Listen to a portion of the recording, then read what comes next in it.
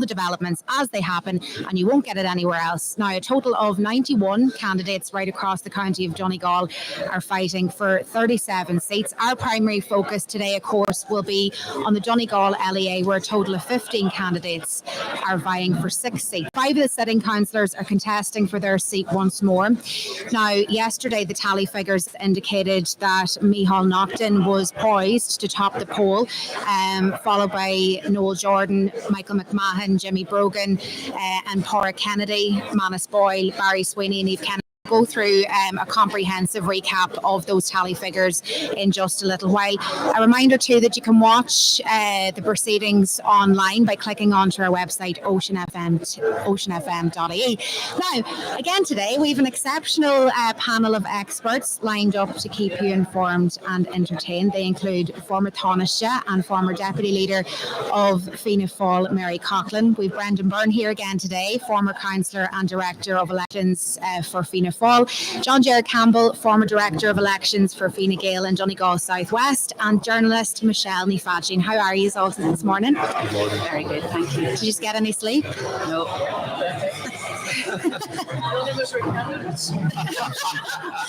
The pressure is off.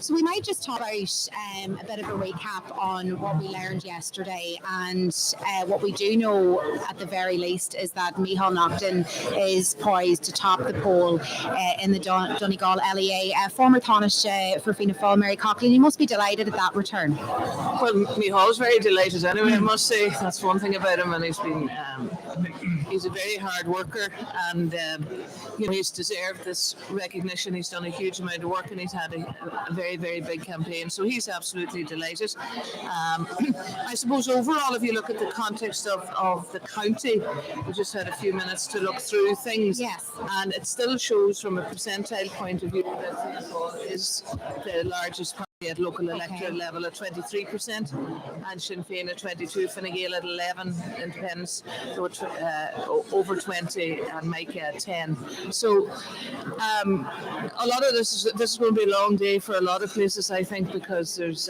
quite a number of people in the Donegal electoral area who are in and around, give or take, at the same level. So this will take we have to look then and see. Sorry, there's the person's announcing now what's going to happen here at the count today. But so I think it's going to take a while before we see what's going to happen. Geography is going to be once again very much part of the outcome of what happens here, and who goes out first and who transfers and what kind of transferability is going to take place. I tallied in Letterkenny last night, and it's all over the place. There's no patterns. There's, unless a little bit of geography, there are very few patterns. Things are all over the place in Europe, and particularly here at local level in all of the electoral areas. So, I think it's going to take a long time, and we could be down to percentages. We could be down to the transferability of a small number of votes. And as I said, you could have, which has happened here in the Donegal electoral area, say people up about Ballyshannon, Bundoran could be sitting for a long time before anything comes back to them, or it could be the other way around depending on who goes out first. So there's going to be a lot of dynamic involved in this, but from the perspective of Micheál, he's absolutely delighted. Anybody that knows him knew he was as nervous as a kitten until we had to get him to calm down and say, well, you will actually get elected, So, but, there's at the same time, this is very difficult for a lot of candidates, because it's going to be down to a couple of votes as to whether or not you're going to get elected or not. You see in Letterkenny area, Donald Coyle's in there for a shout, you can see. Is he in trouble though, Mary? A wee bit. Well, he struggled the last time as well. I think Donald Mandy didn't realise how well he was going to do, and he's a terribly popular young man, and I'm delighted for him, because that family has gone through a lot over the years. They've had a very difficult time, and his mum was there last night, and it was delighted for her, because he's a very personable fella. He's out in the country as well, and you're dealing with a big population base in Letterkenny town itself, but he was absolutely delighted. Kieran Brogan's doing very well. He's very steady. He will do well. And look, there's 2 or 3 at the bottom there that you don't know what way it's going to work out. turnout. Would you be fairly confident the 12 I'm hopeful that he get would get over the line. Livingston Order went from one end to the other, depending on what box was. It was every time I looked around, there was a different candidate nervous, but. It looks like the Scanlon man just absolutely cleaned up in Glenfin, and they got every vote that was going. You know, when you're leaving your own boxes with 200 and 300 votes, you're on a roll. So then Martin Harley was a bit nervous, but then his boxes came back to him. Then Patrick McGowan was twice as nervous, and then I thought that poor Gerard Crawford was going to keel over. So Jerry is in the mix. It's going to be difficult, but Jerry's geography might kill him too. Because it's over to go. So you know, the dynamic in that small electorate area is quite strong too. So there's going to be an awful lot going on. And Fianna Fáil councillor Jerry Crawford, he did a bit of a U-turn, didn't he? He wasn't going to run, and then he changed his mind. Yeah, and I think we just have to be very cognizant now today, speaking, that Jerry's family has been through a terrible tragedy, and you know, we'll leave it at that. I think we'll just stick to the politics. So, Mary, you were saying yesterday too that you were exceptionally disappointed at the voter turnout generally right across the board. I mean, did we, on reflection, think of maybe a reason why that was? Was there just maybe a lack of interest from the electorate? Well, it's hard to know. Like, it just depends. I suppose we would all have been very accustomed around here of a high turnout in South Donegal. I haven't seen the national figures, so we didn't get home till all hours, and the news was over by the time we got to bed. So I'm not quite sure what it looks like. But like normally, at the top of my head, you think about 70 to 80% of people would go out to vote. You know, sometimes people are blasé. I don't know. Like, you'll always have the normal thing. Somebody away on holidays, they're away working, la-di-da-di-da. But, you know, there wasn't that usual razzmatazz that you would see. Now, a lot of that razzmatazz has gone away now because we've gone from one extreme to the other.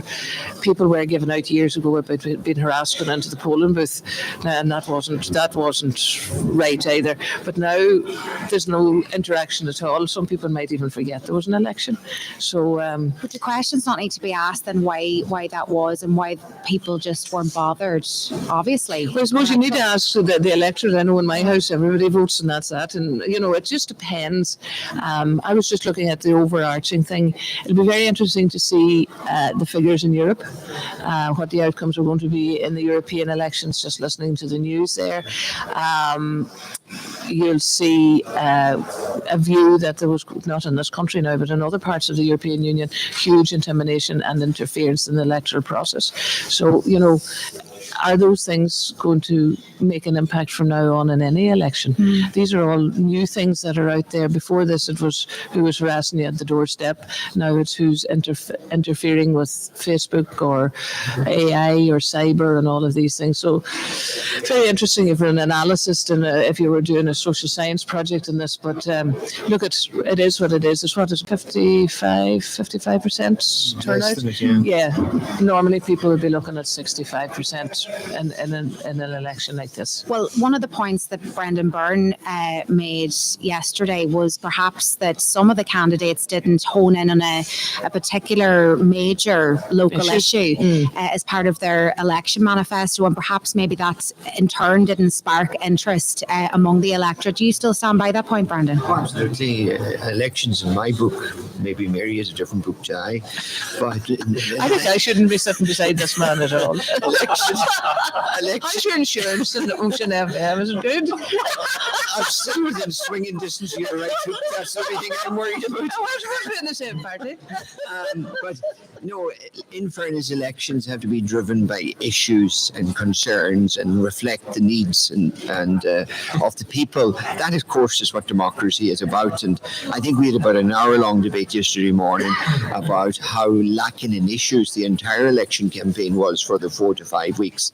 And I think that reflected in the drop in turnout here in Donegal, because in the Donegal electoral area, traditionally, we were always at 2 to 3 and maybe 4 points ahead of Glen 20s and most particularly ahead of Stranorlar.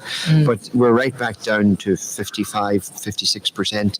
And look, it just didn't happen in this election. It's been happening over the last number of elections. But I have a very clear view of what election campaigns are. It's the opportunity to the people to put forward the concerns that's in the community or in their households. And as I said yesterday on multiple occasions, you would swear we had no issues at all from Bundoran to Glencolmkill. And that's not what was reflecting on the ground. But yet then when you engage with the candidates, they were getting multiple issues and diverse issues on the doorsteps. But there was a failure to do that through the media or through the debating opportunity. And I think that probably is part of the problem why you didn't ignite the electorate. And we see the signs of that now in a fall off in voter turnout. John Gerard, reflecting on, I suppose, the tally figures yesterday, you still stand by that maybe a few I think it's very, when you look at these figures and going through them, there's a few things starting out. A question Mary yesterday at a second stage about the strategy of Fianna Fáil and Fine Gael. Certainly, as it stands, the Fianna Fáil strategy has worked and worked well because it has protected Michael Naughton's seat.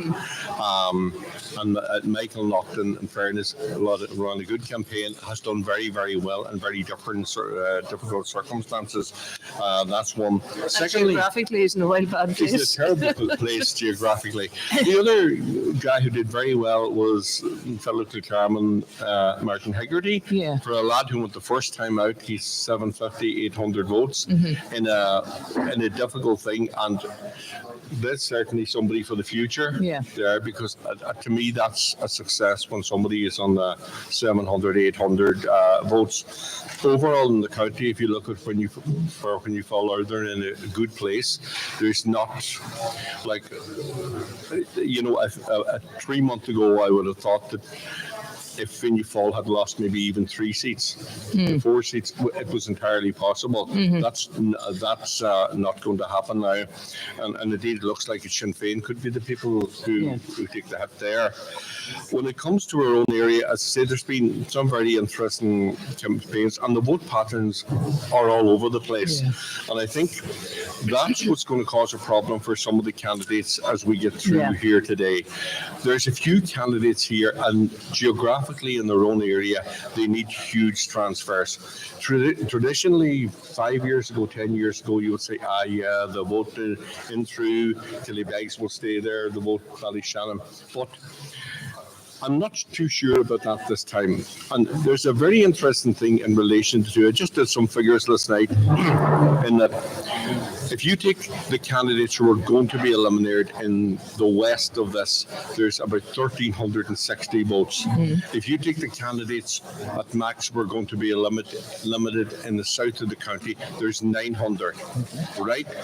Now, there's other little things in there. For example, if you take Linda Boyle in my own area for Sinn Féin, who has 450-ish at the minute, when she's eliminated, will the vote stay local? And the problem that other candidates are, her running mates still need the votes. Yes. So Noel Jordan still needs the votes to get elected. Noel Jordan still needs and he's a wee bit away from her. He's a wee bit away from her, but he's still going to take a good chunk of that. He should, vote. And the point I'm trying to make is, say, Manis Boyle or New Kennedy are not going to get the numbers, for example, from Linda Boyle that they would need to get them up, to move up another bit. And that will suit Manis Boyle. Because he can stay ahead. He can stay ahead. Now, when the key one down there, obviously, is going to be Martin Hegarty's. Sorry, I keep calling Martin Michael.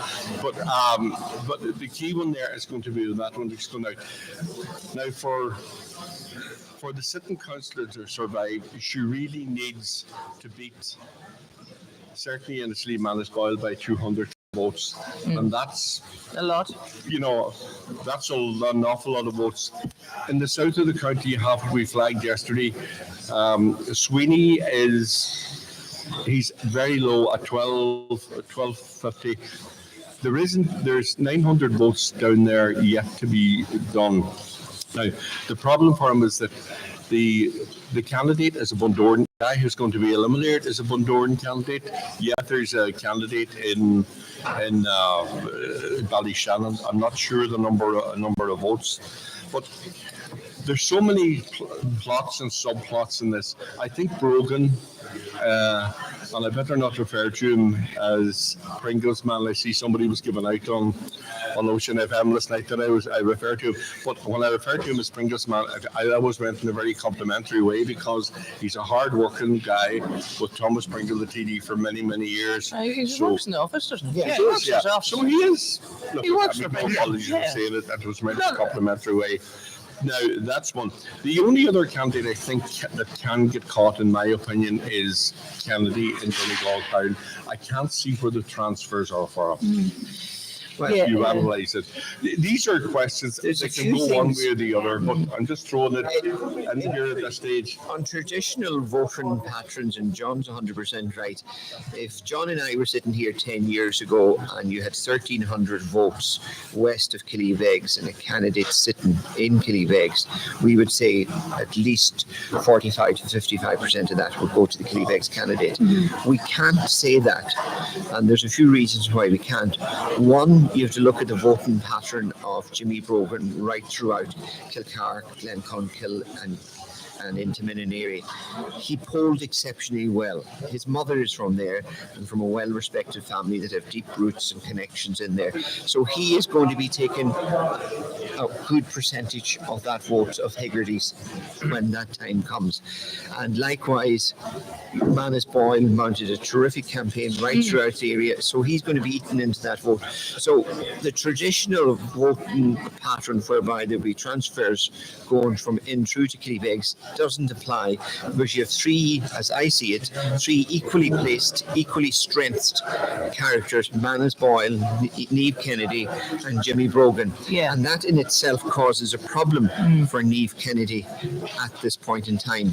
But John's point in relation to Pádraig Kennedy is also valid when you take it into context that he has a lead. Can he defend that lead?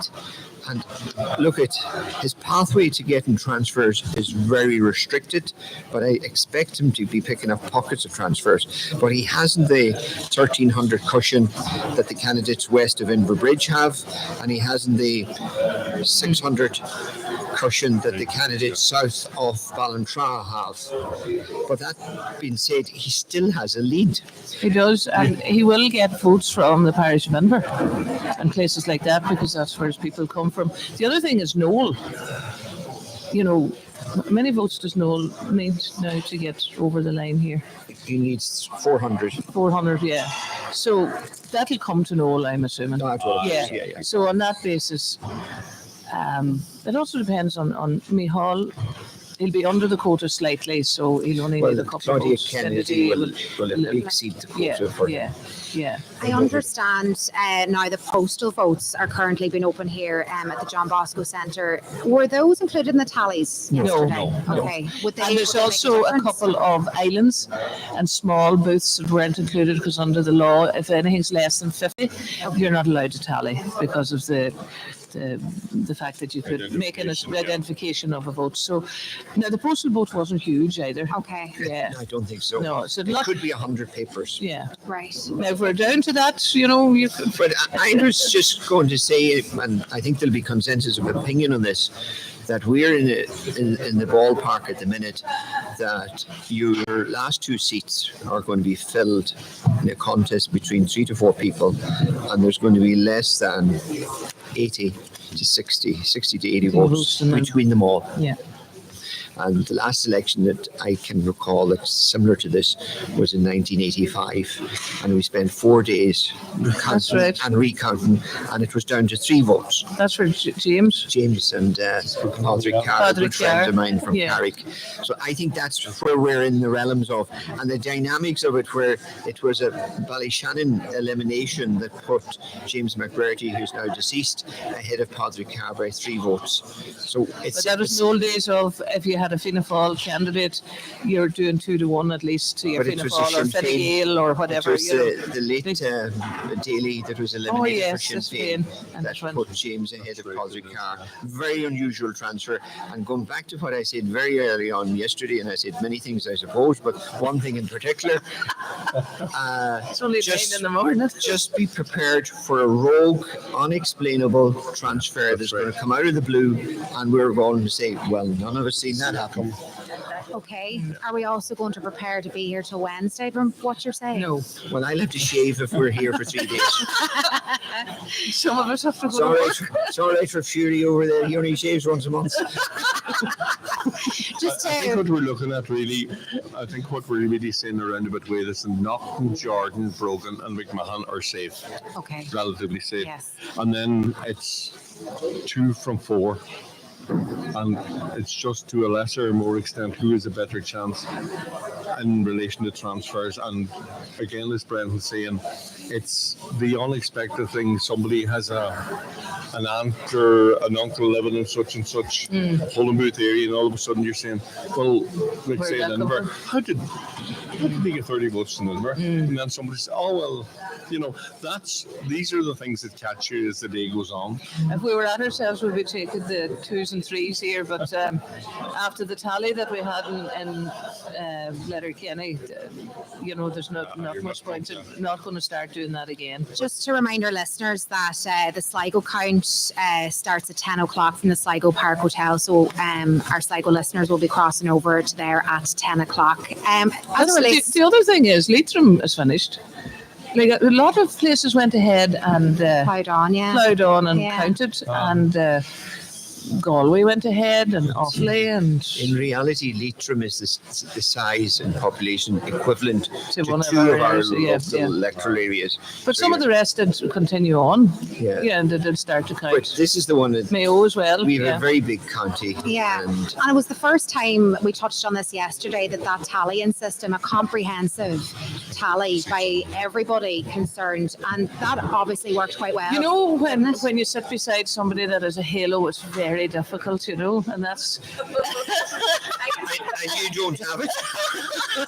But there was the last election. I actually wasn't part of that, but the last election there was a tally organised amongst all the parties. But one of the things that happened was once any shown boxes were counted, everybody went home. So there was another meeting that Brendan pulled together with all the parties, and we all agreed that this time you had talliers that were going to stay the entire day. Now they did wilt a wee bit about 6 o'clock, in fairness, but we got as full a tally as we could and worked very well together.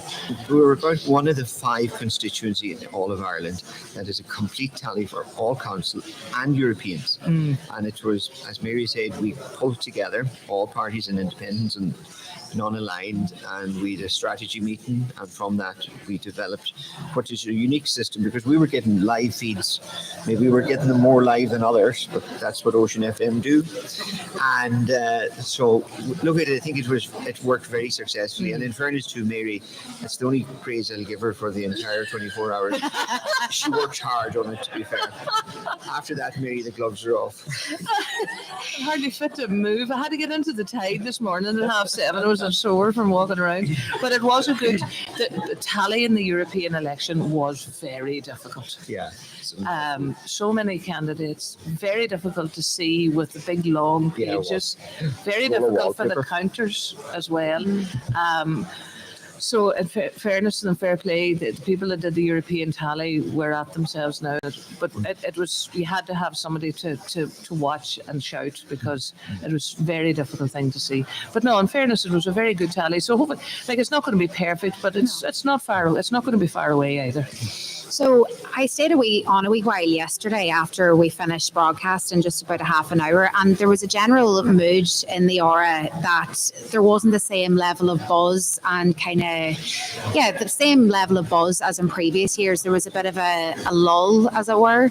I was chatting to a few different people who kind of said it didn't have the same pizzazz as other elections. Would you agree with that? I wouldn't actually. I have to say, I walked around the railings a few times, and there was, especially the new candidates are going to be elected from the 100% redress. There's a few independents going to be elected for the first time. There's going to be a close contest here, and there's going to be at least one or maybe two new councillors here in Donegal. So it depended on where you anchored yourself. There was a fair amount of buzz. There's a fair amount of tension, and Mary alluded to earlier when we were going through Stern Order, at least 3 councillors at one stage thought their seats were gone. So there was tension and I suppose revelation at different times. So no, I don't.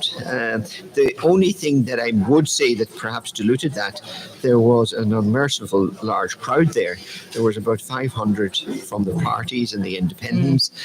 So it depended on where you got your vibe. But I got a positive enough vibe, Catherine.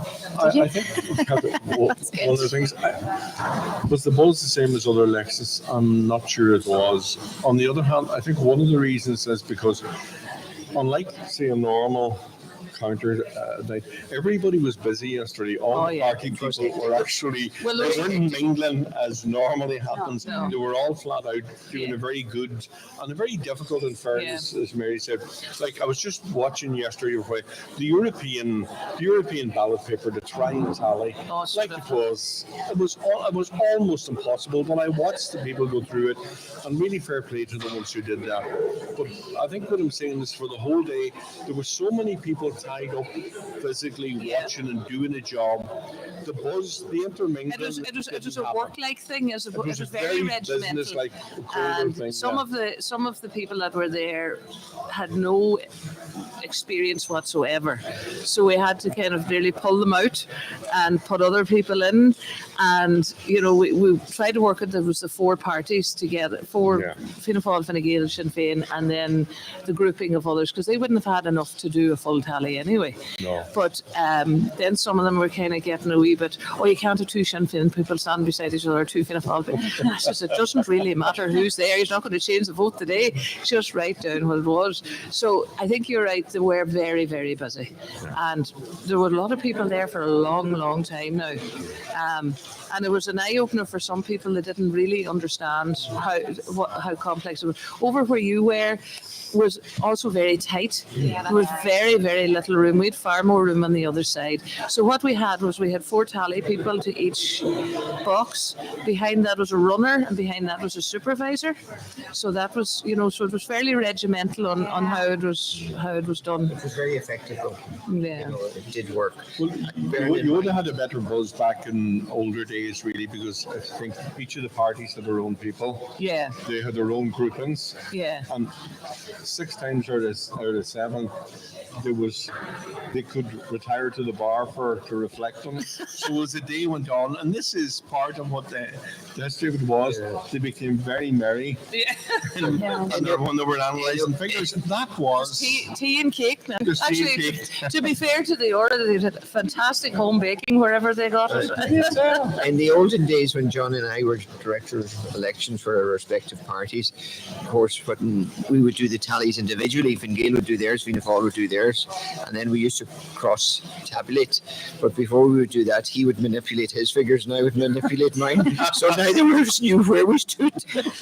Well, at least it's a bit more regimented this time. Michelle, in your experience in covering elections, has there been as much buzz this time round, or has it been? I think definitely yesterday was different. I can't put my finger on why it was different.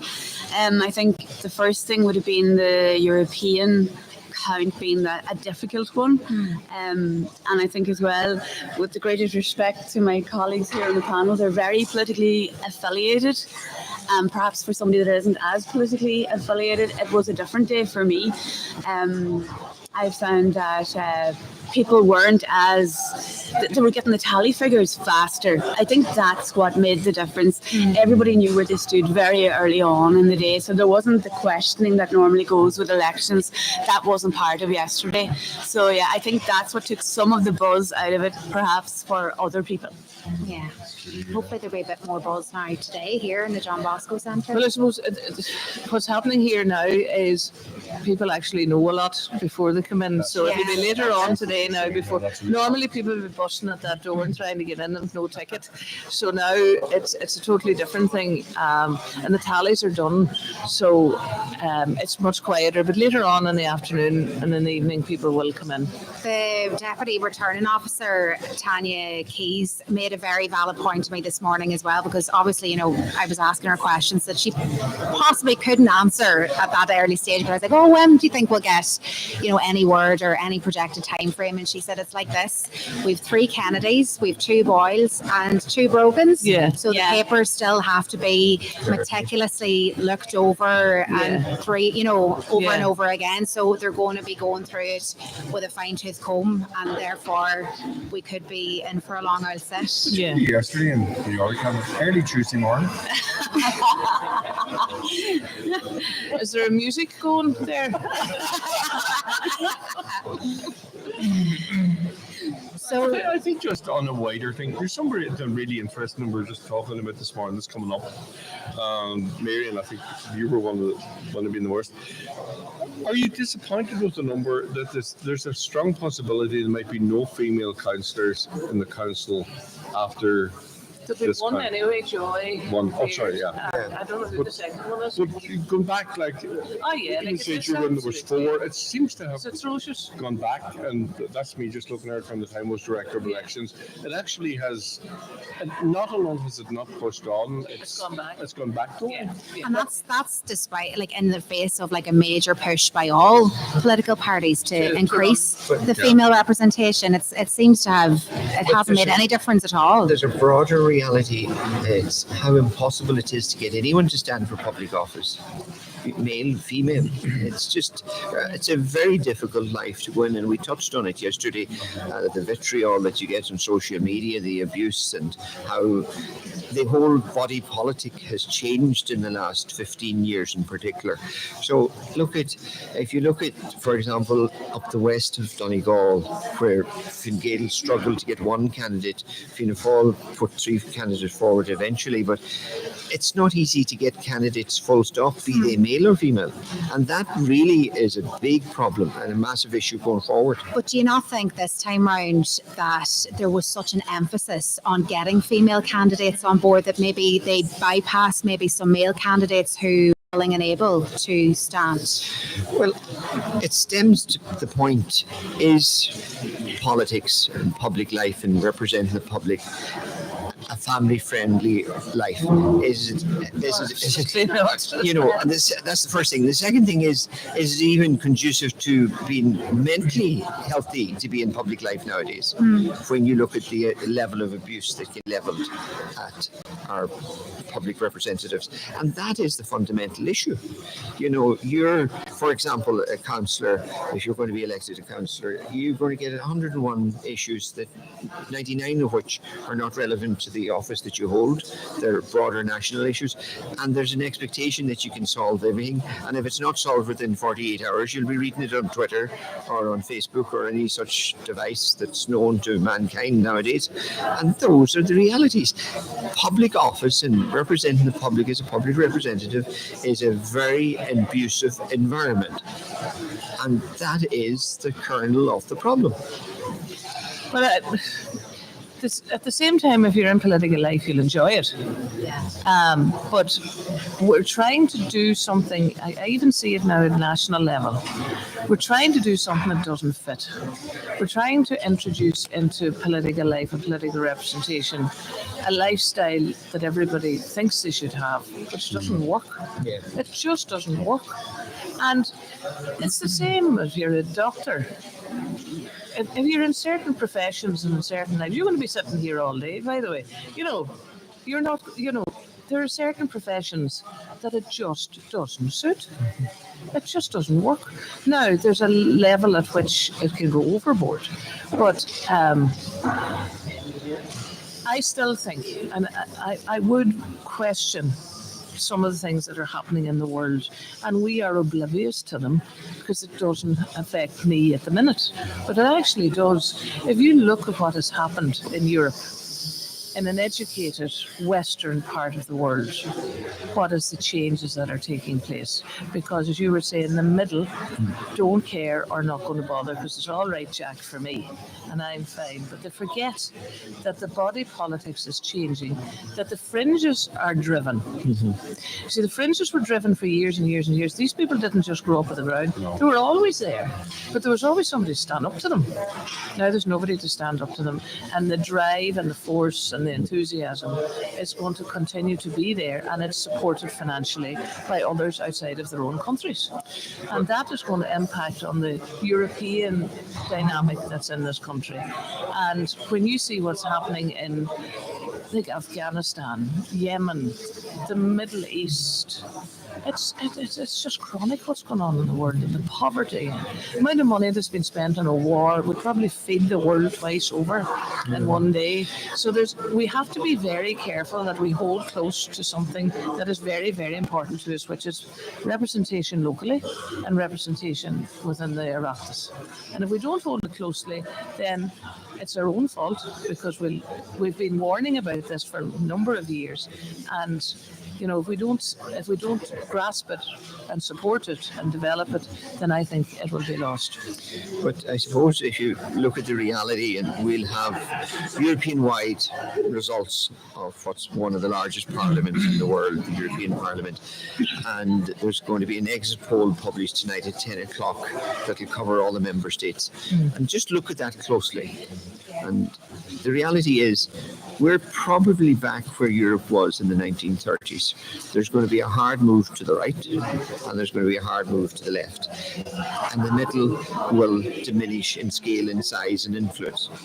How further that goes will be determined on how we shape our national elections and our local elections. Ireland is not in isolation of the world. We're centre to Europe, whether we like it or not. And as I said yesterday, when you look at how important Europe is, and when you look at the importance that we give it when we go out voting, they're not compatible. The European Parliament is essential for lawmaking, for rules and regulations that are in part and parcel of our daily life. But that's not reflected when we vote. And we'll see that in some of the candidates that are re-elected. In a month's time, you'll say, well, what's he doing out there or she doing out there? Yeah. But this is what's wrong. And there needs to be a reset in politics. It's fine to go in and have the crack and vote for some Lulu or Lula or whatever they call them nowadays. But there's a consequence of our actions. Politics has to work for everyone, and you can't go into fringes. Are you as a general consensus then, as it relates to how Europe will fare? Is there a deep concern then going forward? Well, look, Europe is important, but the reality too, in terms of Europe has to look at how big it has become. Yeah. I would be generally concerned in terms of Europe becoming a military power. I don't think it is a remit for that. In terms of the regulation that you see in certain segments of society, you're wondering, are they overstepping? But the reality is, it's a democratic institution to Europe. It's got a parliament, it's got a cabinet through the commission, and it's got scrutiny through very effective committees of the parliament that interlink with our own committees and our national parliament. So as a democratic institution, it's probably gold standard, but it has to work efficiently and effectively. And for that to happen, we have to have the best team of 14 out there that are going to be fully engaged and representative of Ireland Inc. rather than a fringe or a margin in society. Just to remind our listeners that the Sligo commences at 10 o'clock. We'll be crossing over to the Sligo Park Hotel from then. John Jarrett. Where we are at the minute in politics is worrying, because it's very easy to set, for want of a better word, the destructive agenda. I'm against that, I'm against that, I'm against that.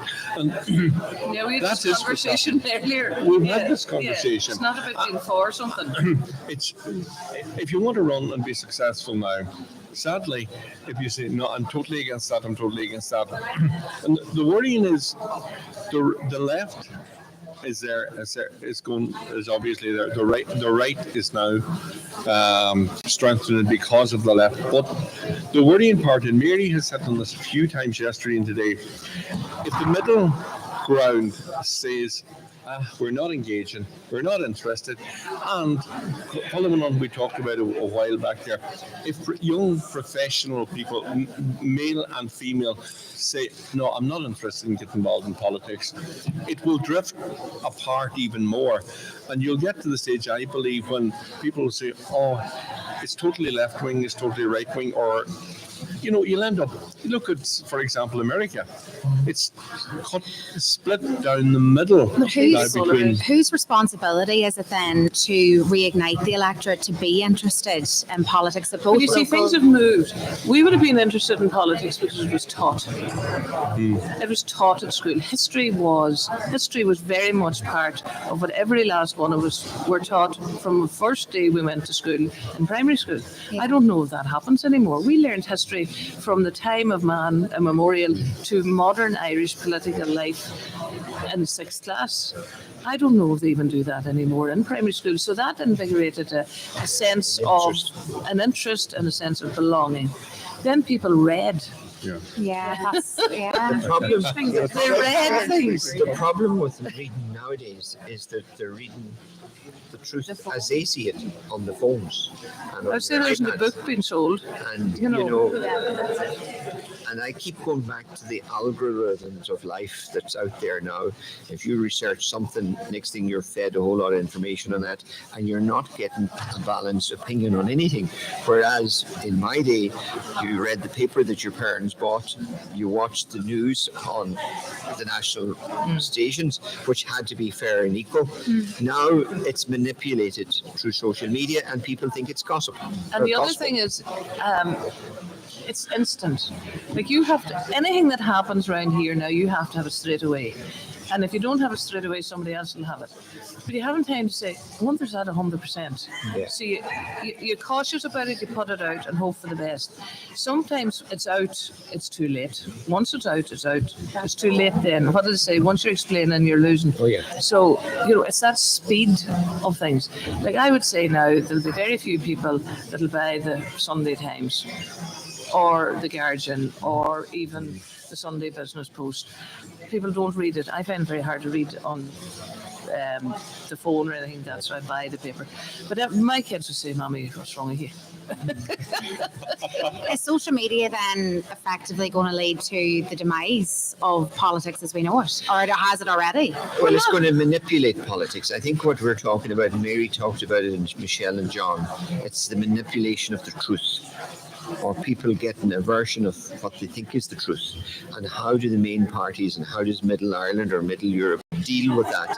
And one of the other things that's very prevalent now in terms of the European election is the interference by Russia and other interests in the news feed that we're getting. And that was very instrumental back in 2016 when that orange baboon from New York or Florida, wherever he is, got elected in the United States. He got in because of manipulation from Russia. As you can gather, I'm not Republican. But it is worrying if you look at what's happening. Look, if you step back and I never thought I would be talking about Putin and the Pavese and Donegal Town, but look at what he wants. What he wants is he wants the Russian state back together again. He wants the USSR back. Those who lived in the USSR at that time went to Europe because they saw Europe as their opportunity for financial independence, for political independence, etc. Now what you're seeing is some of those states, like Hungary, like Poland, they're now starting to, wobble a wee bit, particularly Hungary, where that Russian influence is imposing on them now. Ukraine was the same. Ukraine wanted to be in the European Union. He says it's not going to happen. Now we have a war. No, it's also, and it's also about resources and oil and gas and things like that. There are some of the Balkans that are in very treacherous position. And I thought naively, after studying the Second World War, that we'd never have another war like that ever again. And sure we did. And it still hasn't settled itself, and there's no real peace in some of those places. And there's too many things being pulled apart. So their influence is being used, not underhandedly, but in a different way to try and undermine the European Union. And say, like, people had aspirations in the European Union by joining it, and perhaps they haven't realised those aspirations, I'm not sure, but the view is that they were better off within the European Union than to be outside of it.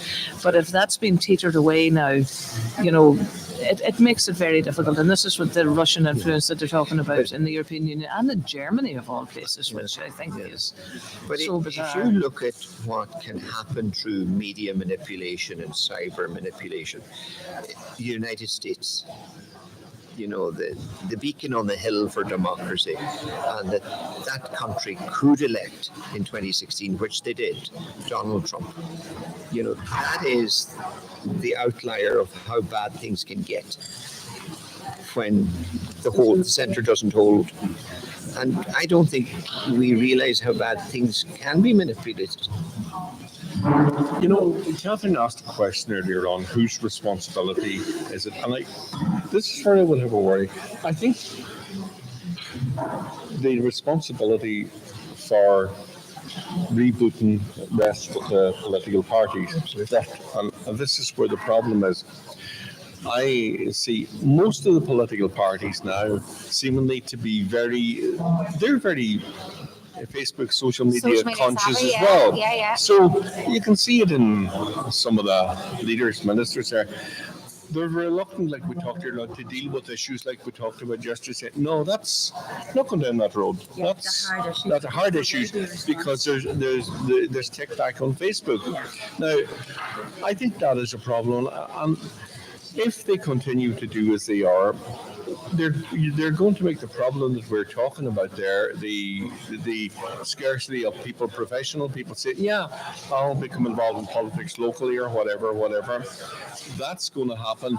But, you're looking realistically, it has to be the political parties that have the courage to say, no, we don't believe we go that far to the left, that far to the right. But the difficulty, I think, that they all have, Fianna Fáil, Fine Gael, etc., and let's be fair, Sinn Féin for a long time said we're no, the two big bad bull parties they're going in a certain direction. Now people are canvassing and saying, what are the electorate saying? They're saying, Fianna Fáil, Fine Gael, they're the same, and Sinn Féin's nearly as bad as them. Yeah. And that is a problem because, it's incredible to think in an election here, nearly half of the people in this area, which we're talking about, said, "No, I'm not interested in that." That's worrying, dangerous. That's. Do you think that each party then needs to take a step back and look at their own identity again then? I think they need to have a bit more courage, the leadership in it, not try and have the courage to say, no, I'm not going to set the agenda this morning for today, for next week on social media, which some of the leaders in Ireland are doing. All over the world, but I'm just specifically. I even see, this is PR conscious. This is a small point, but even some political parties, I'm not going to name any, but let's say they take footage from the Dáil, for example, right? Yeah. And they take it apart and they piece it together to suit their own narrative. Yeah, of course. And they don't. This is just a small example, like on TikTok or wherever else. And they pull it apart, they piece it back together, and they manipulate that content to suit their agenda. They don't paint the full picture of whoever's response it was in the Dáil or wherever else, or the challenge that they faced on the floor of the Dáil. It's all clipped and put back together to, I suppose, paint a certain picture, which again is a form of manipulation, perhaps. Absolutely, and you're 100% right. And we've seen it multiple times, and we've seen it too in a local level. Certain extracts of a council meeting, I said this, he said that, and there is no benchmark of monitoring. Yeah. It can't be prevented. I think that's one of the things we have to see as well with the rise of social media and the way that parties are using it. It's going to be, for want of a better word, a weapon that is going to be used in local, general and European elections. Like years ago, you went to a meeting and people went to the meeting and you had a debate and you could have that interaction with the people. Now you can't even interact with the person that writes something unless you write something, and then it just doesn't come across as well as if in conversation. And I suppose that's why Charlie started to go around to have the hall meetings and have that real interaction. And I don't know, it's difficult to know. The other thing is that the financial resources that are needed to run parties and organisations now is very high, and employ people to help out and things like that, work with policies, and all of that is quite difficult. And I suppose if we continue to bemoan the issue of the profession of being a politician, there'll be nobody listening to us today either. That's why I want to balance that by saying people do enjoy being in political life. They do enjoy being elected. They do enjoy being able to do something and to make a difference and to change things. And as I said, fair play to anybody who puts their name forward to run for politics, because I don't agree with everybody here, and they don't agree with me either. You don't agree with me? No, I'm not talking about you. I'm not talking about you. But you still respect the fact that people are there. Yeah. But you see, what's happening in Sinn Féin now is Sinn Féin had a group of people supporting them, in my view, who would have been kind of half Fianna Fáil, some of them, wee bit of Fine Gael, but they would have had more of the left wing. Now what they're seeing is Sinn Féin are trying to position themselves that they'd be eligible to be and credible for government, and that grouping are now saying, well, to hell with those boys, and they're going away somewhere else then. So this is the movement, but this is where the independents, I think, are going to be the story. And if you see and even reflect that the number of independents that will be elected all over the country is transposed into perhaps the number of independents elected at all, this is where you're going to have the difficulties, because we have an independent TD here for many, many years, and he hasn't participated in any government or any support of any government. So, and I don't think he has any answers. I'll ask him someday. But, if you have a mixture of all of those independents who are not in a position or will find it difficult to be in government, you're going to have a difficulty even at national level in putting a coalition together. We're going to take a wee break, but we'll be back with more from the John Bosco Centre after this break, and we'll also, to our Sligo listeners, be handing over to Niall Delaney at the Sligo Park Hotel for the Sligo Pint. Back after these.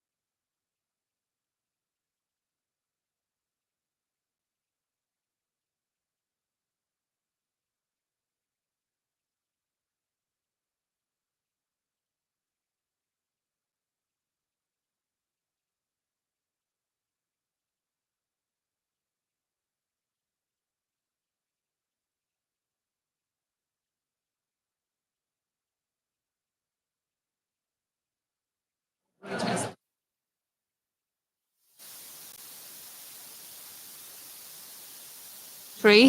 Here we are in the St. John Bosco Centre. Okay, and it's St. John Bosco, not just one John Bosco.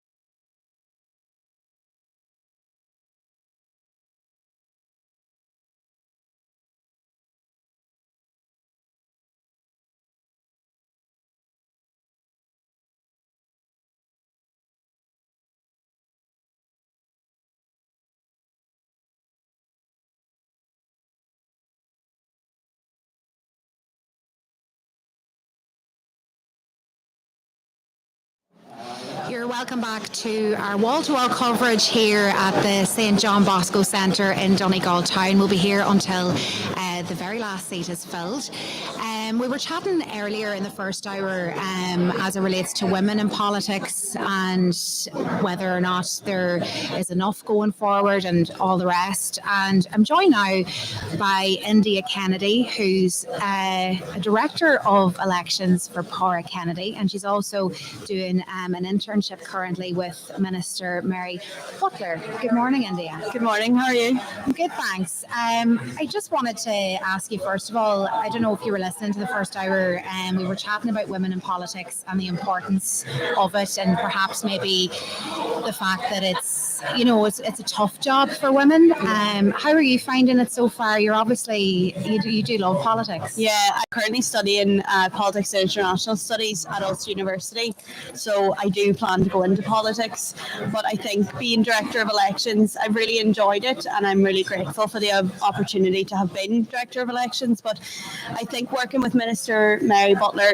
you get to see that being a woman in politics is so much more difficult, because you're not just criticised for the work you do, you're criticised for what you wear, how you look, and I think that for a woman it's a lot harder to be in politics, but I think it's definitely a job that I want to do. Was it a bit of an eye-opener then, doing this internship, as you just mentioned there, that women are judged by all sorts of things? Yeah, I mean, it was just a fantastic internship. I started for 6 weeks and she asked me would I stay on, and the experience I'm getting all across the board is fantastic. You know, Mary's a very hands-on person, and I'm getting to see things and experience meetings and different issues and topics which are coming through the door, and it's just been a fantastic experience. But it definitely makes you realise that politics is not a 9-to-5 job, it's 24/7, 365.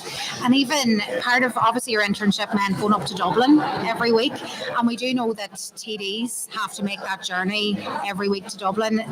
Was that an eye-opener in terms of like that tough commute? Yeah, I don't know how some people do it. Like, it's very easy if you're in Dublin. Mary Butler, she's from Waterford, so she has to make a long commute as well. But I think if you're willing to represent your people and your people put you in, you have to make the commute.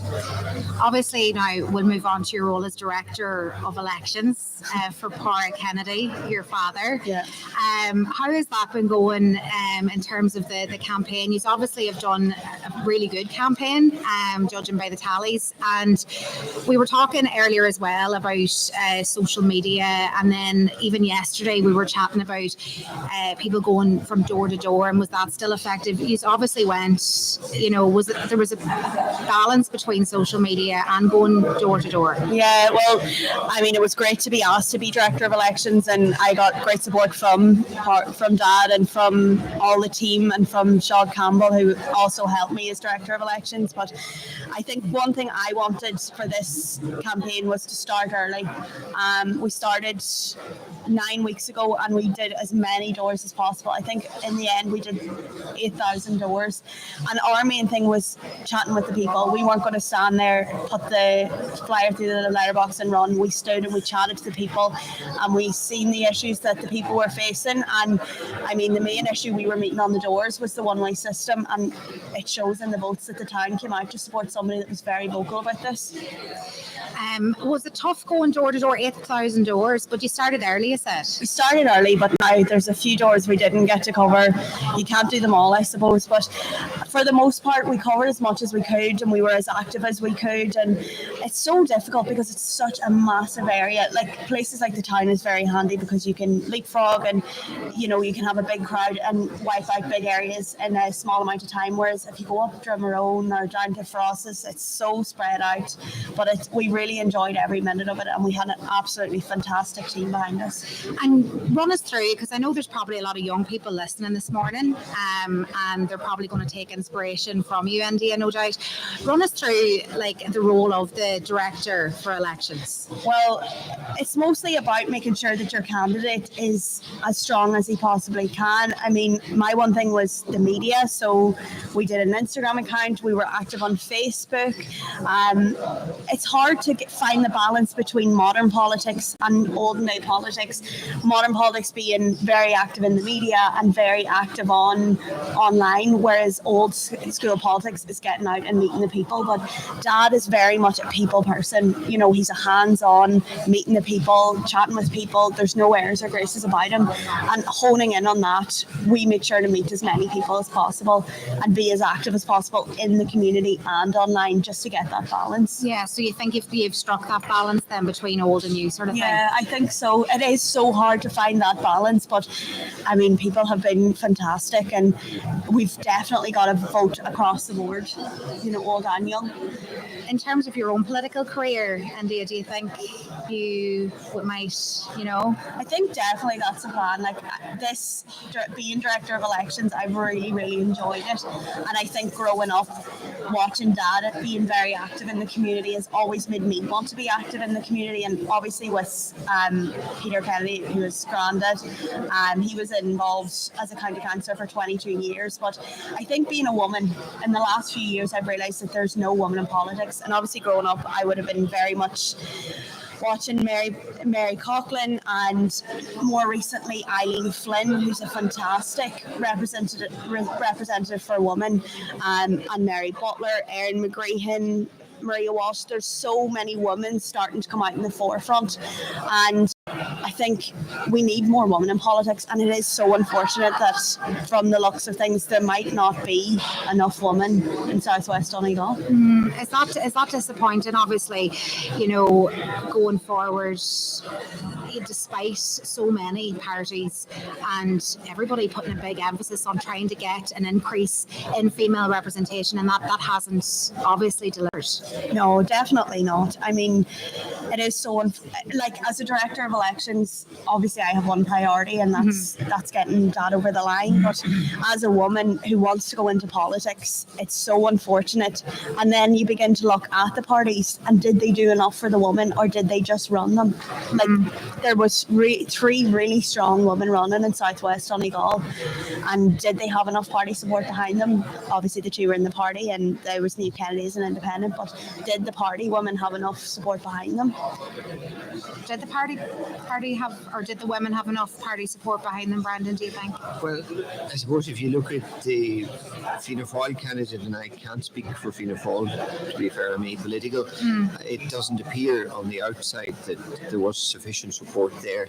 I know Claudia very well from my days being in the party, and she was a very fine candidate, very capable, but parties tend to select candidates and they leave you to your own devices, and that's just not what they do to male or females. It's what they do generally, and particularly in modern days, the parties are weakening in strengths and in their capacity. That's my view. So in direct answer, of course they could have done a lot more. But in terms of what India has just said here, that's probably one of the best and most measured interviews I've seen from anyone in terms of where we are in politics generally. And that's the level of debate that we need to have in politics, rather than what vortic debates we see in empty caverns. So would it seem then that some parties just, you know, put women forward to tick a box sort of thing and then left them high and dry? But it goes back to the point that I said earlier, the parties are struggling to get candidates, full stop. And there's a reluctance to get into public life, full stop. And it's great to see someone young that has the right drive, energy, and the right focus on what politics is all about. That's what the substance of the debate that India has given to us all. It's unparalleled. I haven't heard that from anyone of any age or sex in a long time. Michelle, I'll bring you in here. As well as that, when you look at political parties, unfortunately, it has the age-old tradition of being man-heavy, run by men, run by men, men on doorsteps. And then when the whole ethos, or they try to change that and bring more women into politics, it kind of felt a little bit like tokenism. You know, every party, decided we're going to run one man, one woman. And sometimes the women couldn't have been as strong because they weren't in the stronghold of the political party for long enough to be forged into the fires of the actual principle of that party.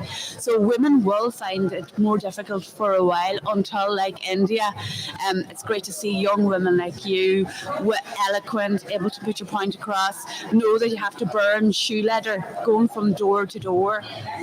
8,000 doors in 9 weeks. That's almost 1,000 doors a week. That's incredible, and I hope that's reflected today in the vote. It's absolutely brilliant. And as well as that, you're studying politics. We've got Nia McGuinness up in Buncrana, young as well, coming out for Sinn Féin. Queen's University political background there as well. She's only 20 years old. So we also need a lot of young candidates, and I think while we'll need a lot of young candidates, we also have to be always aware that experience is something that we definitely need as well.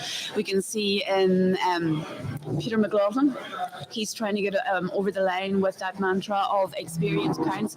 And at the end of the day, experience does count. But if you're not in the running, you're not going to get that experience. So I suppose that's the message to young women and young people out there who are looking to run for a political party. Well, we certainly have one very experienced female former politician here at the table this morning in Mary Coughlin, former Taoiseach. India had just said there a few moments ago that you were somebody that she looks up to effectively in terms of your political career. Well, I know India very well, and I encouraged her to go on her internship in the Dáil, and I was delighted that Mary Butler's a great woman and a good woman to work with. I suppose it's very difficult. I was 21 when I was elected, so I was very, very young. But the reason I studied politics, I was interested in politics. I was interested in politics in university. That's another place that university does not have as many people interested in political life as they used to have. They were the people that changed society and changed life. Was the universities, the protests, the 60s, the 70s, the 80s. They were very much part of the catalyst of that, and out of that came an awful lot of politicians. You'd see them in the Dáil now, and heretofore. So that I came from that. I also had a tragedy in that my dad and my uncle had died. But one of the things I remember distinctly saying in 1989, that I know in 1987 it was on the back of the work that was done by my predecessors. In 1989 it was for myself. I had to do it for myself. I also had a great team of people that weren't all necessarily women. You have to have the support of men as well in order to be successful. So it's that balance, and it's difficult to see. A lot of women find it very difficult to get in through the process. They'll always be in the background, but they really don't want to go to the next step. The local authority, for me personally, is where the next step is. But as John was saying, we might only have 2 councillors elected this time. That's where you cut your teeth at political level, is at local authority level. And it's from that then that you can develop into the Senate or into the Dáil. But we have to get more young people in. But young people have to do it for themselves. They have to be interested to do something for themselves, and what do they want. Don't expect somebody like me to tell me what what you want. You have to do it for yourselves. And I think that that camaraderie that used to be there in college, the conversations, the debates, it was something else. Like, you'd kill other for a vote. Like, I remember in UCD, Snuddy was the secretary in Sinn Féin, and I was the first year rep in Fianna Fáil, and we killed other to have more people. And then I can't remember who was in Fine Gael. I think it was Michael Noonan's daughter. She was killing herself to get more people into Fine Gael, and that went on and on and on, and that caused conversation within the student population. And I remember when we were running we had a fellow was running for president. John O'Donnell was his name, and he was from County Louth, and he was an independent Fianna Fáiler.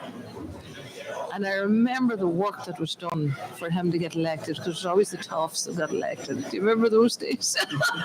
And that encouraged people to start talking about politics and be interested in politics and learn how to canvass and to vote and to encourage. And that enthusiasm was very much part of like I see in my class, and there were 4 TDs that came out of my year in the Dáil. The time of Jerry Collins and all those boys, I think there was 9 or 10 TDs came out of that era.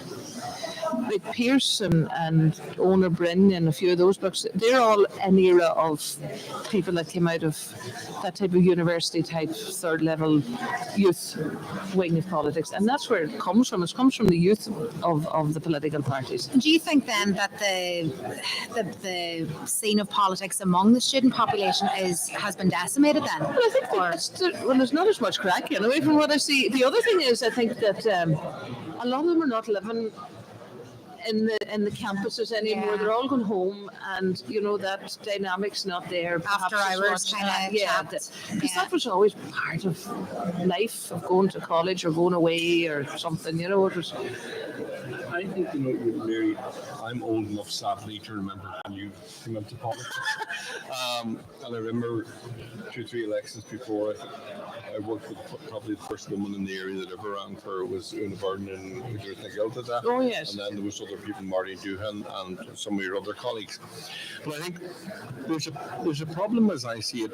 I think you're even back then were a strong-willed person, which you needed to be because it was a lot more hostile environment. It was unbelievable. That wasn't even from the opposition. No, that was my own party. I'm glad. There were I very strong recall some of that. Yeah, in my party. that's the point that it was making. Now, the problem I see is twofold. For anybody to progress the political party, you need the local guys, as you were saying, to support it. The problem is, with more and more people shying away from politics and political people, I think it's actually made it harder, for example, to promote women inside of a political party, because a lot more, we talked about this earlier, of professional middle ground people are saying, no, not interested in politics. A lot of the older generation of political people are shying away. In my experience, the political party in the South, be it Fianna Fáil or Fine Gael, they will pay lip service to having A, B, or C in it, but it's the guys on the broad sense of on the ground that have to deliver. Now, it's tough now, and as we talked about earlier, it's now fragmenting left, right, and it's going to make it even tougher for the likes of yourself coming through. But I think the hard work was done back then, and it is disappointing as a former director of ICE to look at the possibility there made 2 people max out of 36 females in the council, and maybe potentially, if it went all wrong, maybe down to 1. But I worked with Maureen Doohan. Maureen Doohan was a very strong-willed woman, and my God, you just didn't take her on, or she took you on. And that was the way it was, and I'm a wee bit like that myself. So, you have to be like that. You have to. Like that. Well, now, some of the books that are out there, too, are worse. So, and, working with some of these guys is not easy. You have to, it's the balance. Claudia Kennedy is a very fine candidate. Very fine, educated teacher, hugely interested in political life, hugely passionate, has been involved at all levels within Fianna Fáil and will continue to do so. But her vote is very disappointing despite the fact that she did a huge amount of work. There were some people who went out and helped her, and there were others who didn't bother. And that was so disappointing. It's unfortunate that she's a young woman and she hasn't got in, and she'll have to wait till she's obviously. Well, you're not always get elected the first time anyway. That's the other thing. Look at it. It's a cutthroat business, and it's down to 1 or 2 votes. So there will be disappointment. I was very lucky. Unlike a lot of other colleagues, I didn't lose out except on the last occasion. But I would have had a lot of colleagues who were very strong and who were ministers as well, women and men, who would have lost and came back, and it made them stronger. Frances Fitzgerald, there's a prime example of a woman, a very fine woman, knew her all my life, and it was too late when the truth came out. She had lost her position, and she was completely vilified, and it was completely wrong. Completely wrong. Should never have happened, that woman. Never. And she was able to clear herself. And another person said to hell with her, well, I'll tell you, she didn't say that. She says, well, I'm going to get these boys in the long grass. And she didn't get the boys in the long grass. And she went on and she became a very fine MEP. And I was on a debate with her recently, and she's still as strong-willed as she ever was. But you know, she had a huge disappointment, a very public disappointment. It was very difficult on the woman, and yet she was able to pull herself back. So, and it's the same with a lot of fellas. There's a lot of fellas that were waiting a long time to get elected, and at long last they got elected. So it's the ups and downs. The only thing I would say is, if you are interested in political life, please make sure you have your degree or your business or your apprenticeship or something, because politics has changed too. Years ago, people were in it all for a lifetime. Now they're only in it 10-year, 2 terms, you know, would be kind of the max.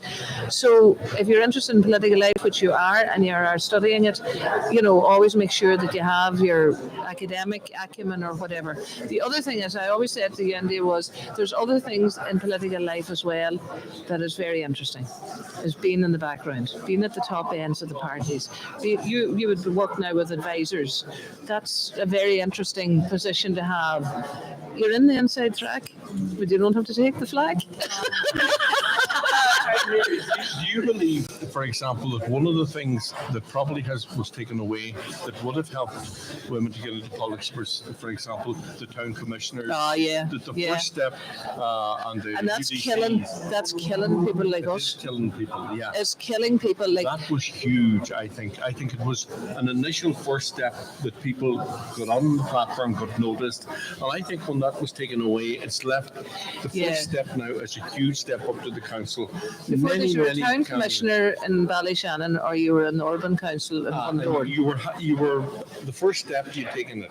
Yeah. And it was, if you wanted to go in and see what it was like, I'm thinking for the likes of Denise Connolly, for example, over there. But there was a step. And the same in Letterkenny Town and Buncrana. Yeah. I think that was a mistake in hindsight, because there was a pathway for everybody. But and the other thing is, you got more done. Oh, like I'm looking at it, I canvassed down in Bundoran there this year, and apart from the fact that they're so disconnected because they're not in Donegal. Like I went round those houses and I remember they were town council, they were urban council, and if you brought the urban council, Sean McEnuff, God rest him, would arrange a deputation. He wouldn't make any appointments, mind you, and he'd land up half the council, and he'd land up to the Minister for Housing, and he'd say, now, Minister, we want 20 houses or 30 houses. We want the thing in Rogie done. We want this done, we want done. And they had a wee bit of political opportunity to raise a few pounds, to draw down a few pounds. Like, without the Urban Council, we wouldn't have Waterworld in Bundoran.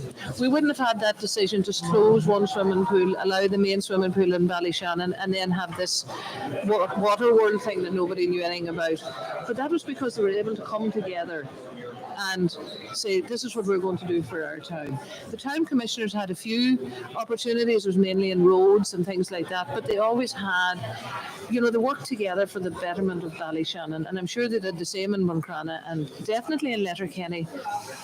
It's a big town, you know, it's hard for those councillors to do all those representations, you know, it has taken away from that capacity. It's taken a step away, I think, that would have fed many more people into politics, and especially in this case, female. I think it was a lost opportunity for that, just in that area. Yeah, no, it did help people get up through the system. Yeah, it did. Now I know it was tiny and voices were given out, or you'd win by 100 votes, but look at people. The other thing is there was that belonging between the elected representatives and their town, and activity and things going on, and you know, people enjoyed it because we had great town commissioners, and I'll tell you, when they were looking for something, they weren't shy about coming down to the office and saying, this is what we want, and it wasn't just one, it was a whole lot of them, you know, so that camaraderie was there, and it did give that opportunity. And then you got on a debate, or you got in a paper, or, you know, you were involved in things. The other thing is that parties could see you. And if you're doing well, or if you saw that there was an opportunity, they would try and encourage you to run or support you in some way. So yeah, I think you're right. It has taken away from that capacity for people to get seen. But I know this woman now; she'll do well. Yeah. I want to bring India No back in. pressure. I know you've clearly expressed your love of politics and stuff, but I want to ask you about your peers, and your friends, and like, how are they interested in politics, or are you a bit of an outlier? After the last 8 weeks, I think they had no real choice to be interested in politics. They were all registered to vote very quickly. I think in school, I was always involved with the student council. I was on the Irish second level student union. I was one of the board members for the Cycle Against Suicide. I was always involved in things, but I was one of very few. And even our CSPE classes, which is civic, social, political education, we sat there for an hour and did our homework. There was never any chats about elections and about how to vote. There's a lot of people my age that don't know how to vote. Wow. And there was no classes about that in school. And even now there's politics for the Leaving Cert. And I was speaking to a girl, and she has to pay $2,500 a year to study politics in Dublin because they can't do it in the school for her. So I think there needs to be more of a focus on bringing politics back into second levels so that it can carry on into university levels, like Mary was saying, because even in university level, there is just no real want to be involved in politics. Yeah. In DCU and in UCD, it's a big part, but I'm in Ulster University, and the political society, I think there's 4 members, and it's so All parts of unfortunate. the world that should be wound up with politics. Well, Maybe they're punch drunk with politics, I suppose, maybe in one way. Yeah. I just think as a young person, politics is not something that people realise is so important. I would have spoken to a lot of people my age, and I would have asked, are you going to vote? And they would have said no, because they don't realise how much of an effect the politics actually has on everyday life. I was speaking to them and I said, well, politics affects you. Oh no, it doesn't. But I said, yeah, it does. Like, it affects the roads, it affects how you're going to get to college, how you're going to get to school, grants for a house, grants for... It's important, and I think more focus needs to be put on second level so that it can carry on into later life and more people can come out and vote. And do you think even in your circle, like, you've obviously made a difference with your peers in educating them about that? Well, I hope I have. Anybody that's, like, even work colleagues, everything, I've just kind of showed the importance to vote, but it's a hard thing to sell. But I think there's a lot of people coming through now, a lot of younger candidates who are more focused on the media. Like Simon Harris is a TikTok account. I would say in Mary's days there wouldn't have been TikTok accounts. There wouldn't have even been Facebook. I can't even manage them now. I'm an embarrassment to my family. But I think more candidates are definitely realising the importance of media and grasping young people to bring them into the political atmosphere. Mary touched on as well, I know you kind of said about politics in school, but Mary touched on earlier the importance of history being taught in school, and there's maybe not as much of an emphasis now in the current curriculum on Irish history. Would you agree with that? 100%, and especially women in Irish history. Like, we've learned about, I studied history in 5th and 6th year for my Leaving Cert, and there was never any talk. We talked about the Troubles and we learned about the Troubles, but we never learned about people like Monica Williams or Bernadette Devlin. We never learned about the key woman in any historical event. So I think that the history needs to be looked at, but it needs to be looked at to make it more equal and more highlighting the importance of politics in history and how politics brought so much change to Ireland. What's the next step then in your political career, India? Well, I better finish my degree first, or I'll be shot. After that, I'd love to go out to Brussels and do the Schumann traineeship in Brussels, and then we'll see what 2029 brings.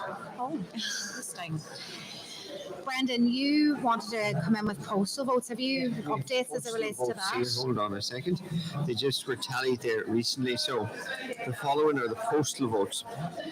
So Linda Boyle got an extra 21 postal votes, and that'll bring her running total to 462.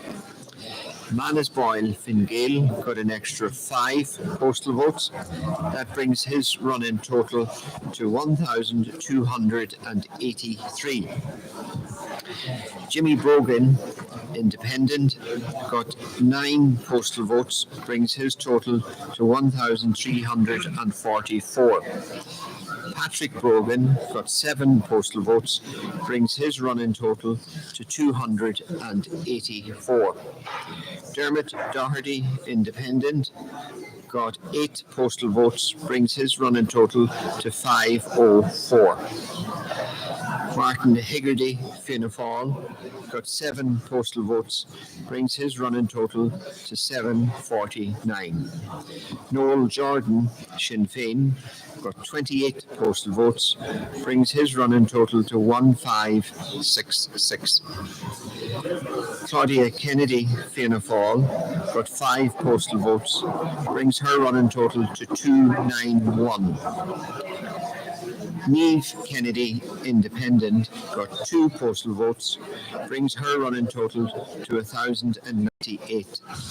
Pádraig Kennedy, Independent, got 6 postal votes, brings his run-in total to 1,316. Michael McMahon, Sinn Féin, got 11 postal votes, brings his run-in total to 1,369. John Malloy, the Irish Party, got 6 postal votes, brings his run-in total to 137. Michael Naughton, Fianna Fáil, got 14 postal votes, brings his run-in total to 1,831. Barry Sweeney, Fine Gael, got 6 postal votes, brings his run-in total to 1,276. Derek Weil failed to get any postal vote and his run-in total remains at 180. Okay. There's not much of a change really, No, but there was 140 postal votes in the district. Miham Naughton is still about 100 or so more shy of the quota. Yeah. Then Barry Sweeney what did he get? 6 postal votes? 6 postal votes, yes.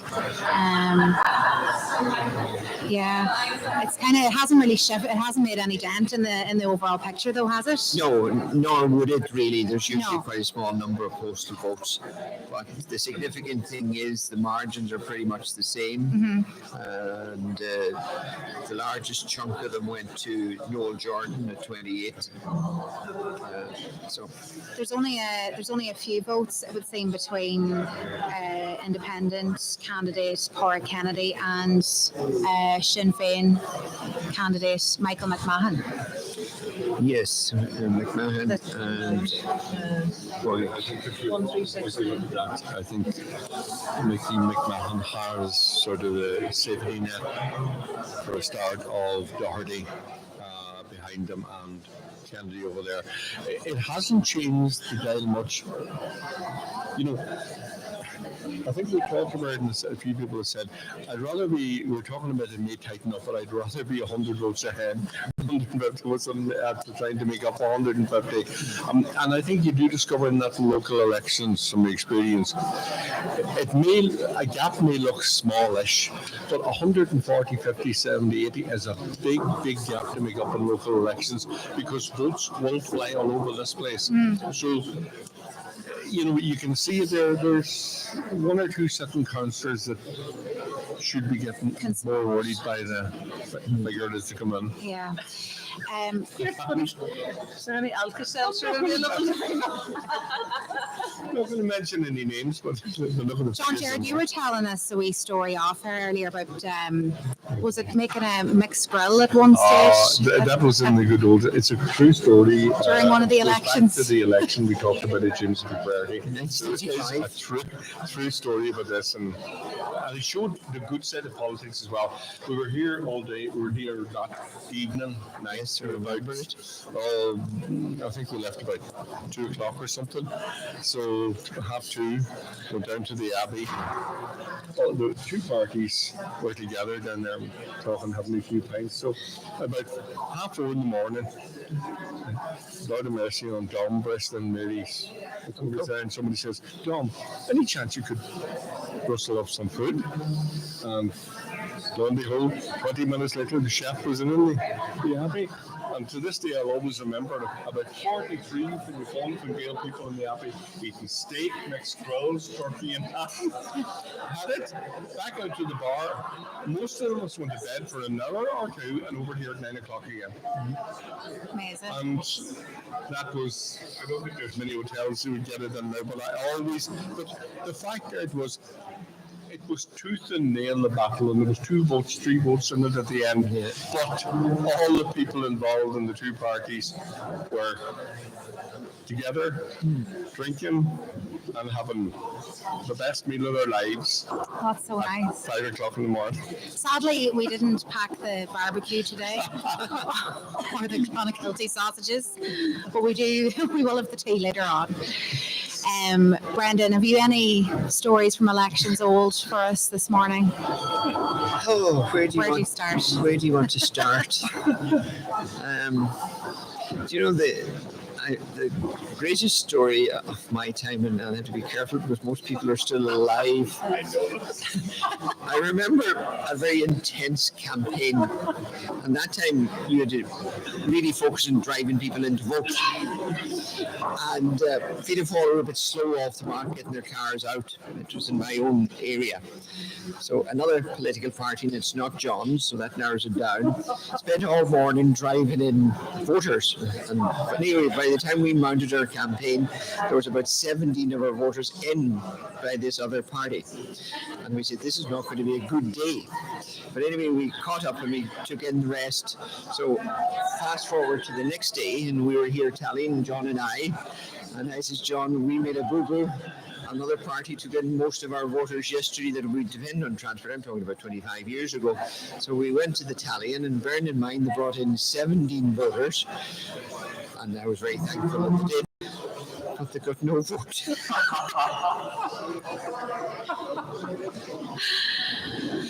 Oh dear. We got a wee text in this morning there as well. I'll just read it out here now. Very good coverage of election. Your panel is great. Well done. Mary Coughlin is excellent. Good old-fashioned politics. Too many yahoos trying to run our wee country. I think you actually termed them yahoos yourself, Brendan, earlier. Yes. Taking a leaf out of your... I was never very good at etiquette. Interesting, Catherine. There was a number of questions yesterday, if you recall. The former director of elections said the current director of elections of Fianna Fáil would answer. No, there was another list after that. I was too busy working. Users sitting there. Well, it's early in the day. I'm trying to ease Mary in, you know. You always answer all the questions. Our relationship is built on respect, and I don't encroach in her sphere of influence, and she has authority to answer all these questions. Yes, there were too many to even... Yes, there were a couple of loaded questions there that you conveniently referred to a tally yesterday, if I recall correctly. That's something in India that you get with time. How you can Bunker sliding, that's what that's called. Comes with experience. You don't have to answer every question. We might turn our attentions to Europe now very briefly, and how Fianna Fáil fared with the 3 candidate strategy thus far, Mary. Was that a good shout, do you think? I know we touched on it briefly yesterday, but in case... Well, I suppose I don't know the answer to this question, but I looked at the tallies, and Ming got a vote in every booth and got more than 1 vote. So it looks like he's going to get elected. And I just had a conversation with somebody who's in political life, and he said it's just a great campaigner. He just picks 1 or 2 things, doesn't have anything else to do, but picks 1 or 2 things, drives them, gets his notoriety. He has this persona anyway, and people know him. And I think that's the way it is now. Maria Walsh has done very well now. I can only talk about Donegal, but Maria Walsh has done very well in Donegal, John, I see. You know, and I've seen quite a spread of support for her, and there would have been a lot of chat that she was in a bit of bother, you know, during the campaign. Now, I would say she would have that connectivity with Donegal, should be related out here as well. So, you know, that perspective. I'm very interested to see how the Sinn Féin vote's going to go, because the chitter chatter was that McMahon was going to be under a bit of pressure, and that's why they brought in Michelle Gildernew. Now, I knew Michelle Gildernew. She was a Minister for Agriculture in my time, and I found her a very good lady to work with now, to be fair. And she wanted to run for MP, and they wouldn't let her. So she's returned back into political life, but she would have absolutely no affinity with us here. You know, she was a very good politician in her own area. But my assumption was she was there to bolster the McMahon campaign, but she did very well. She did in Donegal, you know, so the Sinn Féin vote went to her as well as to McMahon. Now, I don't know, she borders it, of course. So it'll be very interesting. Michelle O'Neill, you know, the familiarity. People would have confused the name Michelle with Michelle O'Neill. She's also blonde. People were confused. I think maybe you should need to change your hair, indeed, because you have to be blonde now. So it'll be very interesting now. I did make a bit of contact with them in the Midlands, and Cowan has done well in Lee Shoffley, and you know the vote is there. So my assumption is, bar a disaster, that you know we'll have enough to get there. I haven't seen the Mayo. See, they didn't do tallies like us. There's only a couple of counties to tally. So it'd be interesting to see what Mayo has done, because you've two women now running against each other in Mayo, which is also an interesting dynamic. Now, Niall Blaney didn't do well in his own, but he did very well in the South, as I would term it, the old South. So it's Mullooly picked up votes everywhere. So he did. Casey picked up votes in Donegal. So there was quite a number of people who were very far away from Donegal who got elected or who got votes. So, and if you even cross-tabbed and looked at what was the local candidate versus, like, Glennie got a lot of votes in Glenfin, yet the Scanlon man got all the votes. So there's another dynamic. It's local, and then it's, well, we'll vote for Niall Blaney, and we'll vote for McManus, and we'll vote for Walsh. But I think maybe the reason that Niall Blaney didn't do well in the show and that is connected to his stance at a particular time in the Maika. I think he was the Maika people just felt rightly or wrongly that he was not wasn't supporting them. Now it's a matter of interpretation. I think, I think Blaney's vote this will be disappointing, but see, the fact that we don't have tallies from the likes of Mayo, and we don't know. You know, or Sligo or Leitrim, you know, it's very hard to know. I think Maria Walsh, from talking to people, she spent time in Donegal, and she put in the work. Yeah. She was here. She was in Letterkenny. She was down in Duffin, Tillybeg. Heather Humphreys was with her. And that would have helped as well, because Heather is shoving out the money like there's nothing away. Fair play to her. Bags of money, so she was great. Of which we were thankful, because I got some for myself and Francis.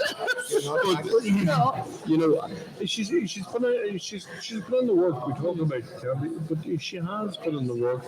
I think Flanagan is really interesting.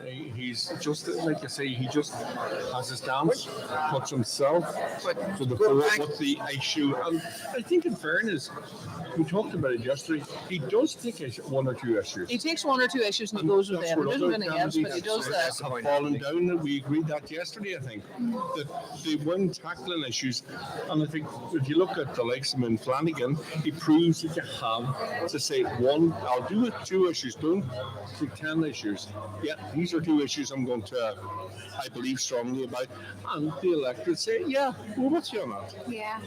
But the other thing is that we have to be very careful that those who are elected to the European Union or to the Parliament can work together, because it's co-decision making now, and it's very, very important. Like, this means no 190% of the people that are eating their cornflakes today, but co-decision means that in order for something to pass, it has to pass the Parliament as well as the Council of Ministers. And if you are not on the ball, and if you are not on these committees and making an impact on these committees, then the voice of Ireland is going to be lost. So you have to have people that are there to work on behalf of the electorate. And regardless of who you are, at the end of the day, and I always was of that view, when I was elected, I represented all the people of Donegal, not just the people that voted for me, because that was my job. When you're in Europe, you have to vote, you have to support all the people, not the people that just voted for you. You have to respect the fact that you may or may not have got a preference, but your job is to represent the constituency, all of the people, and to be able to work with your colleagues. Like, regardless of our political division or otherwise, when I remember years ago ministers saying, I hate to see a Donegal deputation, and I said, why? Because you should all arrive. Fianna Fáil, and so myself and Pat and Dinny would all arrive, and then McGowan would arrive, and Dr. McDade or Conahan, we all arrived because we all believed in working together. So that for big issues for our people, now Kilt other about getting the message home, but we all went there together to make sure that things were done, and that's the way you want to get things done. And this is where my concern will go back to the council. The council has been a very difficult place this last number of months and years to work in, and because of all the hostilities that are going on there, you're just not getting the work done. And there's lots of men and women working in the local authority who need support in order to be able to do their job. And there are senior people there who just spend all their time doing something which they shouldn't necessarily have to be spending their time on, and not being able to concentrate on their job, which is the development of the county. So, you're going to have quite a disparate group of people there as well in the local authority, and some of them will be one-issue candidates, and they're going to have to learn fairly fast about the budget. They're going to have to learn about all sorts of other aspects of council work and life that has to take place, and having to be able to work together within their own electoral area for the benefit of the people that they represent. So that's going to be a new dynamic, and they'll not understand PACs, they'll not understand, voting preferences and things like that. People don't think about that until the day of the council.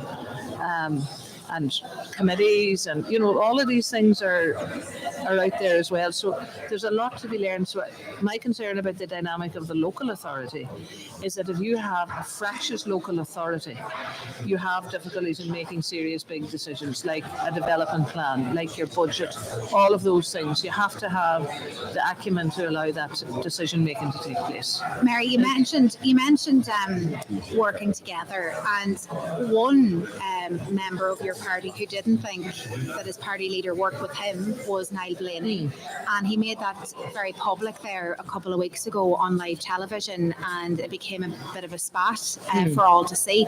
Do you think that was, first of all, helpful to the party? Do you think it was damaging to the party?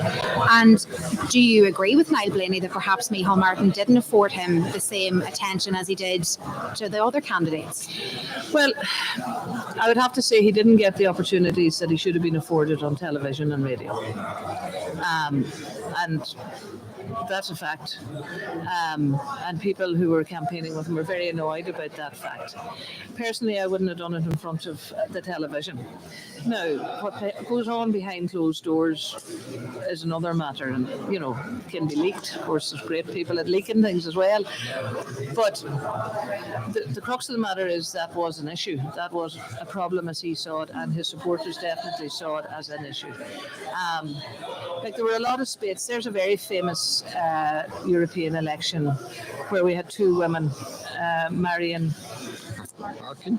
No. And Louth and Louth. Mairead McGuinness? Mairead McGuinness Well. had a big spat. Do you remember when they killed other and Yeah. did it publicly and all the Worked rest? well, And it actually. worked well, but it doesn't always work well. It all depends about where the dynamic is. Doyle. No, Yeah, Avril. Avril Doyle. There was a huge spat between the two of them. Now they both meant it, which is the difference. They were passionate about what their issue was. So I suppose in one way it created that Yeah. conversation, but the outcome of it wasn't necessarily I what suppose, he wanted. to be fair to Niall Blaney and to what happened, and I said it yesterday on air, there was a level of frustration there Yeah. with Niall, because in fairness to Niall Blaney, he is a passive individual. He fights for his causes and fights for his issues, don't get me wrong, but it's not the nature of the man to do what actually transpired, as I said yesterday. Yes. So look, we don't know all the facts, and even Mary Coughlin, as chairperson of the party, wouldn't know all the facts on this, but obviously there must have been a lot of engagement behind the scenes in an attempt to resolve this He would before. have alleged that, yeah. He claimed that there was a substantial amount of engagement leading up to what happened that day, that Friday. You know? Yeah. So Look, there isn't one of us that doesn't criticise a leader at some stage. I used to make a hobby of it, really and truly, but that was the type of it. But I think it was the public nature of it that really kind of upset the apple cart in terms of the party membership. But look, we're dealing with something that we don't have the full facts surrounding, you know. And it's regrettable that it had to come to that, because in fairness to Niall Blaney, he's very committed to politics, very committed to the constituency and to the county, and he had a role to play in Europe, because Mary spoke earlier about co-decision making, and one of the things that's very stark for the last term of the Parliament, there wasn't one single solitary Irish MEP on the PESH committee. We're an island nation with maritime resources that are second to none in Western Europe, and we had no MEP on the PESH committee dealing with fishery matters. So those are the realities that needs to be ironed out post this election if we're going to maximise the opportunity for Ireland. I have one final question for Mary before we have to take a break. As it relates to that, it is quite apparent that there are tensions within the Fianna Fáil party, judging by that public display that we saw on live TV. Does everybody within Fianna Fáil have faith in Micheál Martin as a leader? Do you have faith in Micheál Martin as a leader? Yes, I do. These things happen at the height of the political moment, and that's always been the way. And anybody that's involved in politics will always say the biggest heated moments are always within your own party. It's not the opposition at all. And that's the nature of, you know, the business that you're in, and the competitiveness that's very much part of it. The other thing about Niall Blaney is Niall years on this road now. He's been to every Corley camp. He's been to every common. He has been to all of the organisations. So in the organisational, from an organisational point of view, is highly supported within this area. He certainly has put in a huge amount of work, and his team has put in a huge amount of work, as has everybody else, to be fair, but he has put in a huge amount of work, and he felt on the basis of the work that happened at the convention that he should have been the candidate, and it would have been my view that we should only had two candidates, but the organisation decided that they would run three. So what the impact of that's going to be, we'll have to see what the vote's going to be like in the West. But like he did a huge campaign, and certainly he's put an awful lot of time and effort and energy and money into this campaign himself as well. Okay, we'll go for a quick break. We'll be back with more from the St. John Bosco Centre in Donegal Town after this.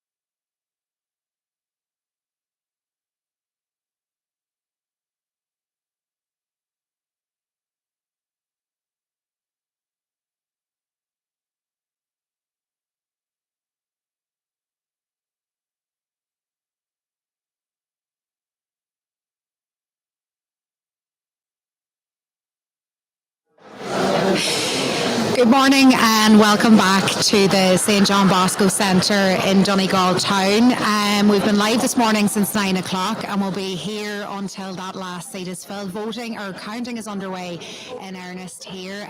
We actually had some word in the last hour as it relates to the postal vote. No indication though at this stage as to when we'll get any more word. As we mentioned earlier today, the ballot paper in itself has 3 Kennedys, 2 Boyles and 2 Brogans, so each paper is meticulously checked, which will in turn lead to maybe a prolonged period of counting, shall we say? Michelle? Pain. But it is great, you know, it's great to be here and to be in the middle of whatever's happening. But it's a different ballot sheet when you just look at the similarities in the names. You know, that doesn't happen too often that you've got 3 Kennedys and, you know, it will definitely hold things up. But we'll look forward to the next count and seeing if there's anyone going forward. Or do you think we'll have word soon, John Jared? Yeah, I think where it's slow things down when we get down to when we're looking at 2s, 3s, 4s and 5s. Yeah. That's when you're going to get and that is going to come into play because there's a couple of scenarios. If you take it take my own area when Michael Haggerty has been excluded. Michael. Sorry, Michael. Michael had great achievement last year when they won the football. It's not Stephen name stuff when you're successful. The name stuff. But because there's been none of his party people in that because obviously Michael Robson will be elected at that stage one way or another. So then we're down to the next preferences. I just think it's going to get slower. I think it's what you're looking at probably at a good time, 3 o'clock, 3 or 4 o'clock for the first count. And at that stage, nobody's going to be elected anyway. No, it will be short. Well, no, not even Michael. It'll be 6 o'clock before we're somebody elected, I would say. Would it be? I suppose when they're verifying the ballot papers of each candidate, those that are tallying that are worth their weight in salt will be tallying the 2s of those candidates that they know will be eliminating. So we will be getting information from 12 o'clock onwards. Well, I think that'll be interesting to see are the candidates going to tally 2s. There's very few of us here, and it's very hard to get in here from what I can get. There's very few people that tickets, so there's only a couple of tickets available. So well, it's an easier tally in the sense that they'll be doing the individual papers of each candidate, and those that will be facing elimination, those 2s of those candidates are going to be critical to who moves into what position as we get closer and closer to the end point. We're just saying, Thomas, that we're at a little lull, but the papers for verification of the various candidates will be coming down, and it's going to be critical that those candidates that are in the fray will be tallying 2s and 3s and preferences. And for the listeners at home, post 12 o'clock, we'll be able to fill in a few gaps. Just to let our listeners know, we're joined now by independent Donegal TD Thomas Pringle as well for a little chat. How are you? Not so bad at all now. And yourself? Great. You must be happy enough with Jimmy Brogan's. Yeah, very happy. Jimmy ran a great campaign, and a lot of it was down to Jimmy's own intuition himself and that there as well. And he done really tried to knock on as many doors as possible himself as well, which is very important in the campaign because the candidate needs to talk to as many people as possible to get elected. And fair play to Jimmy, he worked it very well, and it was a pleasure to work with him on the campaign and to add whatever I could to his success as well. Again, fair play to him. Some might say it was your influence that had a big factor in it, and then others are saying that it's because he worked in your office and he was front and centre dealing with the public on behalf of yourself that has him here where he is now. Yeah, well, Jimmy has been working for me since 2012, and he's got a lot of experience there, and I've been taking the credit for a lot of his work over the last number of years. That's what happens. So I'm going to have to share the credit. Well, I'm going to have to share the credit for a while anyway. We'll see what happens in relation to that. Not like a wee bit of pressure. But touched on it yesterday. There was a few factors, of course. He being working working for Thomas is a key factor. His location was a strong factor, working out of Killybegs from Mount Charles. And let's face facts, his mother from Glencolmkill was a key factor. He got 120 first preferences there. But we mustn't take from the one key fact. He was a good candidate. He was a very good, clean-cut, capable candidate, and the result is there in the number of votes he got. I think on that, in fairness as well, one of the advantages he had in working in your office is that people had interacted with him.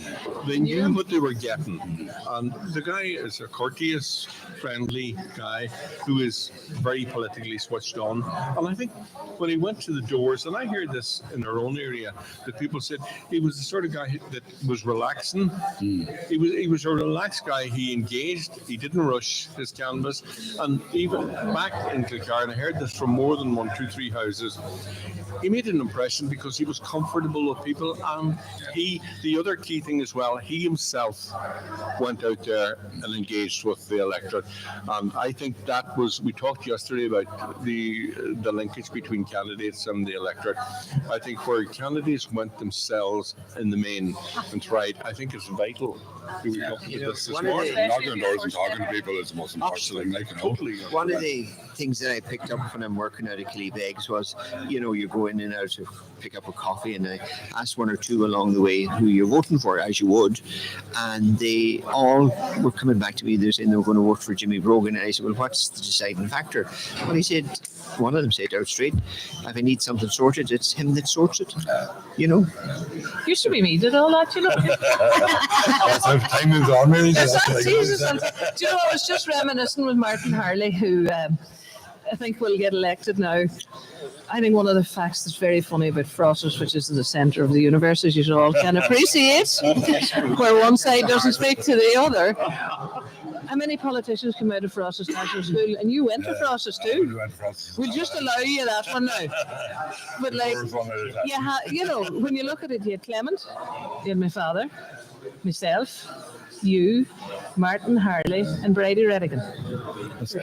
6 politicians came out of Frosters National School. And there are very few people that can say that. There's one place in Mayo where there were 3 TDs in the one lane. Do you remember that? Yes. Over the years. Yeah. So this is where I'm going back to this whole thing about politics, that it was instilled in us, it was taught to us. We were interested in it. It was made interesting. And that was very much part of, that political acumen that people engaged in. But I think there's very few schools could say that there were 6 politicians that came out of that school. That's interesting, all right. Yeah. And I'll allow you that one.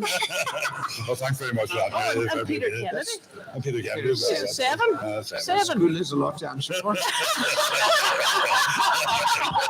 I'd forgotten about Peter. So that's 7. That's 7 politicians in there quickly.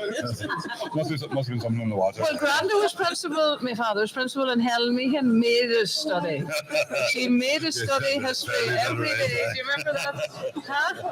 From the first day, from baby infants in first class, we all learned about where we came from.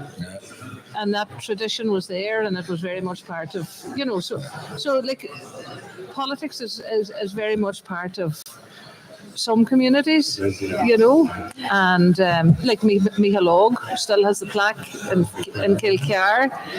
There's all these people who were out there over the years politically and drove political interest and parties and things like that.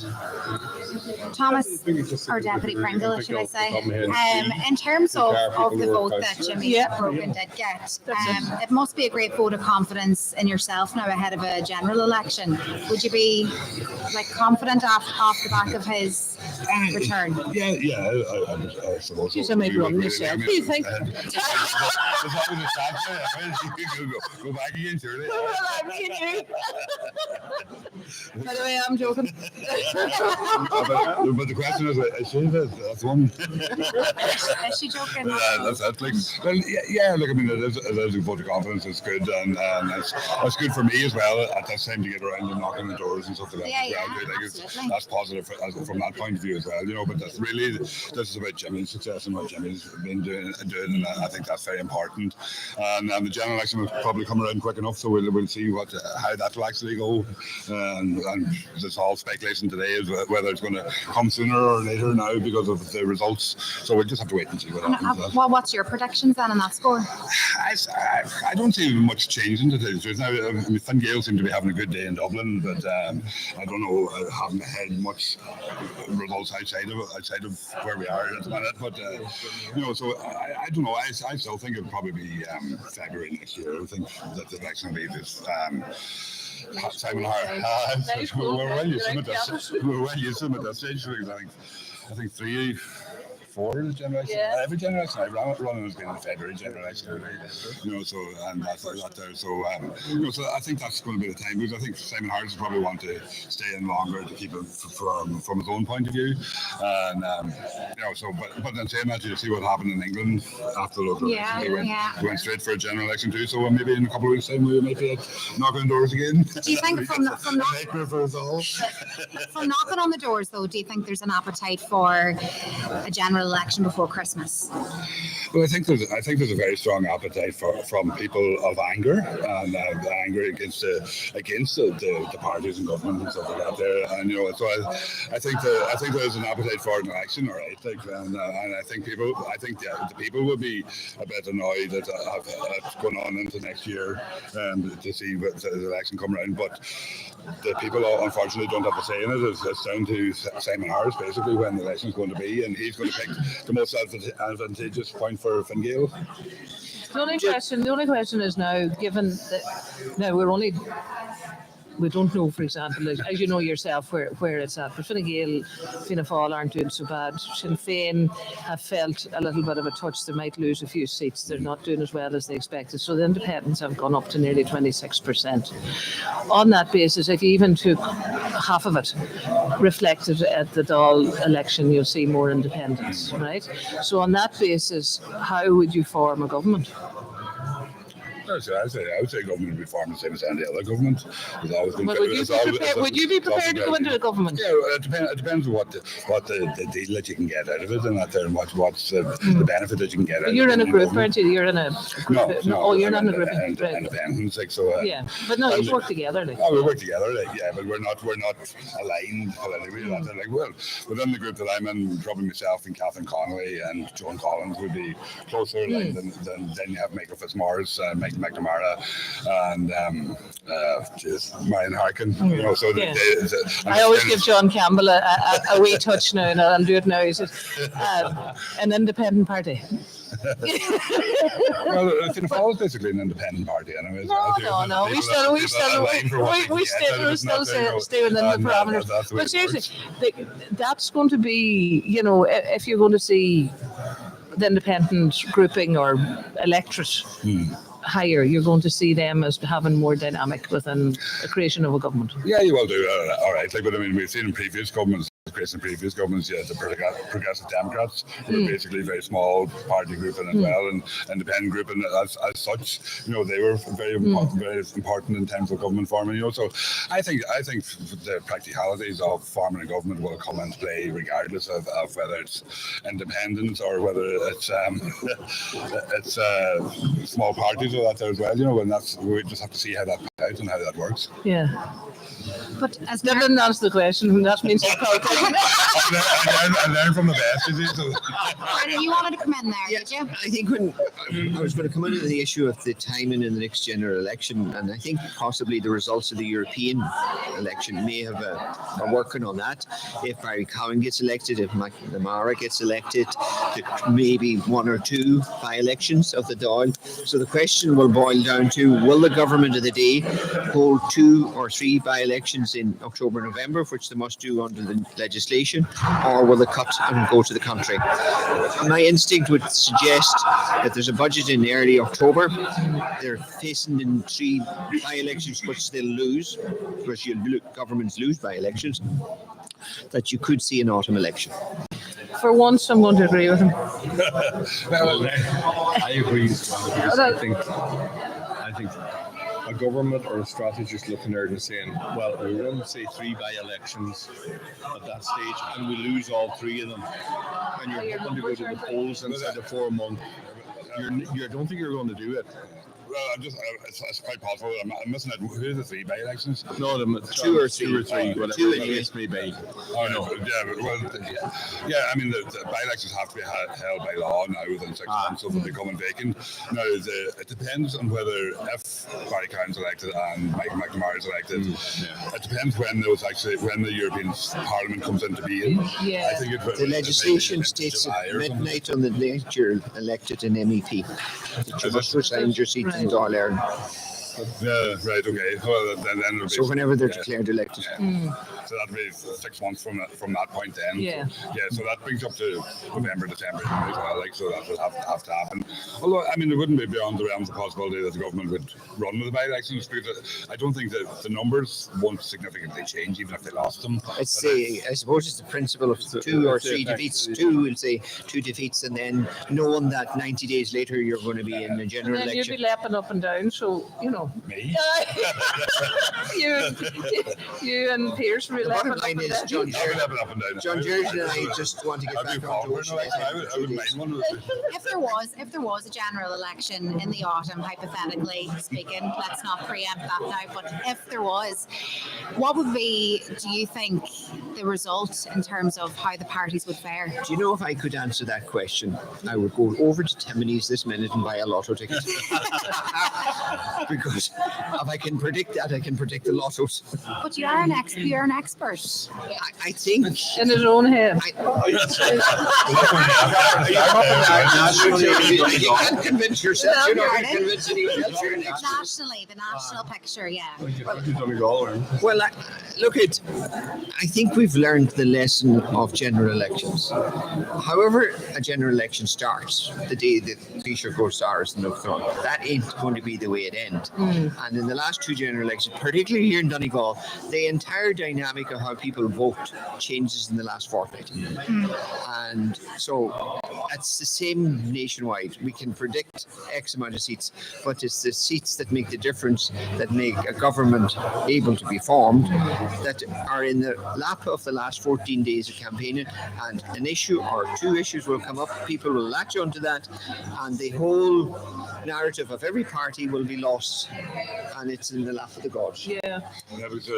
One of the possibilities that's been well flagged over the last while is a Fianna Fáil Sinn Féin government, and Fianna Fáil haven't necessarily ruled out having that conversation with Sinn Féin.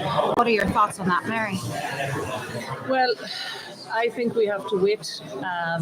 There will still be differentials from a policy framework between ourselves and Sinn Féin. My thought would be that the existing government may actually still continue to work together. So I don't want to preempt this, because I know somebody will just jump up and down and say Mary Coughlin said on behalf of Fianna Fáil, and somebody will ring Micheál Martin and he'll have a stroke. So That's not a by-election. no. So what I say, and at the end of the day, you're absolutely right about the PDs. In 1989, we never thought we would ever see a situation where you would have had a coalition with Fianna Fáil. Then we never thought in my lifetime, that Fianna Fáil, Fine Gael and the Greens would be together. So there's so many permutations, and it's very common in Europe that you would have all these permutations of different people. Now, if they're very disparate, they're very difficult to keep together. So if there's some alignment on policy, at least there's a framework and a way forward. I have noticed that Sinn Féin have moved to the centre a good bit this last while. There was a few touchy-feely things going on in London, where they were going to the economy and looking at how they were going to change, etc., etc. So it's all going to boil down at the end of the day to what the policies are going to be, and then what the programme for government should be. And there are a number of dynamics. And first of all, it'll all depend on the numbers. How many people get elected from each party or grouping, that's the basics of it, and then whether that conversation can take place. And it is in the lap of the gods because anything could happen. Like Rishi Sunak did not expect the heat, the heat, well, the shower of rain to start with, but the heat that he got yesterday or the day before after the commemoration. So that is really nothing to do about the British election or the economy, but this is what was honed in on. So that kind of thing happens in our electoral system as well. So definitely I would say it'll be all up for grabs, and it'll all depend on what the policies are going to be at the end of the day. Deputy Pringle? Yeah, I mean, if you look at it, it probably is. I think the last general election is going to soften the rush of the government to actually go to have an election as well. I think because if you look at the last general election, it was on the foot of local elections before that, which Sinn Féin tanked, and their vote collapsed. But yet they came back in the general election with a bigger numbers again. So there's an awful lot of permutations that come into play, and that as well. And I think actually one of the biggest factors in the last general election was the fact that it was a short campaign.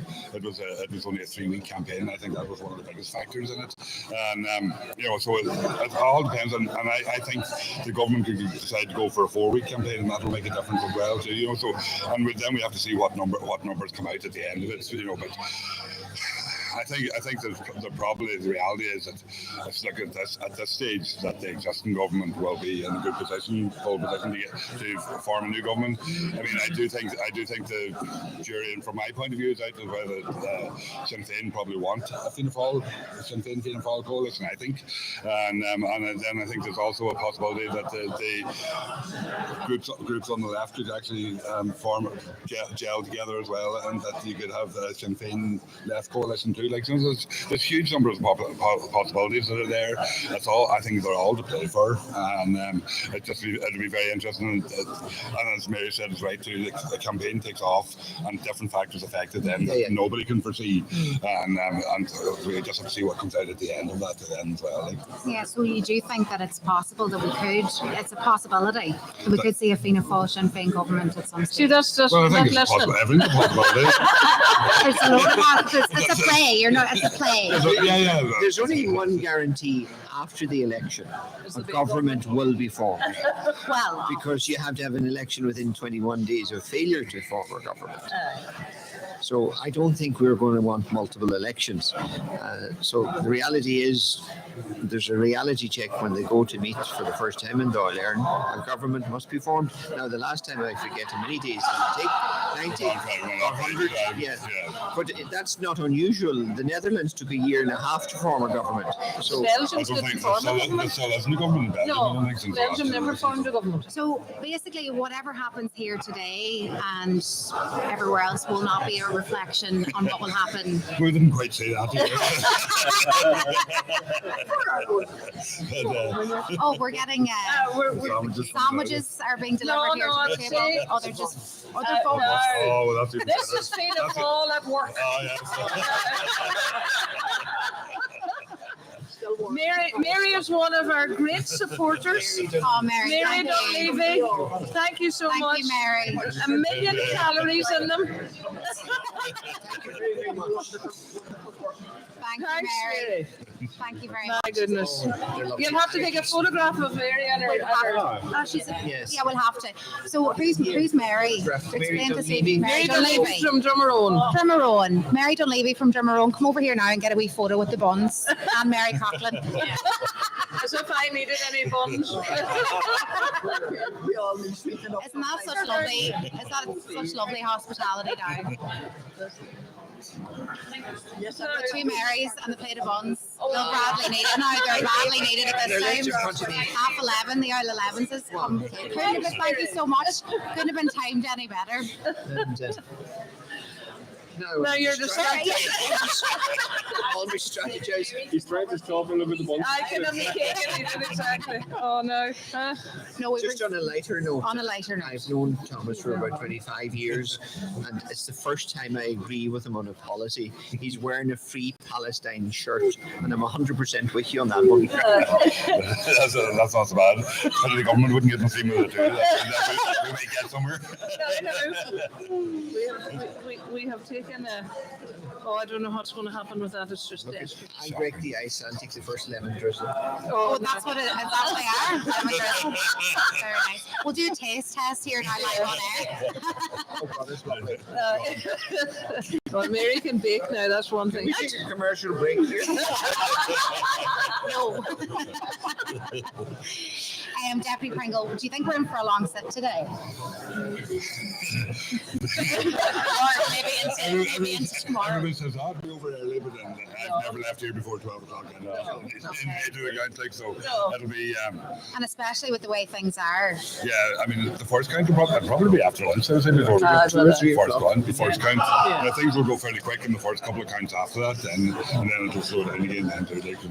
So, I don't think we'll be early. Yes. No, I know we won't be out here early, but I'm saying will we be back tomorrow is the question. No. Hopefully, no, no. I don't think so. I don't think we'll go. I would say if it's late, they'll try and finish it.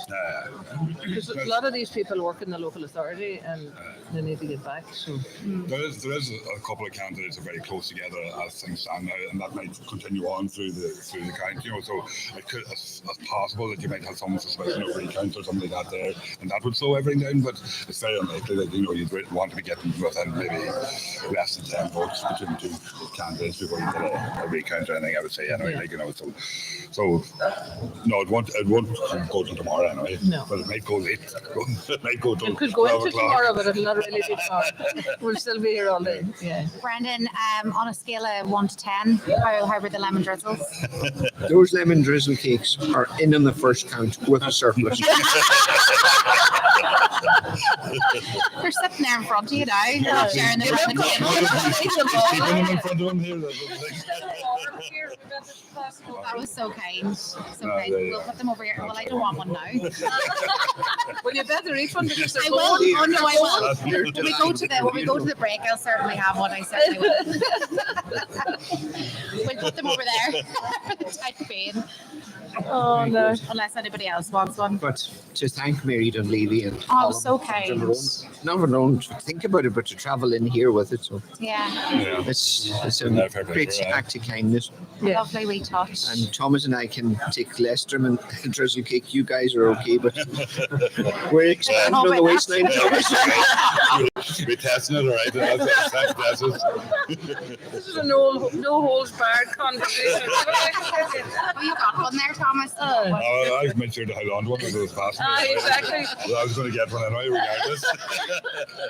This, just as it relates to Jimmy Brogan, this isn't the first person working with you who was a councillor. We know John Campbell was too. That's right. It must be lovely to see, people who work for you, been, doing so well. I know Jimmy hasn't been elected yet, but he's got such a great return. Well, I think Jimmy will be elected at the end of the day. But it's good to see. And I suppose when you're working in the political office, anyway, you have to be interested in politics as well. So, and it's good to see that Jimmy put himself forward because it's a big task to put yourself forward, regardless of where you're working or that sort of thing as well too. And it's a very brave thing to do for everybody to do it because you're putting yourself out there and you're leaving yourself open to criticism or whatever that might come your way. So it's fair play to Jimmy for doing it, and I think it's going to pay off for him as well too, which is very good. And it's pleasing for me as well too that Jimmy's worked along with me and been working along with him for so many years, and that he actually won the council now too, which is very good.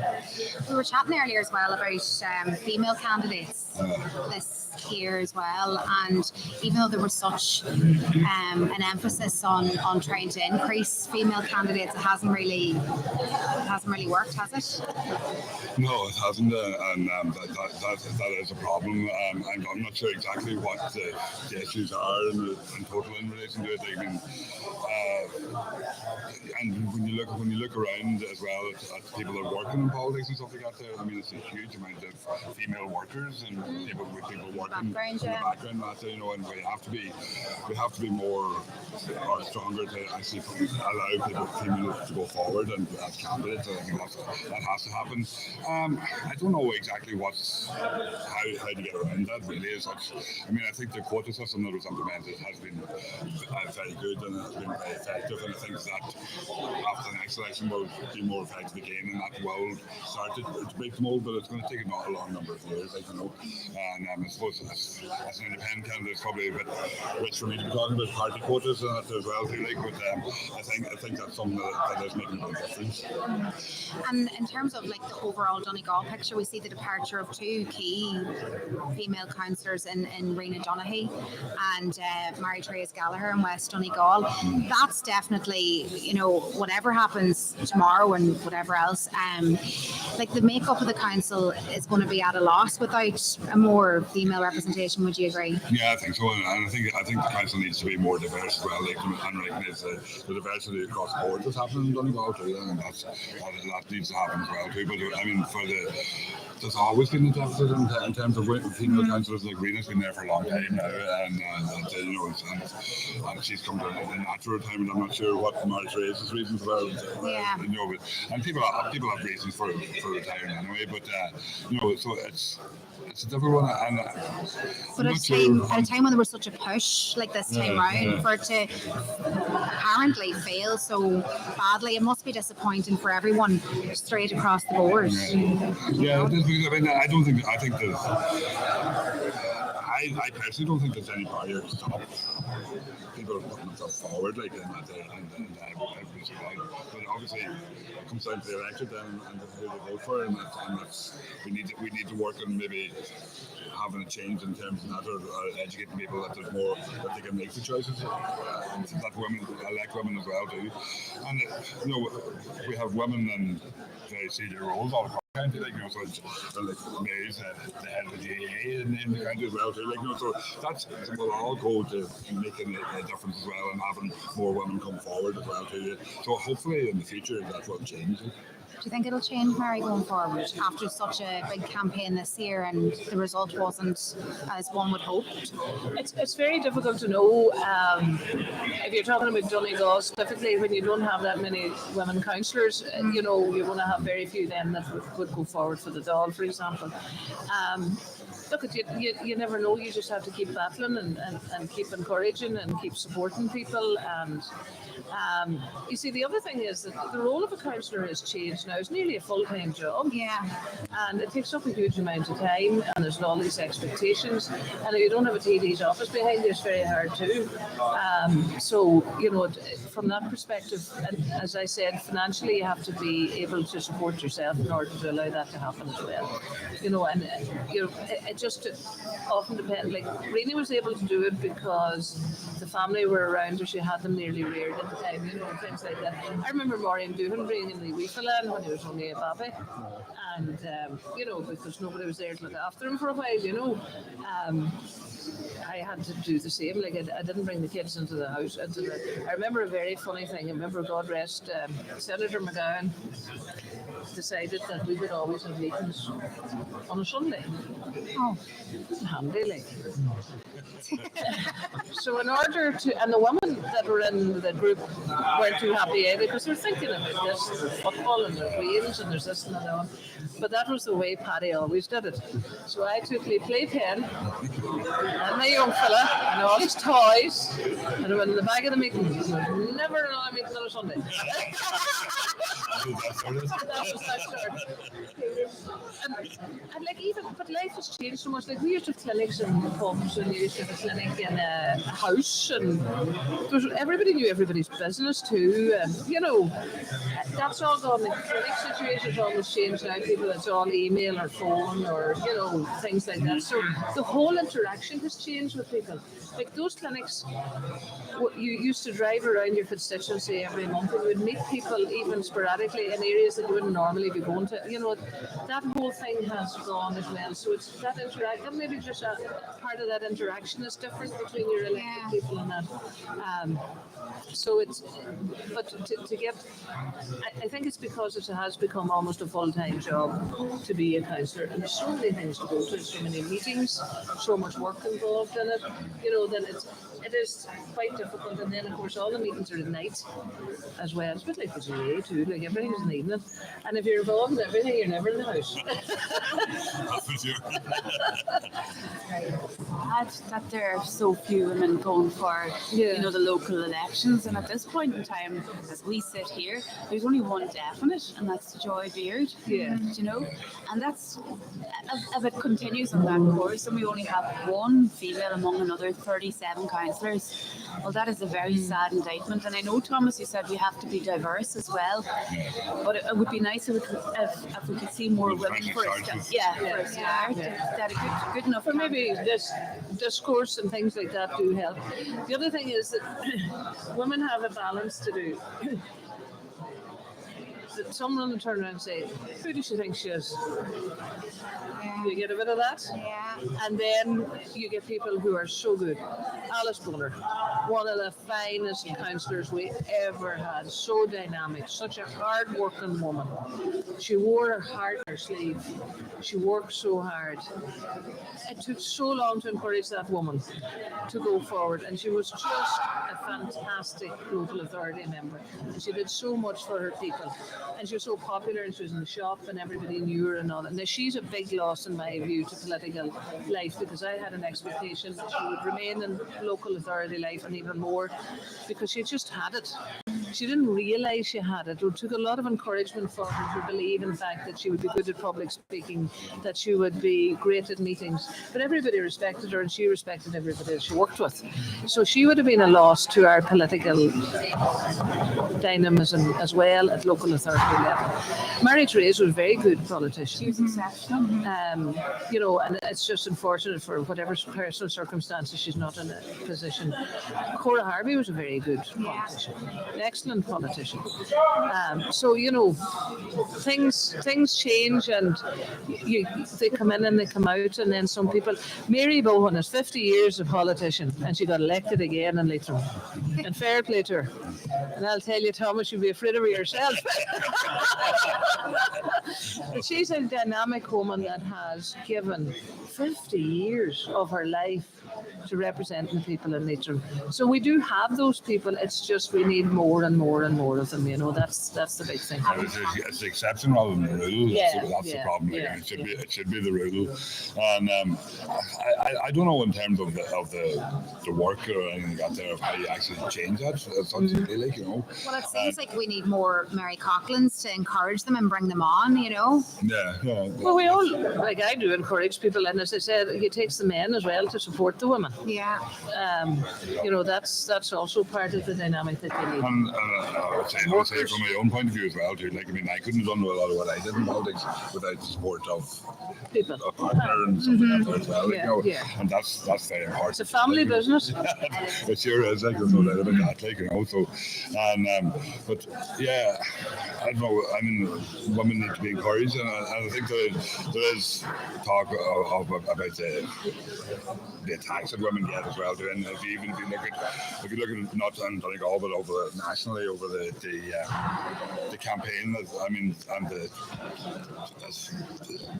attacks and stuff like that have been focused more at women candidates, which is very worrying, as well too. And that puts women off across the board, which is understandable. But it shows the level of contempt is out there from some people, and they're targeting what they view as being weaker people, and that's wrong. And we have to stand up against that as well. And we have to be able to defeat that, to be able to allow more women in the space to go forward. And how do you even start trying to defeat that, though? Well, we get into a big conversation. I know, yeah. Well, I suppose that's reflective, Thomas, of society too. No, you take Dublin now.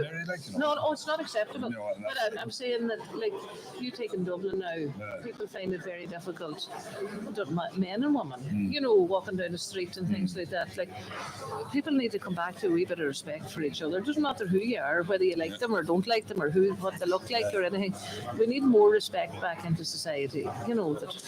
And we do need as well. We need politicians to stand up and be counted as well. Just say it's not good enough. Yeah, and we need politicians to use the forums that they have to talk against this as well. And unfortunately, that's not happening enough.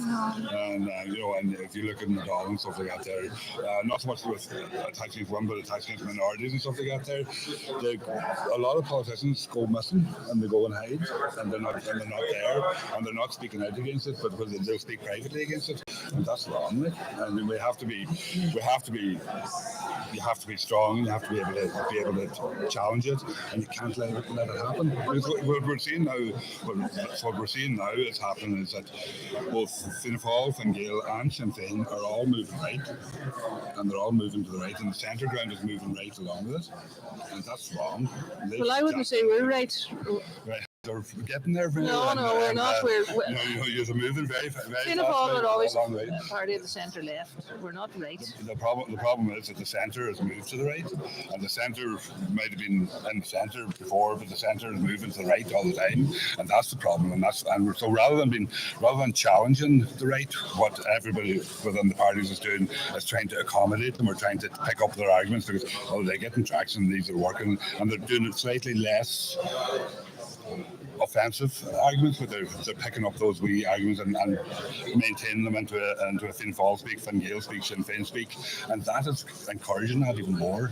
And that's a problem. That's a real problem that we're going to be facing over the next couple of years, I think, in the Dáil. And that permeates out into the community then as well too, and makes it very difficult for people. Do you not? I'm just trying to conceptualise the whole thing. We're talking about having a go at politicians and things like that. And look, at years ago they used to fight in the street. Then we moved from that. I remember a couple of hairy counts on occasions too. But it's I don't know. Like when you look at that lovely lady, that MP that was murdered in the UK, you remember? I don't know, is it some of it's a frenzied situation, which, is another discussion that you'd have to have. But then, is it okay to do something? Is it okay to throw something on somebody? Is it not okay to do those things? It doesn't matter who they are. And then a politician or no politician is still not acceptable behaviour. There's a wee word called manners, and a lot of people have lost that. It doesn't matter who you are, like you just don't do things like that, or you don't. Like, people going around, and I know it's not going to hurt anybody, go around to facing somebody's poster. That poster cost that person a couple of pounds to put up. And, I think it's wild crack. It might be a wild crack, but it shows that, it's anything, you can do whatever you want, And over your political career, Mary, have you ever been subjected to any sort of abuse on the street to the degree that the politicians are being faced with now? No, not to that. Like, you would have a couple of hairy meetings now and things like that. And remember, define hairy meetings. I remember being in Monaghan one time, and it was a farmers' meeting, and a whole pile of Sinn Féin boys decided they were going to disrupt the meeting. So anyway, they came in the front and the back and tried to disrupt the whole thing. There were a couple of things like that. You don't mind those kind of things, like though. That is what it is. But I never would have had, in the latter years, yes, it was absolutely disgusting. Like, my kids could read at the time, so there were no papers allowed in our house. None. Papers were banned in my house. David was very strict about it, and that was that. The children weren't going to be at that. And if anything was to happen to children, I would have that'd be the end of it. Because people's children are people's children, and they're not targeted. And I think the Taoiseach's children were targeted one time, wasn't it? Or some of your colleagues, yeah. That's just way out of line, way out of line. And there was a couple of really horrible things that happened. And then there was I was famous for telling a few people what I thought and just move on, because you just can't accept it. But it was starting at the end of my career to get really vicious. really, really vicious. I suppose I had the experience of being in agriculture, which has a particular dynamic on occasions, you know. But my idea was you sat down and you listen to people and you talk to people and you go through things and see what you can do to sort things out. And they were, say the IFA were protesting, they were the IFA, they weren't anybody else. Like, whereas now you can have protests and there's all sorts of books getting in behind it, and they're not really for the reason that they're there in the first place. There's disruptors that move into these things and kind of take over them, and that has happened on a couple of occasions, and they're doing it for the crack as opposed to taking away maybe from the reality of what somebody was protesting about. So it's just very different. It's just hard to know what way it's going to ride. Thomas said earlier on, I just think it's really interesting. We were talking about the parties moving to the right, basically. But surely politically, they're only moving to the right if they believe that there's an advantage there and the electorate are moving to the right. Well, it becomes self-sustaining too as well. You know, and it depends on whether you take the view that politicians lead or follow. And unfortunately, I think too many politicians follow, and that's the reaction. That's the reality of the situation. Where politicians are in a unique position that they can have a voice and actually talk on behalf of people and talk and I think too many politicians have opted out of it, and then you see what's happened, and you see the government ministers get up and talk about we are sending people back from out of the country and that we are doing this and all this kind of stuff here, rather than talking about the value of that immigration has made to the country and stuff like that. They talk about the negatives all the time, and it sustains that whole negative argument. So then people are looking at this and thinking, oh well, then so and so the far right activists must be right. Is that what they're saying? And basically, the part that it's become self-sustaining. And rather than challenging it, they buy into it, and then everything moves to the right, slowly moves to the right, and you get the politicians then saying it becomes acceptable for politicians to be saying that, which is what the far right have been saying for months, and that's it. And it's a reaction rather than anything else. We talked yesterday about candidates engaging on issues, specific issues in an electoral area, in the council electoral area. And I think one of the things is there's a belief, and what you're saying probably bears it out a bit. There's a lot of politicians that seem not prepared to take a position on anything. Sort of, I won't be. Oh no, I don't agree with what he's saying, be it on the right or the left.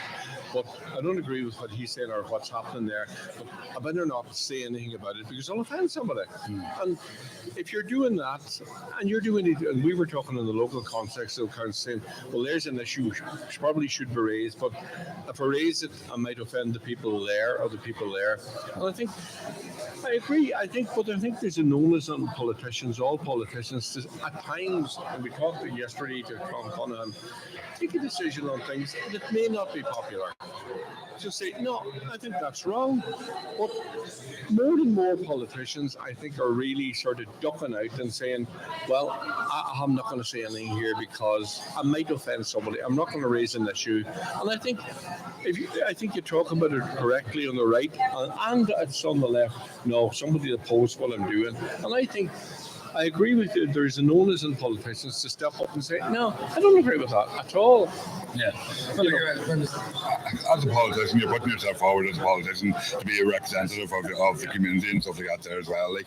So I think that there's more onus on a politician to actually speak what's right, rather than just taking the temperature all the time. And say, oh well, this is a bit bad. Actually, I'm not going to speak on this at all, and I'll stay in the background, and that's that's a problem. Because I think as a politician you have a responsibility, and you can't wring your hands and say about how things are going, and knowing that you actually have a potential to actually make a difference to it, and that's the problem. Well, I agree, and I think one of the worrying things, if you look at the percentage turnout in the local elections here, obviously in the council elections, the candidates didn't engage, the public didn't see them engaging with them to a large extent, with some other exceptions.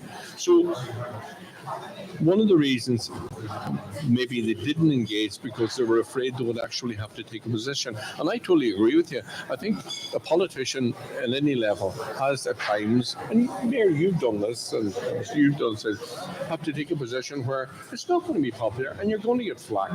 And I think I have little or no time for a politician who says, I don't know. But it appears to me there's more and more people coming into politics sort of, well, I'm for whatever you're having yourself. Even yesterday, you were talking about at a local level issues like the Fintra Bridge and the fire station issue in Bundoran and Ballyshannon. Those were two issues that nobody seemed to have picked up on in terms of candidates here in this local electoral area. And you were even saying, I think it was Brendan as well, were saying that they were just sitting there and playing sight, but nobody took it on and made it part of their campaign. Well, the two fire stations that's gone on since even my time in the council. The bottom line is that we could actually lose out because when I was in Bundoran, I met some of the fire officers and they told me they had a great recruitment drive, which is fantastic. Yeah, that's one of the things now that's we're losing is that type of capacity. Ballyshannon wants a fire station, Bundoran wants a fire station. There's only money for one fire station. Well, no, there's only allocation for one fire station. And the issue is that I could be wrong in this, but I think there's maybe only been one instance in the country of a fire station actually being closed. And, so the reality is it's unprecedented to close a fire station. And that actually both Ballyshannon and Bundoran fire stations should be accommodated. And, but they're wild bad places, totally. Well, they're in bad places where they are now. There should be new fire stations for both towns built. And that, Shannon and Bundoran argue over their fire station, the Glencolmkill fire station, which is next on the list, can't even be considered for upgrade. So the consequences of what's going on in Shannon and Bundoran has real consequences in Glencolmkill. And the decision making isn't always the politicians' decision. Well, say that it shows the weakness of local politics, and that the decision making of the politicians has been that there should be two fire stations, but the decisions of the executive is that we go along with the government and we close one of the fire stations. It's not the government. It is the government. It's not it is the government because the government controls the money. No, but the government doesn't control the decision making made on fire stations. It's the chief fire officer, whatever he's called, whatever his name is. I think it's a man. It's the chief man in charge of fire safety and all the rest, who's independent of the decision. No, this is a running battle in But why is it a running battle, and why hasn't a decision been taken in 40 years? The next proposal was that they were going to build a super duper fire station that would facilitate both, and that it would be one of these regional centres. That's what that was my time. That could be changed now. The council's own consultants that the council brought in to look at the viability of whether it should be a single station or two separate stations actually came down on the side of two separate stations. But the council themselves changed the report to say that there should be one station, and the department goes along with, and this idea that it's not a department isn't true either, because the way the system works is the council won't put anything to the department that they know won't get funded. So therefore, then the department controls what gets funded by letting the council know that this won't get funded. So the council, by that argument, well, the because council my time in the council, we had different engineers, and it depended on the dynamic of the engineer or the administrative staff.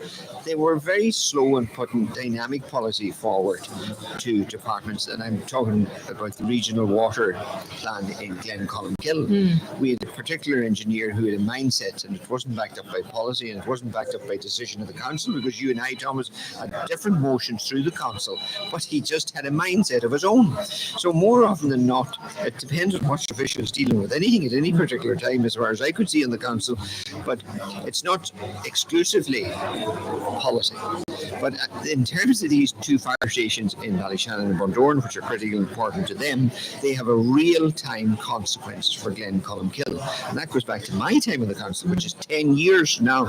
And Glencolmkill Fire Station is strategically important because of the isolation of some parts of Glencolmkill and the geography and the distance back to Killybegs. It was done as a voluntary effort. Yeah, a It's lot of work done to get it.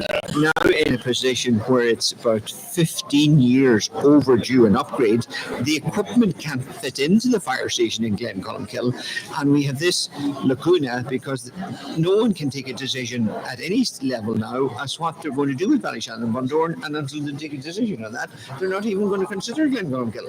Now, if I could turn the policy around and say, let's decide Glencolmkill and defer Ballyshannon and Bundoran, but then Ballyshannon and Bundoran are a higher priority.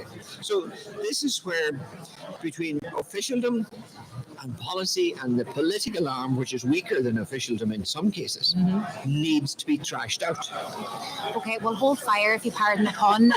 We're going to go. We're on fire, are we? I think so. We're going to go for a wee break, but we'll go back to that and we'll eat some of Mary's buns in the meantime.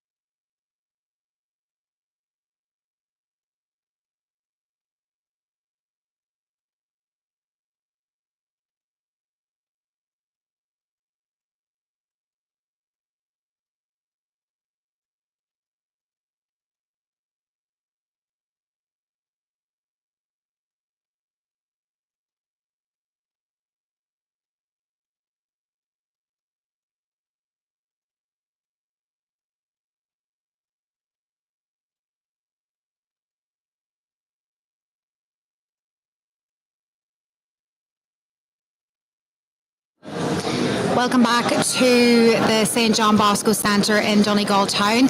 Our coverage is in association with the Sandhouse Hotel and Marine Spa in Rossnowland. Now, we're heading into the afternoon period. Still no word as it relates to results of any first count.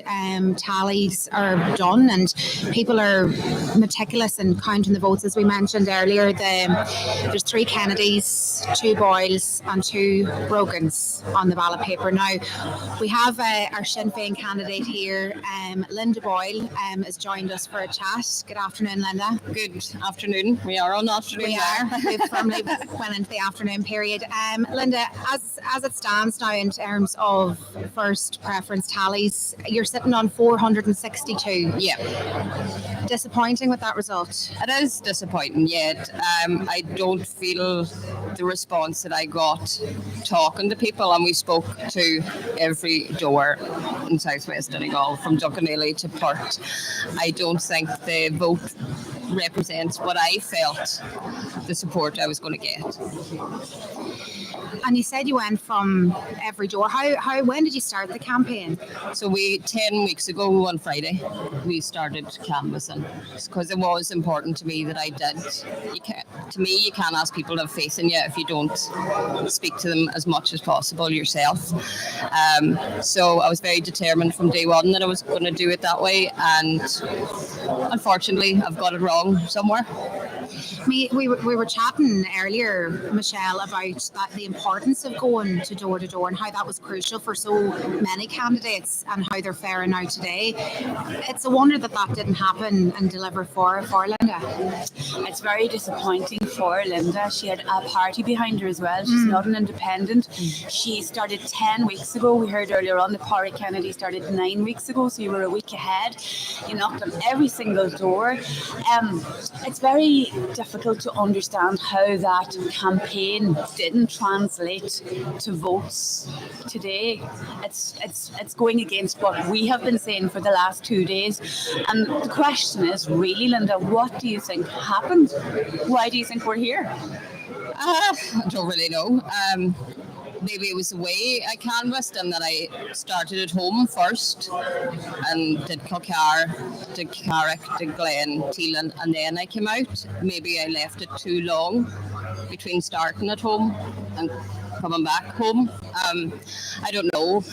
That's something I'll have to think about again. Do you think maybe your geographical position had a part to play? We mentioned, or Brendan I think mentioned yesterday, the other side of you is the Atlantic Ocean, you know? Yeah, voting number wise, I'm way down below what anybody else is going capable of hitting.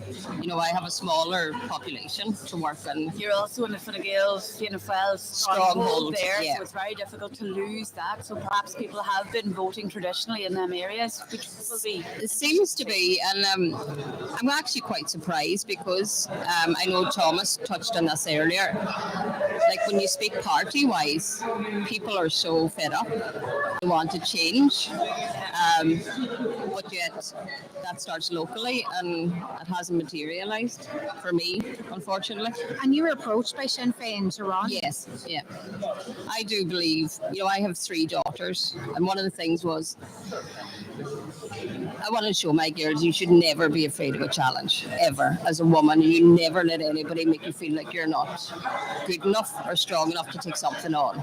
And I am proud of myself, regardless. Yeah. And all the people that helped me out. And Sinn Féin did support me. I have to say I couldn't fault them in any way. And I do believe that nationally, if we have any hope, Sinn Féin are our way forward. And I will stick to my guns on that. And there's a huge loyalty to Sinn Féin from the female candidates that they had run. We heard Niamh McGuinness say the same thing, that she's 100% focused on Sinn Féin and the future. So it seems that Sinn Féin has a very strong impact on the candidates that they field and run. Have you always been a Sinn Féin supporter? Yeah, always have been, and you've been a community activist big time in and around your area as well. Yeah, to running. Yeah, I would have been, and I'm born and reared my family where I am, so it's I'd like to think that I have that basis. But like I have to say, party-wise, you know, I was told at the very beginning, you know, oh, we're like a family, we'll support you, and I was kind of like, really? But we actually are. Like, it didn't matter what time, day or night, that I picked up the phone to ring Pierce or Patrick or whoever it might be, I got an answer. So, you know, you can't ask any more than that. We were chatting earlier as well about female representation and how not just Sinn Féin but other political parties really put a big emphasis on having female candidates this time round. But yet in all, it seems to have just backfired for some reason, even though there's been, as we touched on earlier, a couple of key departures from Donegal, like Mary-Therese Gallagher and Fianna Fáil councillor Rina Donaghy. But yet in all, there doesn't seem to be, as the electorate, as it would seem, to deliver female candidates onto Donegal County Council. Yeah, it's very disappointing from a female point of view. Absolutely. It's very disappointing. You know, and no harm to any man out there, but there's certain issues that women would approach another female quicker. You know, that's reality. Women and men are different. Yeah. You know, that's it. Exactly. And, you know, and I think even like I said already about my daughters, you know, we want to get your daughter's interest in things like that. These things, voting is important. You know, it's important to have your say. And if we don't have female representation for young girls to look up to, like, you know, I listened to India earlier and she's an amazing young lady. We need more Indias. Well, Sinn Féin did a good job, really, in the respect that they did run you. They're on Dakota, they're on Kelly, they're on Neve, and I'm sorry. And like, we're all different. Tony Devine. And different walks of life, totally different age groups, different, you different know. age groups, exactly. They weren't kind of sticking to any one type of female candidate, but they brought in quite a few there. Yeah. And, you know, every single one of those women are so passionate and have given so much. You know, I'll take Dakota for example. She's a young lady, I should say, with a young girl of her own. You know, and it's a massive undertaking. You know, and I hope for the rest of them that it pays off a bit better. We were saying as well throughout the course of our coverage that it's an incredibly brave thing to do, to put your name forward. And we were talking as well about the challenge that is being a local representative. And you've had a bit of a flavour of that, Linda, in terms of the campaign. You said you've 3 young girls. Has it been difficult to juggle all of that, you know, throughout the last few weeks? It is massive. Like I said in the debate a few weeks ago, the biggest thing against women, in my opinion, running in local elections or any election is time. Because you're already in my case, a working mum. I've a girl just finished college, I have a girl in secondary school, I have a girl in national school, you have activities, and I work. What about people that would say that men work, they have children, they do, you know, community work as well? What would you say to them, Linda? Oh yeah, of course they do, but I think in the back of a woman's mind is always what we're doing next or what has to be done now. Right, I'm going to canvassing until 8:30, and when I come home I have this washing to hang up, and these children have to be fed in between all this. And I think we just operate differently. And like I would say, as a woman going forward, you need strong support behind you, absolutely. And I'm very lucky with my husband and my family have been so good. Poor Gary I met on the road most evenings at 5 o'clock. He didn't even get home for dinner. He got fed at 8:30 like everybody else. But you know, I don't believe in regrets. Everything is worth a try. And if at first don't succeed, try again. So you would be willing to go again? Yeah. Linda? Yeah, definitely. I think you should all, I believe that I'd be a very good counsellor. I believe that Through needs a good counsellor, and unfortunately it doesn't look like it's going to happen this time again. What lessons do you think, I'm not saying that you had to learn lessons or you had to be taught lessons at all, no, but what, rather than use the word lesson, what will you do differently next time, Linda, do you think? I would do my canvass and plan differently, definitely. Other than that, I don't really know. Obviously I've gone wrong somewhere, so I'll just have to think about it and see what to do differently. Push the voters out more. I just don't know. You were in a challenging area though from the get-go. Yeah. You had a big task at hand to break some ground there with a number of other candidates, Fine Gael independent in there too. It was a tough ground to start off on. Yeah, it's always going to be, challenging. Like obviously I have Neve and Cully Beggs, who's an excellent councillor, but when you're up against an independent that has a way more of a population to work from than when I'm in a party and I have my designated area, it does set you up differently. And even Manis has had a lot more area to work with than I did. But there's no excuses either. It just whatever went wrong, and I just have to draw a line under it. And will you take the next few weeks now to maybe try and pinpoint what kind of maybe went wrong or what could be? Yeah, I'll have a chat with my director of elections and the party and see where, obviously, say I was very determined to do it my way. Maybe my way was the wrong way. I don't know. We'll have to look into it. Well, there's been plenty of people who ran, for the first time, didn't get elected, and then got their seat. And I think Donegal actually represents a huge success in terms of people who did not get elected and then were co-opted, and in that co-option retained that seat. We can see that evidently from the 2007 co-option of Mary-Therese Gallagher, who took Pierce Doherty's seat, and retained it until she decided, or whatever personal circumstances that might have been, a powerful councillor, stand down. You'll see Mike McBride, Labour, he took Jimmy Hart's seat. We see that once you're co-opted, you retain it. So a first time out does not mean that you won't run again, and it does certainly not mean that you won't be elected. But I do have a question. When a party has politics or policies, what policies do you find that you've found were difficult to translate on the doorsteps? I don't really, I have to say I wasn't questioned much on policies really.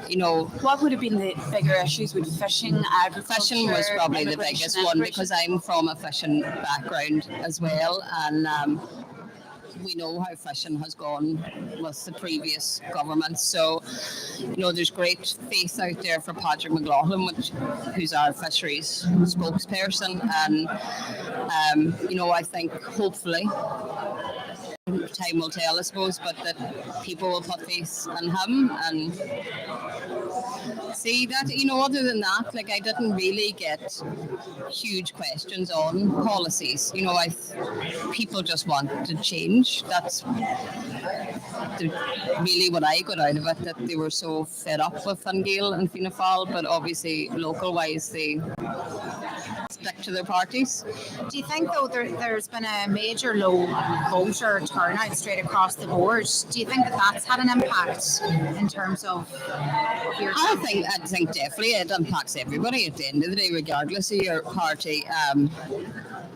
I don't know, my eldest girl is 22, only for I push her to vote. I don't know if that age group actually realise how important their vote is. We all live in a social media bubble. We all, you can watch all the TikTok videos and whatever you want, but if you don't get out and put a tick on that paper, nothing changes, regardless of what way you want to vote. India Kennedy actually touched on that earlier this morning too, in terms of people at school and that kind of thing, and it's not being taught the way it once was or instilled within children about history and about politics. Do you think there needs to be a drastic change there? As you say, people just don't know the importance of, or young people don't know. I actually said it to my husband at home this morning. morning I was listening to India, and I said, it should be taught in schools. She should be taught in secondary schools that it is so important to have your say. It's your only chance. And I think we've lost that a wee bit, and also how the voting system actually works. Yeah. Number ones, as I'm a prime example, number ones matter. I could have 1,000 number twos out there, but if you don't get enough number ones to push over the line, then it's not going to translate. I think we need to teach our young people how the voting system works as well. We're joined as well here by another Donegal election candidate, independent Dermot Doherty. Good afternoon to you, Dermot. Afternoon, everyone. How are you feeling this afternoon? You're sitting on 504, I think, is it? First preference tallies. Obviously, you want to get more votes. Obviously, everyone wants to get more votes. But I think that the important thing for me is, if it's not going to be me, that we get two councillors in the Bindore-Ballyshannon area, and I wouldn't want to have got an extra 200 or 300 if it meant one of our councillors got eliminated. So if you're in politics to do the best for your community and best for your area, you have to take the bigger picture, and you wouldn't want somebody not to get in because you got a higher vote. So look, I'm hoping that as my vote's distributed, that it will push Barry. I think Mickey's pretty safe at this moment in time, that it will help Barry and get him over the line. Do you really foresee that happening? Your transfers going to Barry Sweeney? I would say there's certain amount of them will, yeah. If Mickey's probably elected at that stage, they'll probably go to Barry. I hope to do. I can't tell you what people do in the ballot box, but I would certainly hope that Barry would get a seat back. How was your campaign over the last few weeks? Linda said she's been door to door. Obviously, that didn't materialise on the day. Did you do a lot of door to door activity as well? Yeah. I actually like canvassing on my own because I think people are much more open to you. Yeah. In regards to you get to what's important to them rather than 4 or 5 people standing at the door. I don't think people open up in that instance.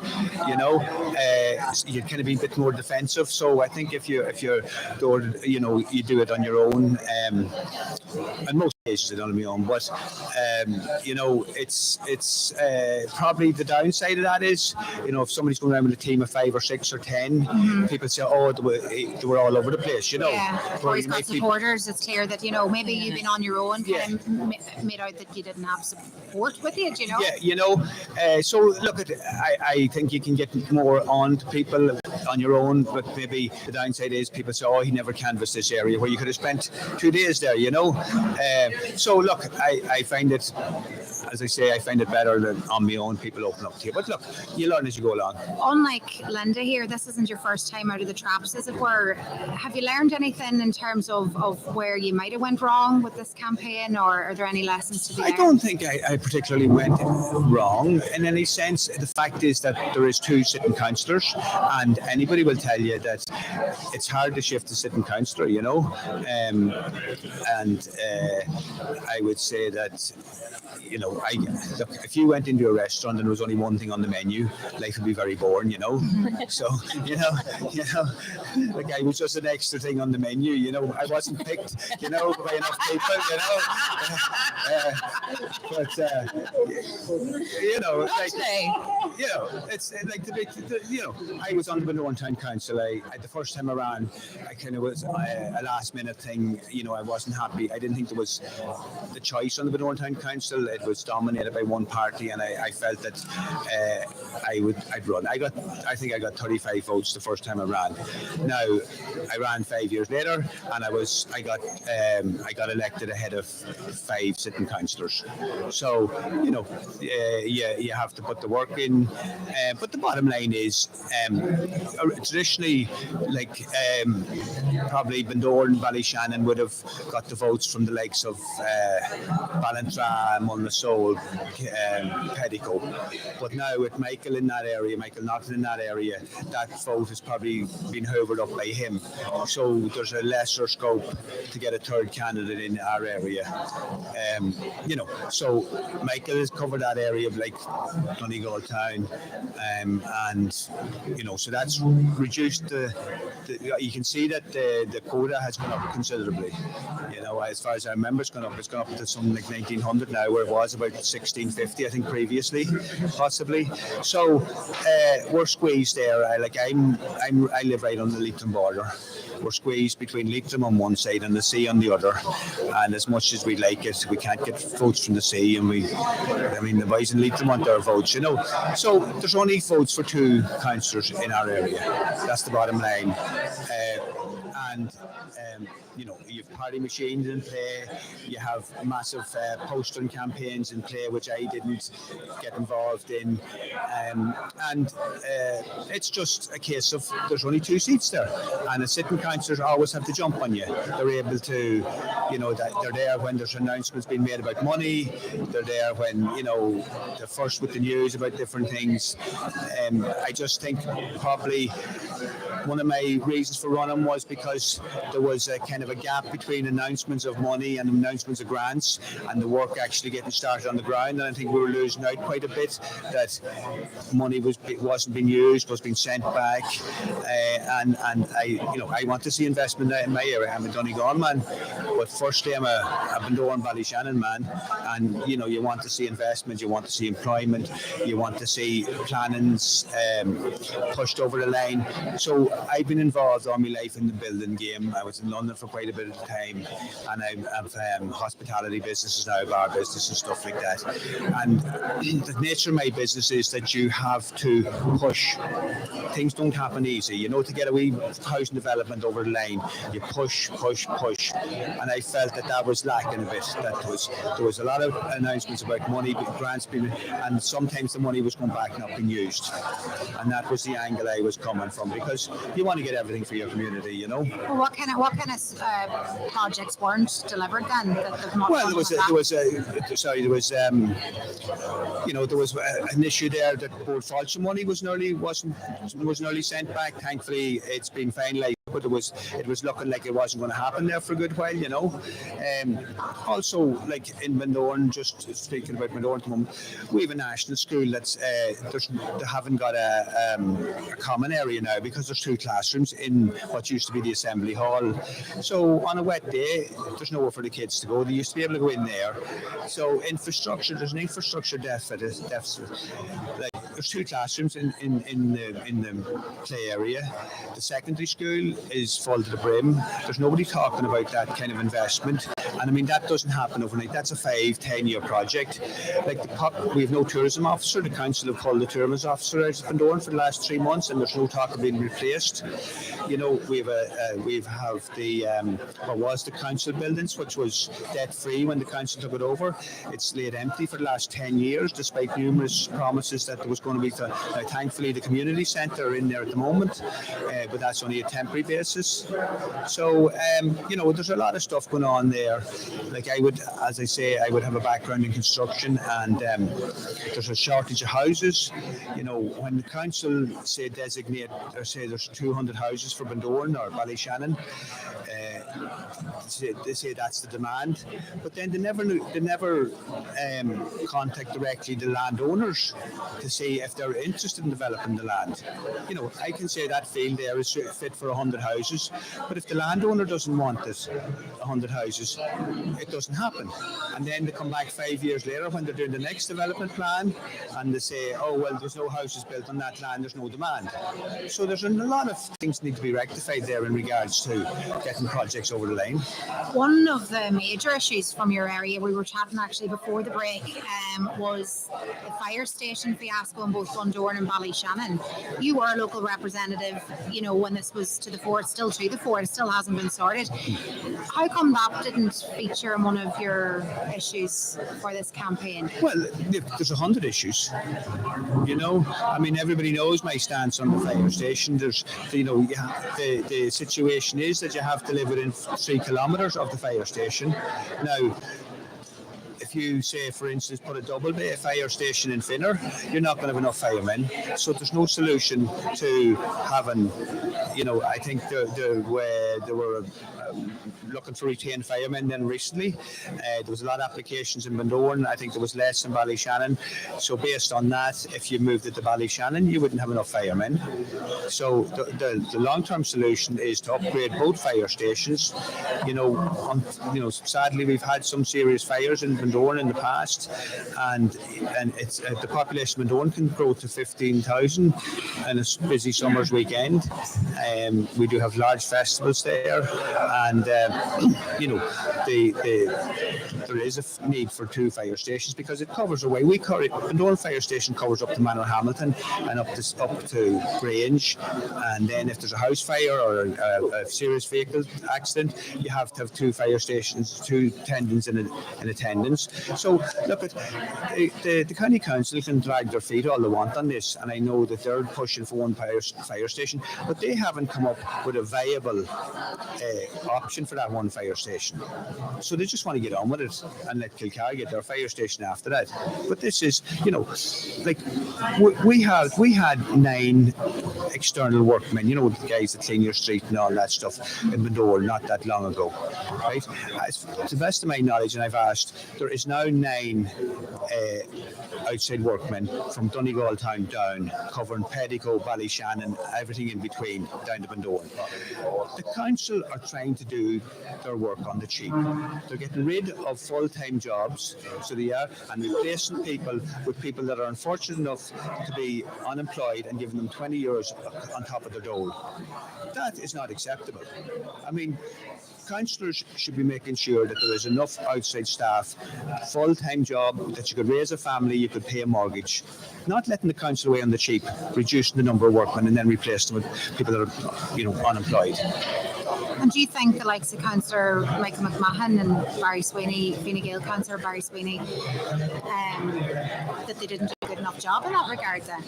Look, I'm sure everybody done as best as they can, but I would be coming at the council from a different angle than what they are, because I have a different background. I had to emigrate. I worked in building sites all my life, and I know the building game inside it. I know the shortages that's happening in Bundoran. There's a backlog. Nobody can get accommodation in Bundoran. People can't get summer staff because there's nowhere for them to stay. Look at cleaning streets and painting buildings is one thing, but I would be a different animal altogether. And what kind of response did you get in the doors then, Diarmid? Great, I'm great crack. But are you disappointed? You're obviously taking it on the chin. Look, I have a good life. I've been fortunate in my life. I have a lovely wife. We're going to be married 40 years in September. I have lovely kids. I have lovely grandkids. She's so good. She's tough. I don't want for anything. Tomorrow morning I'll go out and take the rest of the posters down. Then I'm at work. I have a new grandchild down in Clare that I didn't see because of the campaign, so I'll take a spin down there. Congratulations. Look, I couldn't ask for any more than I have. I just I think that I'm in a position to help other people that are less fortunate than me, or maybe haven't got the ability to deal with situations that I would take in my stride. So I'll continue to do that. Look, I won't be disappearing. I'll still be, as I said. You might feature on the menu again. I could be on the main dish this time. But this morning before I came down here, I had a man called up to my house. He was having a problem and he was kind of confused about it. So I dealt with him for an hour and I've arranged to meet him tomorrow. So you don't, just because you're a councillor doesn't mean you stop. You're not a councillor, it doesn't mean you stop helping people. It's in my nature to help people. My mother was a great community worker, even though my father died when we were young and she had 7 children. She still was very much involved in the community, and I've learned that from her. And when you're fortunate in life, instead of wanting 10 dinners for yourself, 1 dinner's enough, and share with everybody else.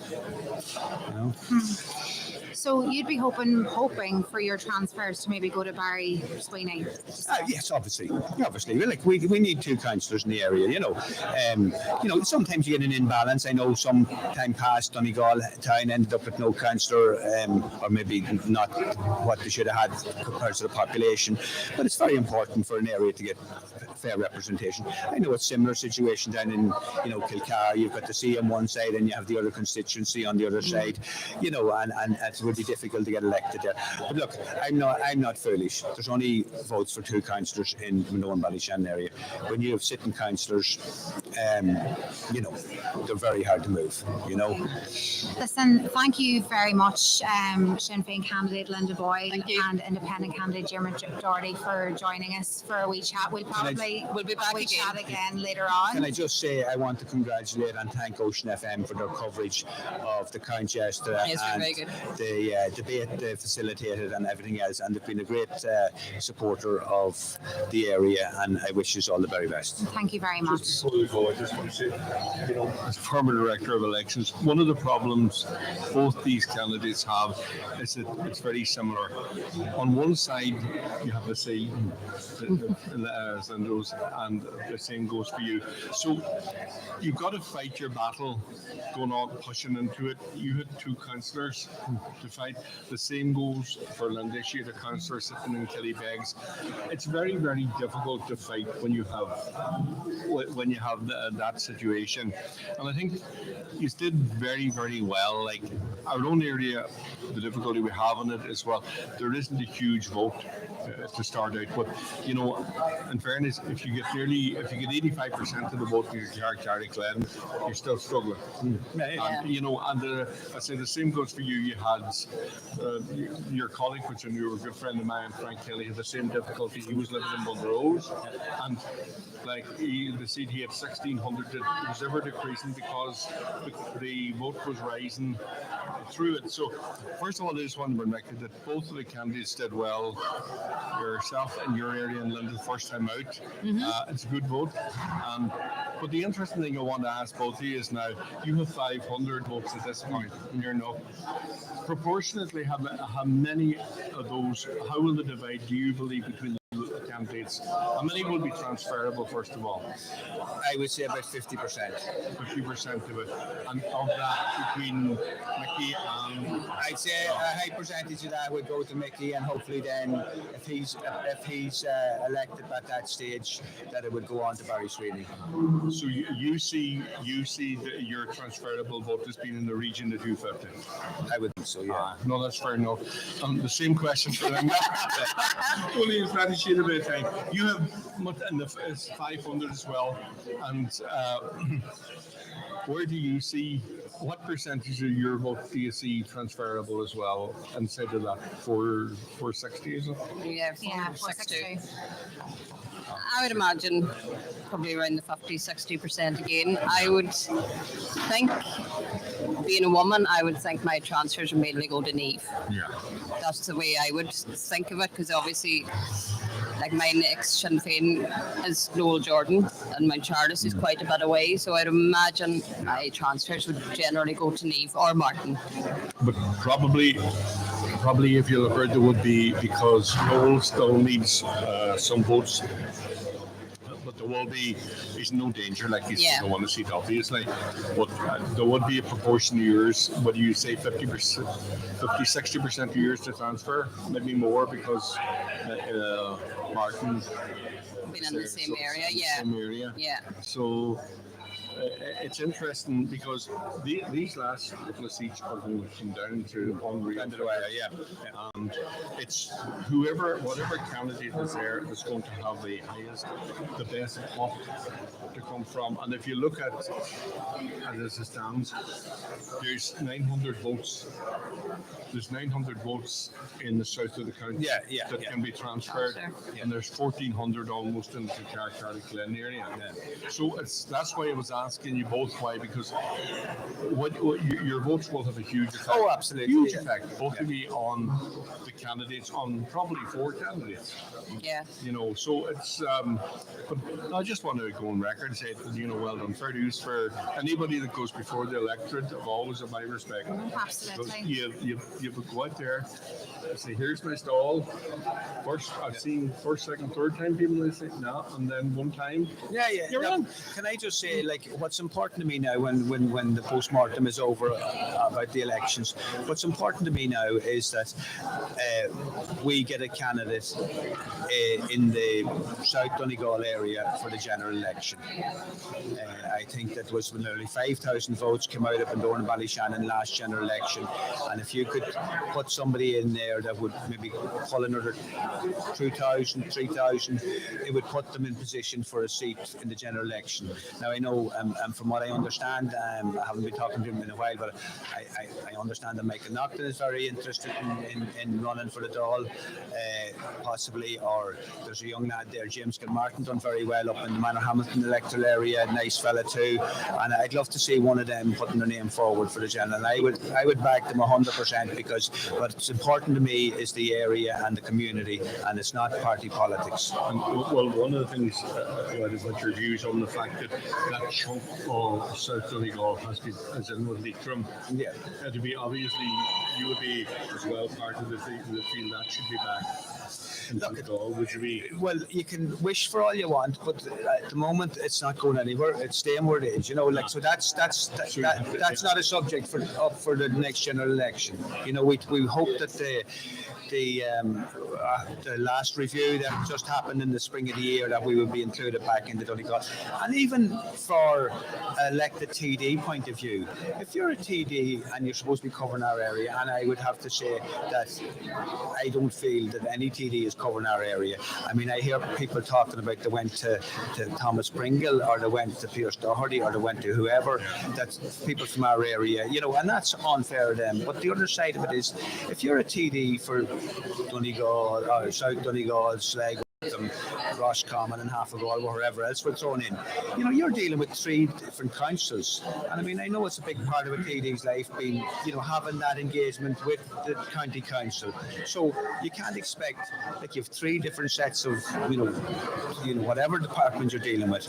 So I'm looking forward to somebody that does extremely well over these local elections, putting their name forward, and I will say it here now, if I feel they're a suitable candidate, and I think there would be, I'll go out and canvass with them. I'll back, I don't care what party they're from or anything else, but we should all, North Leitrim, from Manor Hamilton down, North Sligo and South Donegal, we should be looking at fielding a candidate for our area, because we haven't been well served.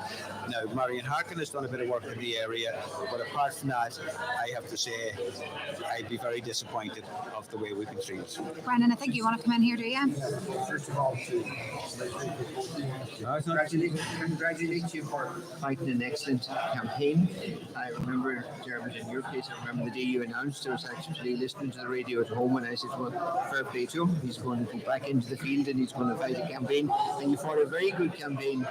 But yesterday we were saying, for a case of an independent such as you, the lack of issues that were brought forward either by the electorate or by the media or were part of the debate didn't help you, because if there were more issues you could have got more, I suppose, airtime and more traction with the public. But having said that, you did very well, and just to congratulate you.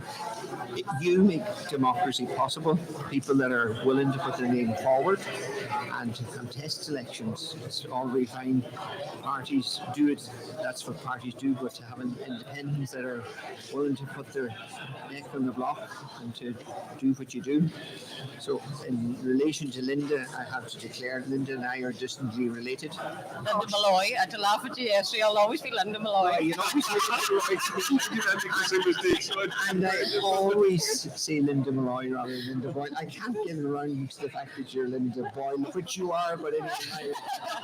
And I'm going back to, as we say in True Duhus, my natural way of calling you Linda Malloy, but in fairness to Linda, had this election been 10 days ago, 10 days earlier, before the tightening in the Sinn Féin polls, you would have done a lot better. Because the party got spooked, your own party, and that involves a changing in the dynamic of how Sinn Féin voters were voting for you elsewhere in the constituency.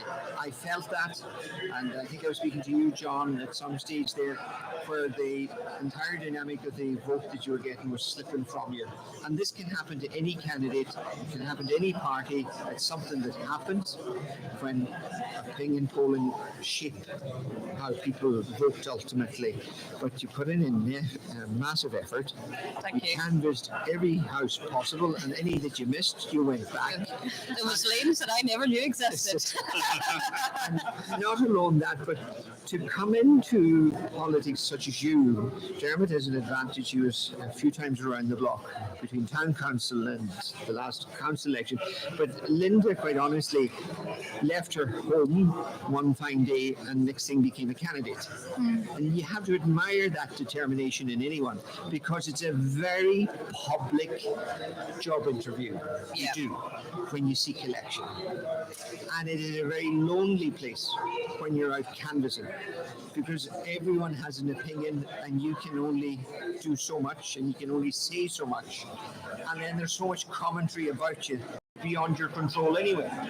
It's one of the most difficult things to be a candidate, particularly if you're a first-time candidate and you're in politics looking at it completely different. It's all right for the likes of John Gerard Campbell and myself, who are kind of nearly born into politics for some reason or other, and you have a more thick skin.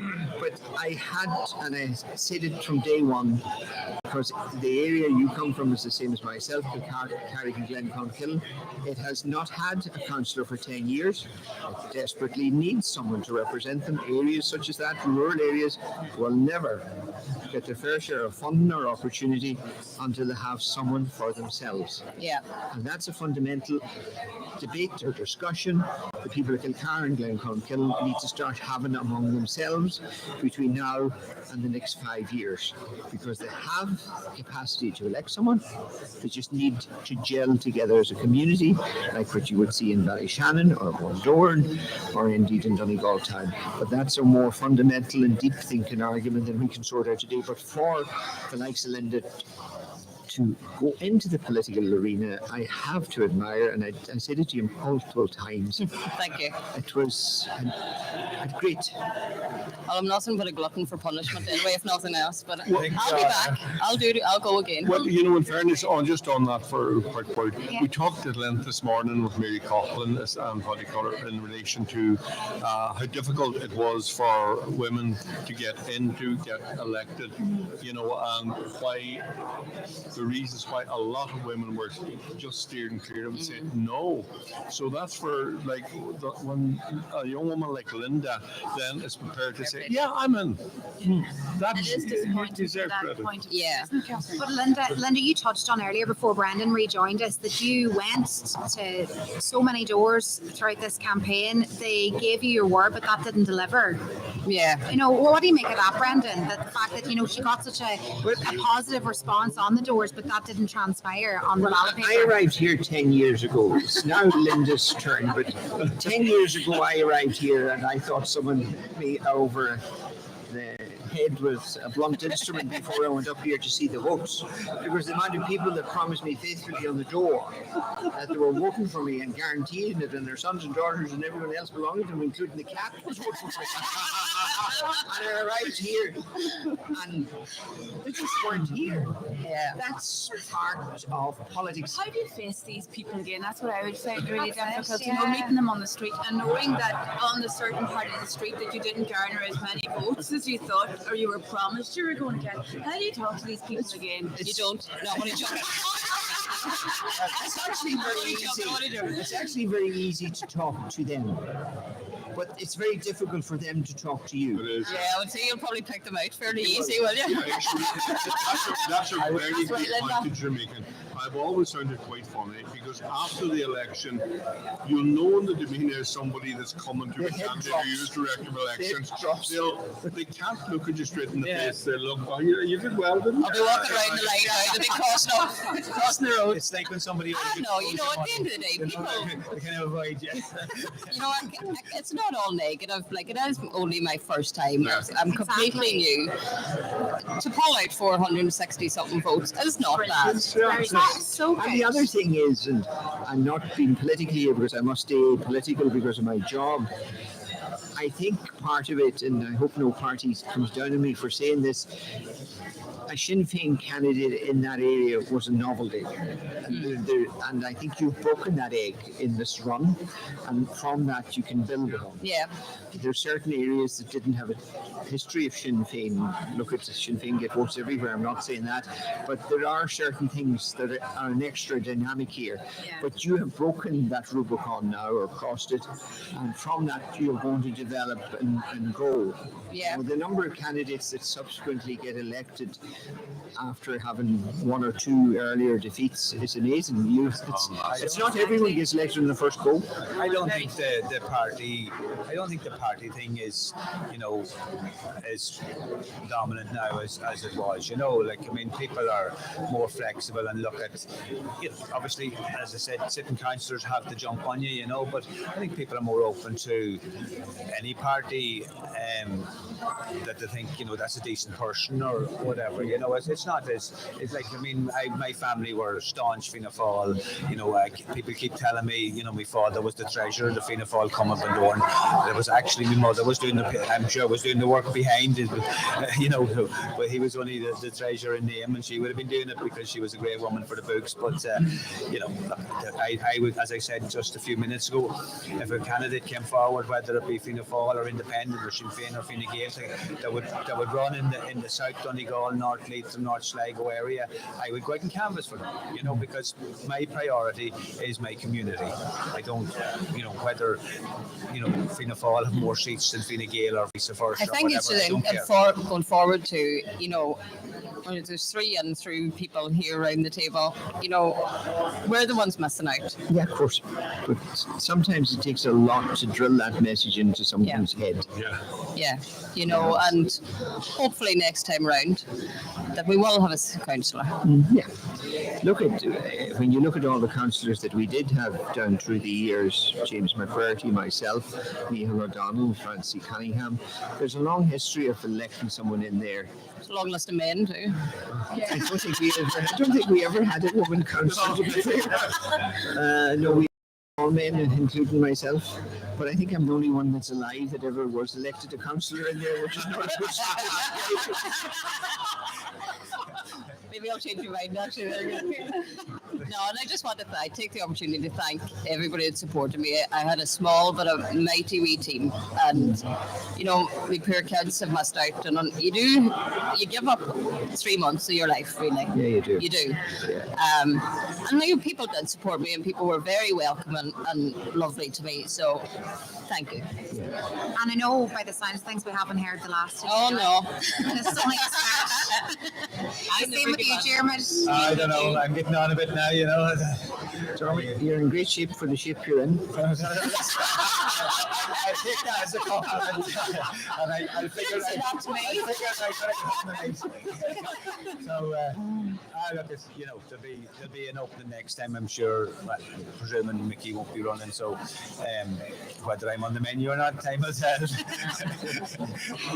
thank you to both of you for joining us. Very much for having me. Thank you. Great chat. Thanks, Sarah. Thanks for all the support yesterday too. Thanks, Malloy. Yeah.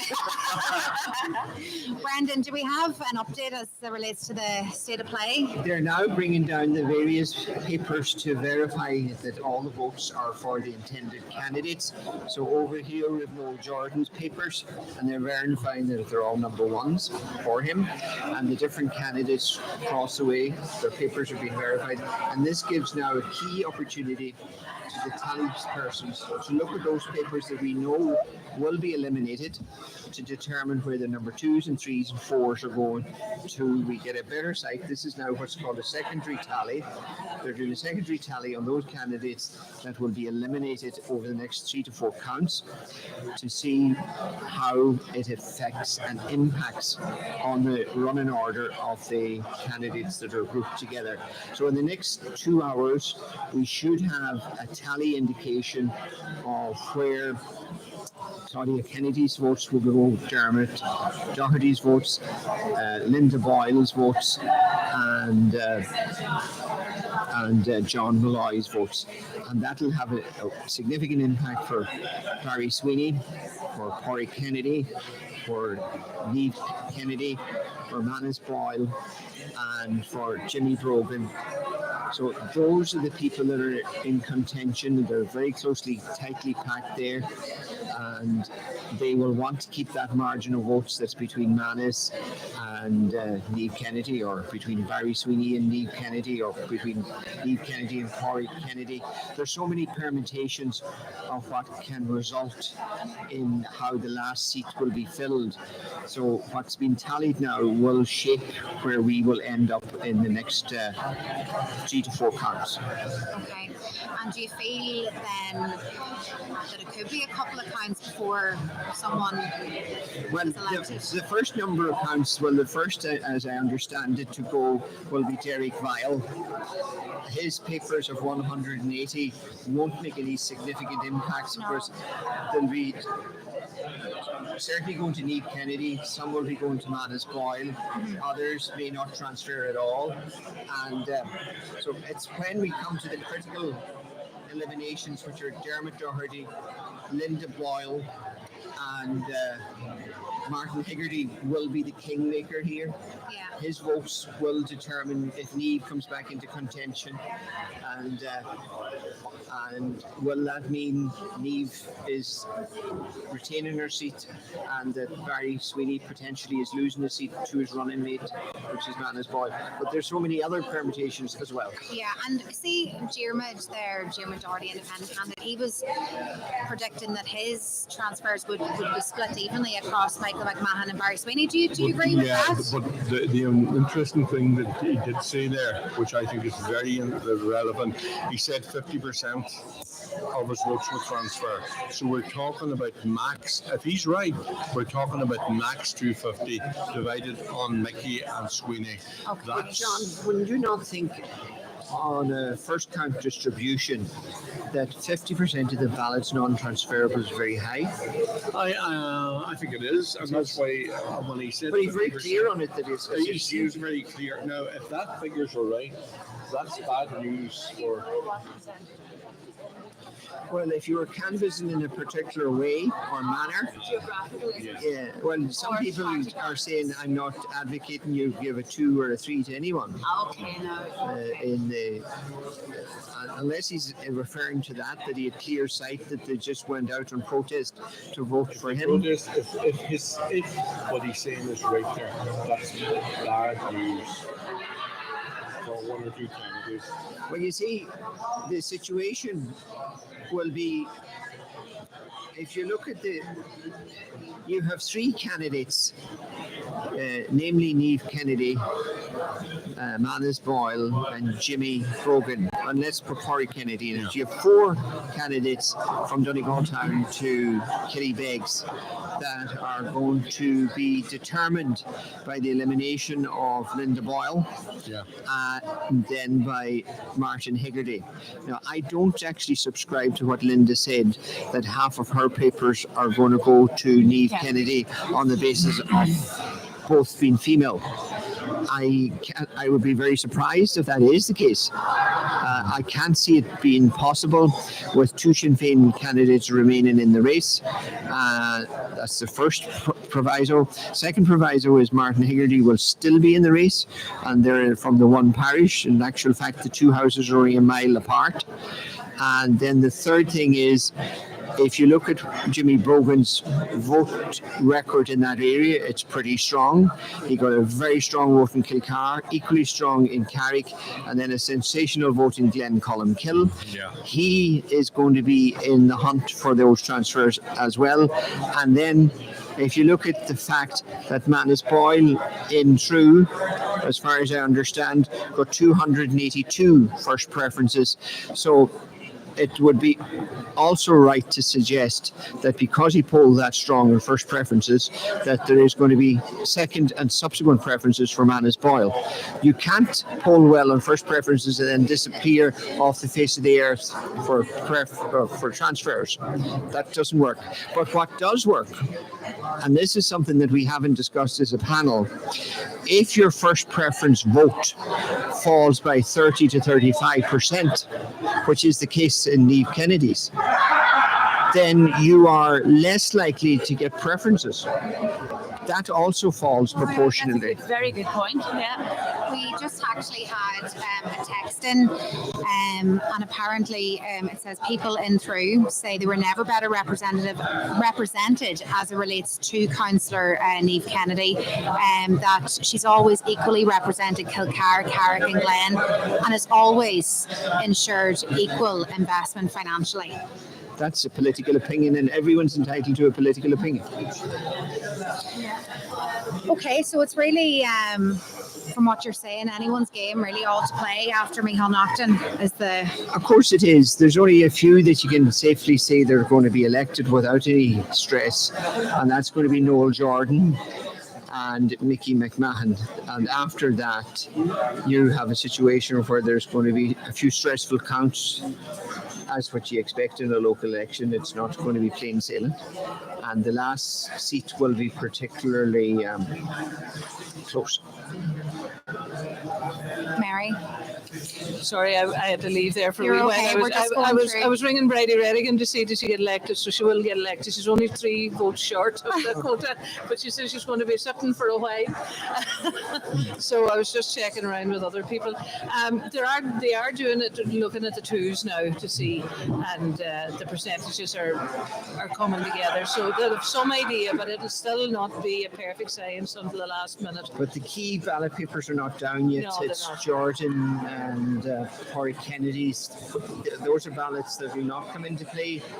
This is on the other side. Yeah, which won't come into play either. So we need to look at Martin Higgerty, and we need to look at Martin Higgerty, Linda Boyle, and Dermot Doherty, and Claudia Kennedy, and Derek Vile. I think we were away there. It was very interesting. Dermot Doherty was here, and he asked him what he thought his transfer percentage would be to who, and he believes only 50% of his vote will transfer.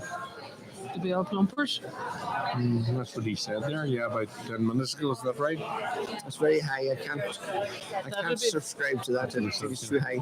The day of the plumpers nearly gone. I think it is. I thought if that were to be true, that'll change the dynamic even more now, because you're going to have less. be the shock You'll have less in the Ballyshannon Bundoran area of votes. Well, if you had a situation where 20%, which is 1 in 5, of his ballots were non-transferable, you would say that's high. Yeah.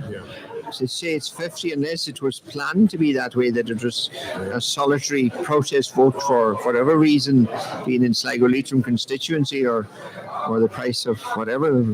Nowadays it can be any reason why you protest, but 50% would be phenomenally high. If it is true, it is, and it will change the dynamic of The last person you ask anything of is a candidate. That's true, yeah, very true. Because they're always excited and they don't really know how it works. But like you're thinking, if you have a Bundoran vote, you'll have something, Mickey Mac, maybe a wee bit of Claudia. You would think that there'd be something there, and even if it was a protest, it would go maybe to the Sinn Féin grouping or something like that. I think that would be very high now. We probably believe that in the main that vote should go to Sinn Féin. Yeah. Well, that's what I would have thought myself. Yeah. So in terms of, right, okay, so let's say Diarmuid Doherty's transfers doesn't deliver for Barry Sweeney. Is he, Fine Gael candidate Barry Sweeney, is he in deep trouble then after that? Or can he Where you would look at after that, the problem he has that there's about realistically 900 votes down there that can be transferred. If it doesn't work there, 500 to 600 of them are gone. And like we look at this nearly in three ways now. You have the pool down there, for want of a better word. You have the pool around Donegal Town of votes, and you have the pool in through Killybegs. That's 1,390 or something. And there's 900 in total in the south of the county, and you have the pool in the middle. Now, one is going to affect the other here, and it's basically who can get the most. Like, for example, can Manis Boyle be sure to get the most of the vote down or in through or Niamh Kennedy? The same goes for the south, because once Doherty is gone, once Kennedy and Doherty are gone down there, it's all over from the south of the county candidate. They'll sit there for a long They're time. going to sit at that stage, and everybody else is going to start rising because you're going to have the other eliminations and transfers. So that's where sort of keep an eye on three separate pools, and as the votes burn up on the three separate pools and through Donegal stroke Manchardas and south of the county. There's nearly 3 games going in the north. The sequence of elimination could be key there. Absolutely. Whereby if Linda goes out ahead of Diarmuid Doherty, it might have an impact.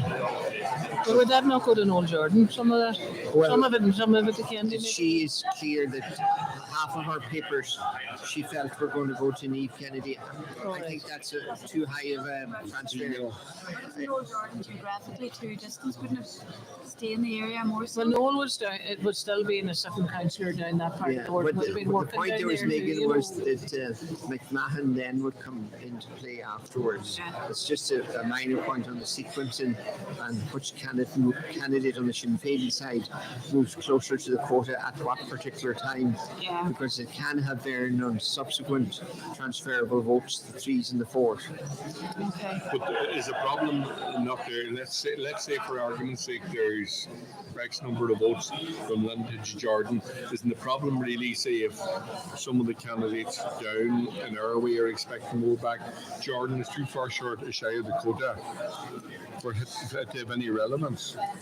Well, Jordan, look at Jordan and McMahon at this point in time are probably, in the case of McMahon, he's 570 short of the quota, and Jordan is about 380.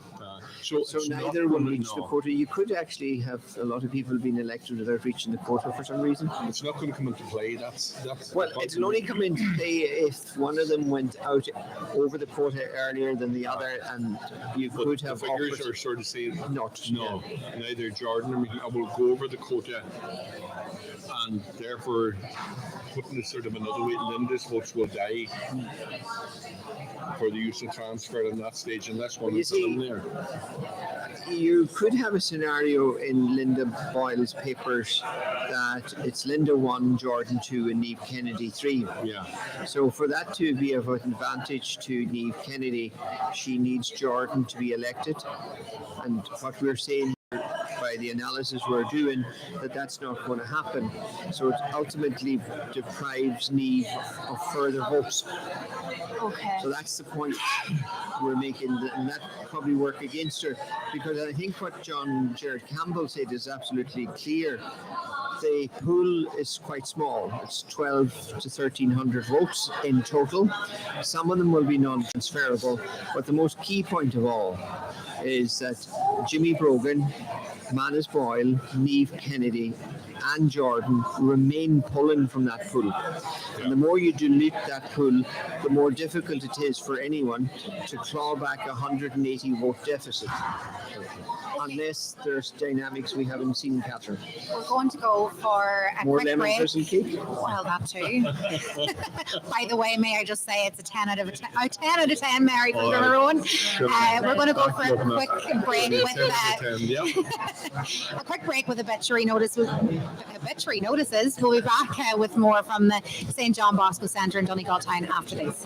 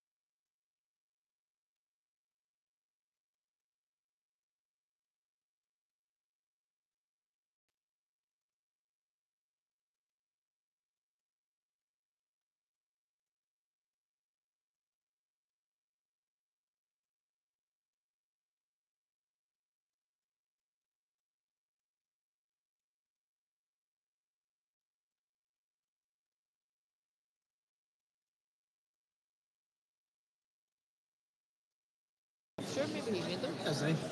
I didn't know that. See now? 2-2. 2-1-2. Yep, that's perfect. Yep, that's grand. Yep. 1, 2, 3, 4, 5, 6, 7, 8, 9, 10. Yep, that's perfect.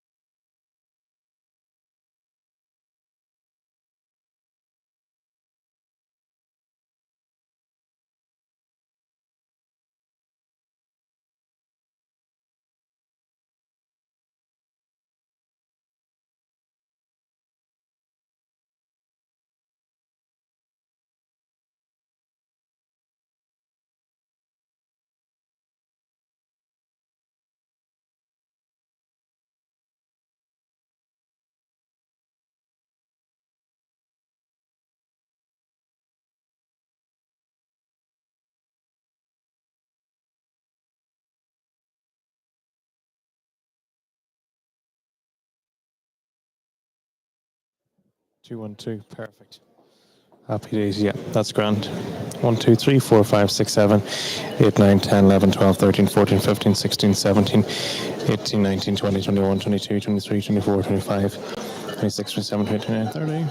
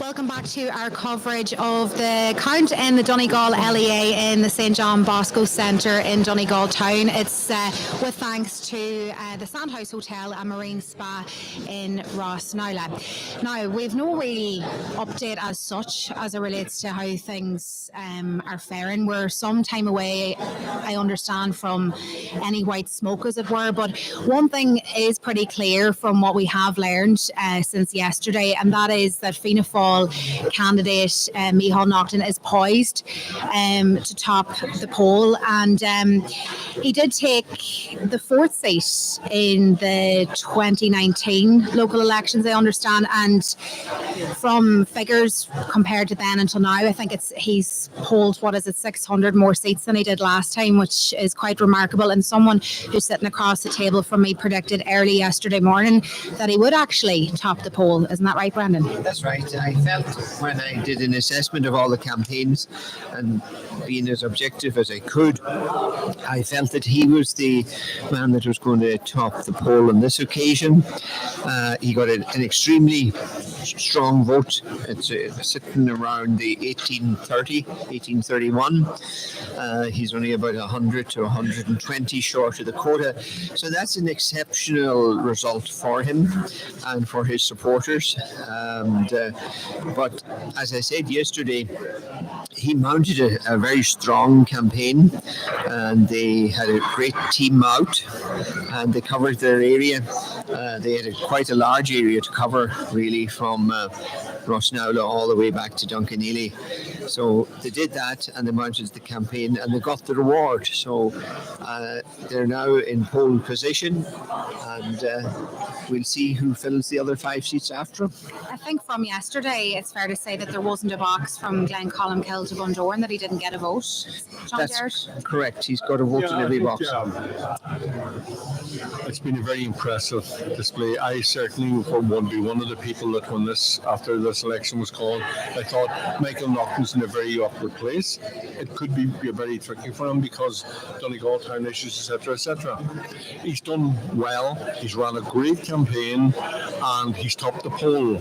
Now, obviously, we have the Fianna Fáil ex-director of elections and the Fianna Fáil current director of elections there. The obvious question in politics, once you top the poll, there's always a wee assumption that if there's a general election in the not too distant future, your name will be to the fore. And I think I'm looking at this totally independently. And I know Mary will be quite happy to answer this when she comes over, but I certainly think that Michael Naughton has done himself no harm at all. If there's an election in November or in February, if he would be interested in going forward as the second Fianna Fáil candidate, he certainly has put himself, in my opinion, in the shop window on that. In the shop window, Michelle, what do you think? He's a very nice person to start off with. He's very genuine. He's a very high profile. He's well known. His affiliation with sports and then his work in the hospitality sector. He definitely he's someone that a lot of people knows, and as well as that, he's one of these candidates that does keep in touch with the local media. He's very media friendly, and that does make a difference. Traditional media does make a difference for somebody like Michael Naughton. In terms of him running for the Dáil, he is a good candidate, and it will be one of the first questions that he will be asked once he is elected here. It'll be one of the questions he will have to answer. Yeah, and do you reckon he might have a desire to proceed?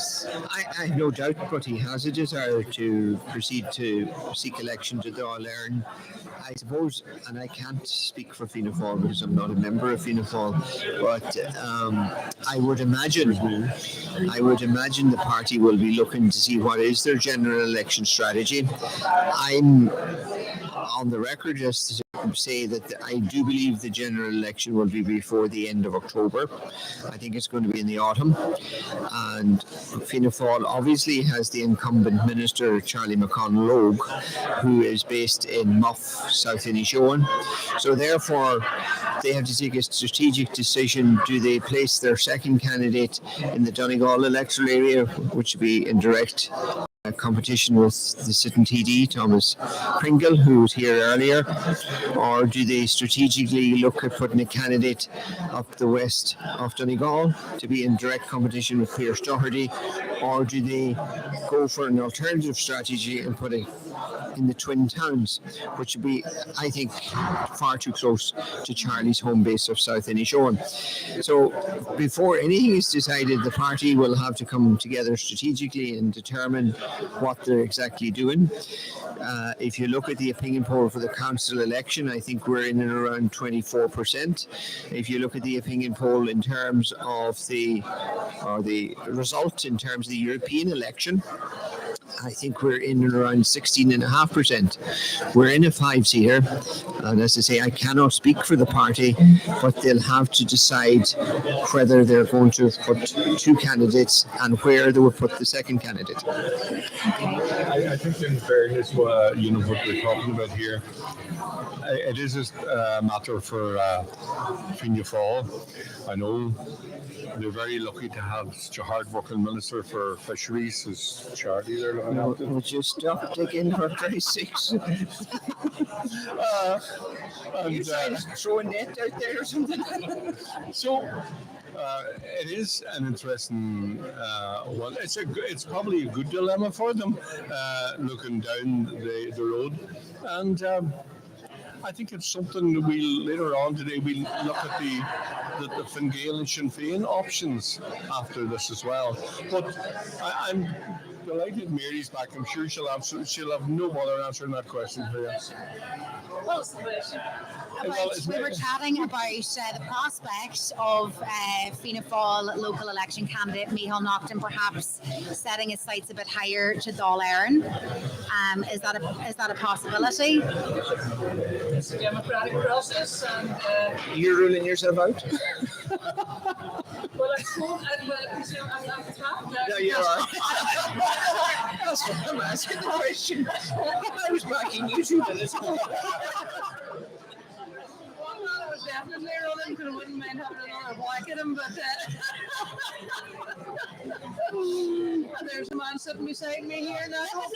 You're deflecting away from the question. One step at a time, Mary, one step at a time. I love you get Milford first. That's the one. Well, no, I look at we're going to look at the end of the day. There's going to be a general election, and I assume that the party will consider running 2 candidates. And Micheál's been a very good vote getter, so he may consider that. It'll be a matter for As a himself. former director of elections, the answer to that is it's a matter for the members.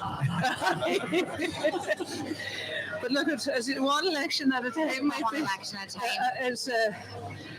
Is enough, because I think people are tired after this one, and the thoughts of going back into another campaign now would be We're joined disconcerting. We're joined by Fine Gael candidate Manis Boyle, who has so far got 1,283 first preference votes as it relates to the tallies. Manis, you must be absolutely delighted with that. Absolutely over the moon, I must say. We had a target of 1,300, and we're not far off. You know, we felt the bottom line was 1,300 all along. We had to be on or around that, and to be honest, we're not fair. We're not far off it. So I'm absolutely delighted the way things went. We run a great campaign.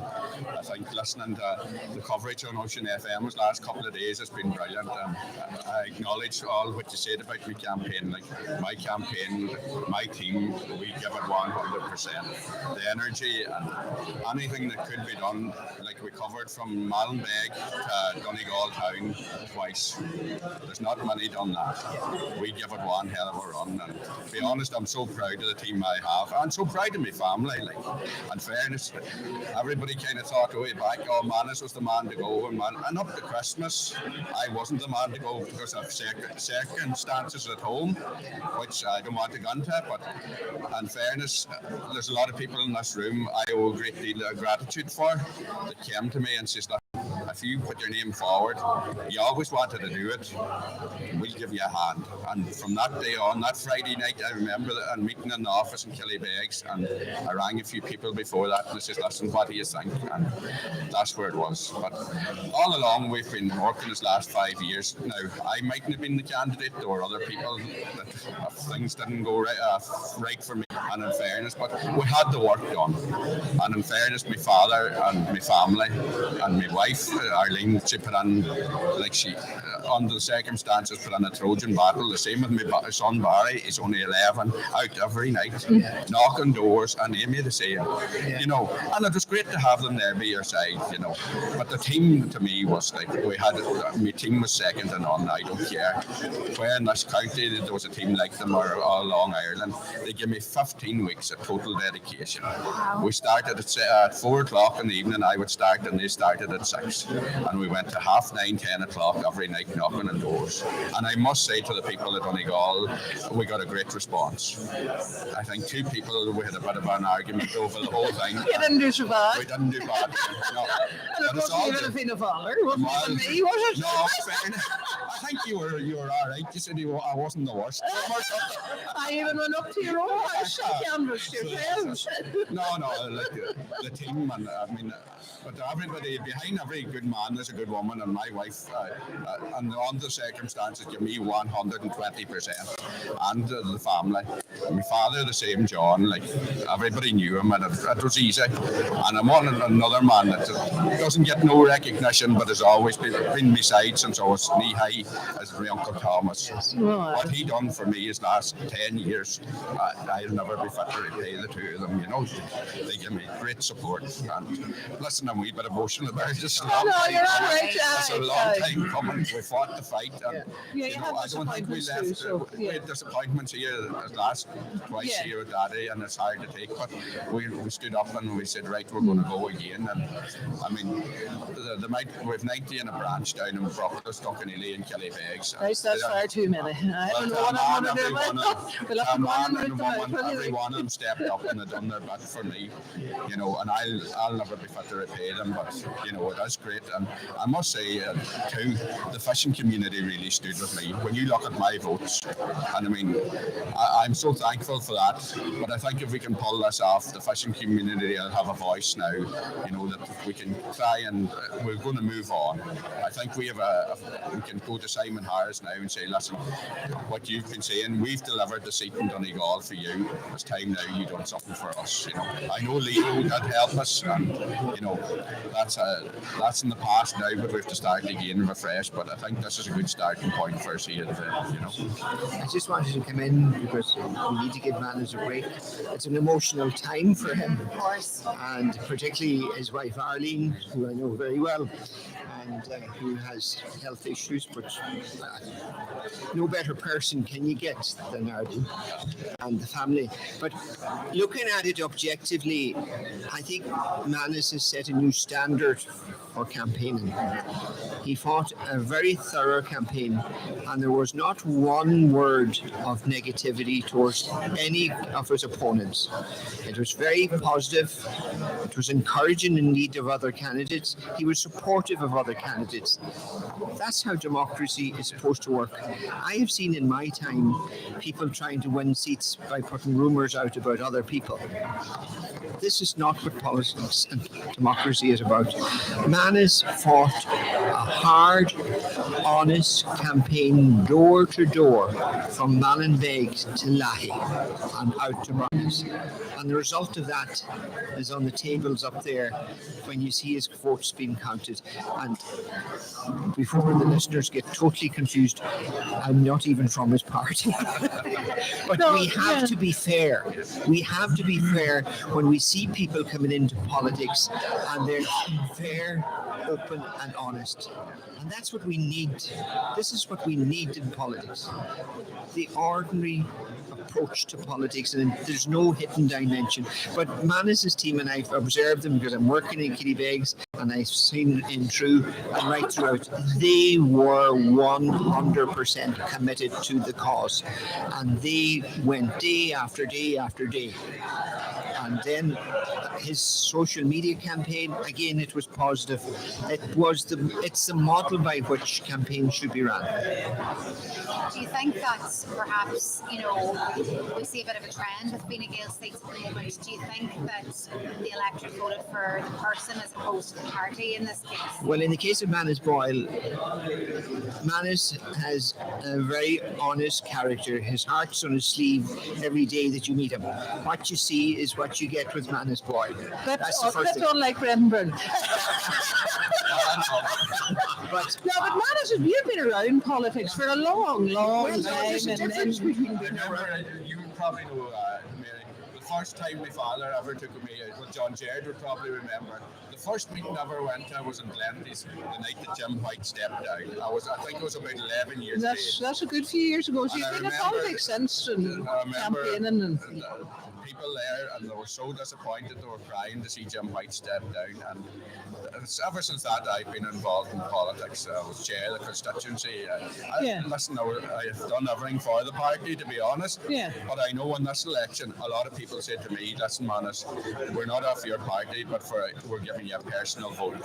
And that to me means a lot, you know. And that came from across different political parties, you know, because they thought, like, in fairness, we're fighting the good fight for the fishing industry and other things, and to see you standing up for it. And, you know, I think it's time now that we send a message to Dublin, listen, coastal communities has to be looked after. The days of not worrying about what's going on, giving away our quotas to Europe, them days is over. It's time the fight back's on now. And, you know, I think this sends a good message if I can take a seat here that we're on, you know, we're starting to build. And that's what we set out to do here today, you know.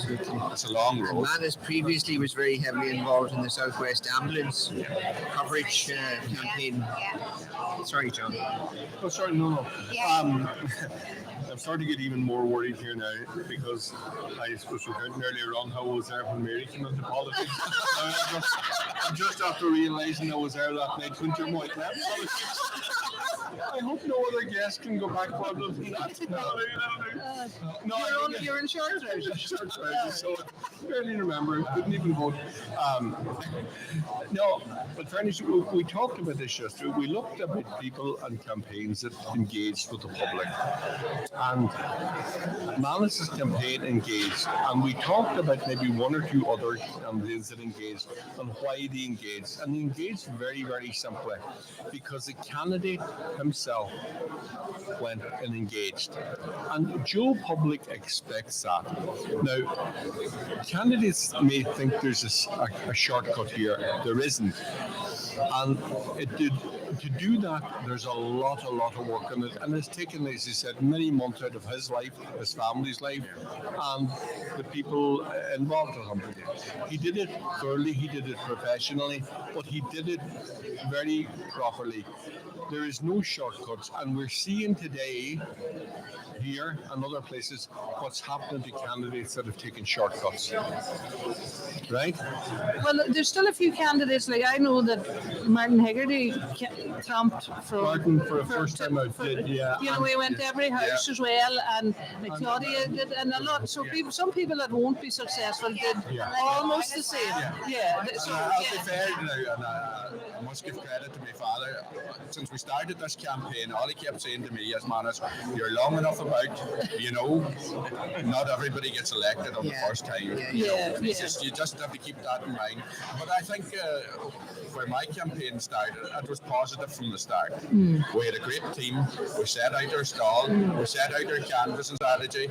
And to be fair, my father, we kind of worked it into. It was great to have him because if he worked one side of Ben Row, I was on the other side, and then we flipped it over for the last 6 weeks because we didn't want people thinking that you wouldn't come. That I wouldn't come. So we nearly had the area canvassed twice. Yes. And we left nothing unturned. We just give it.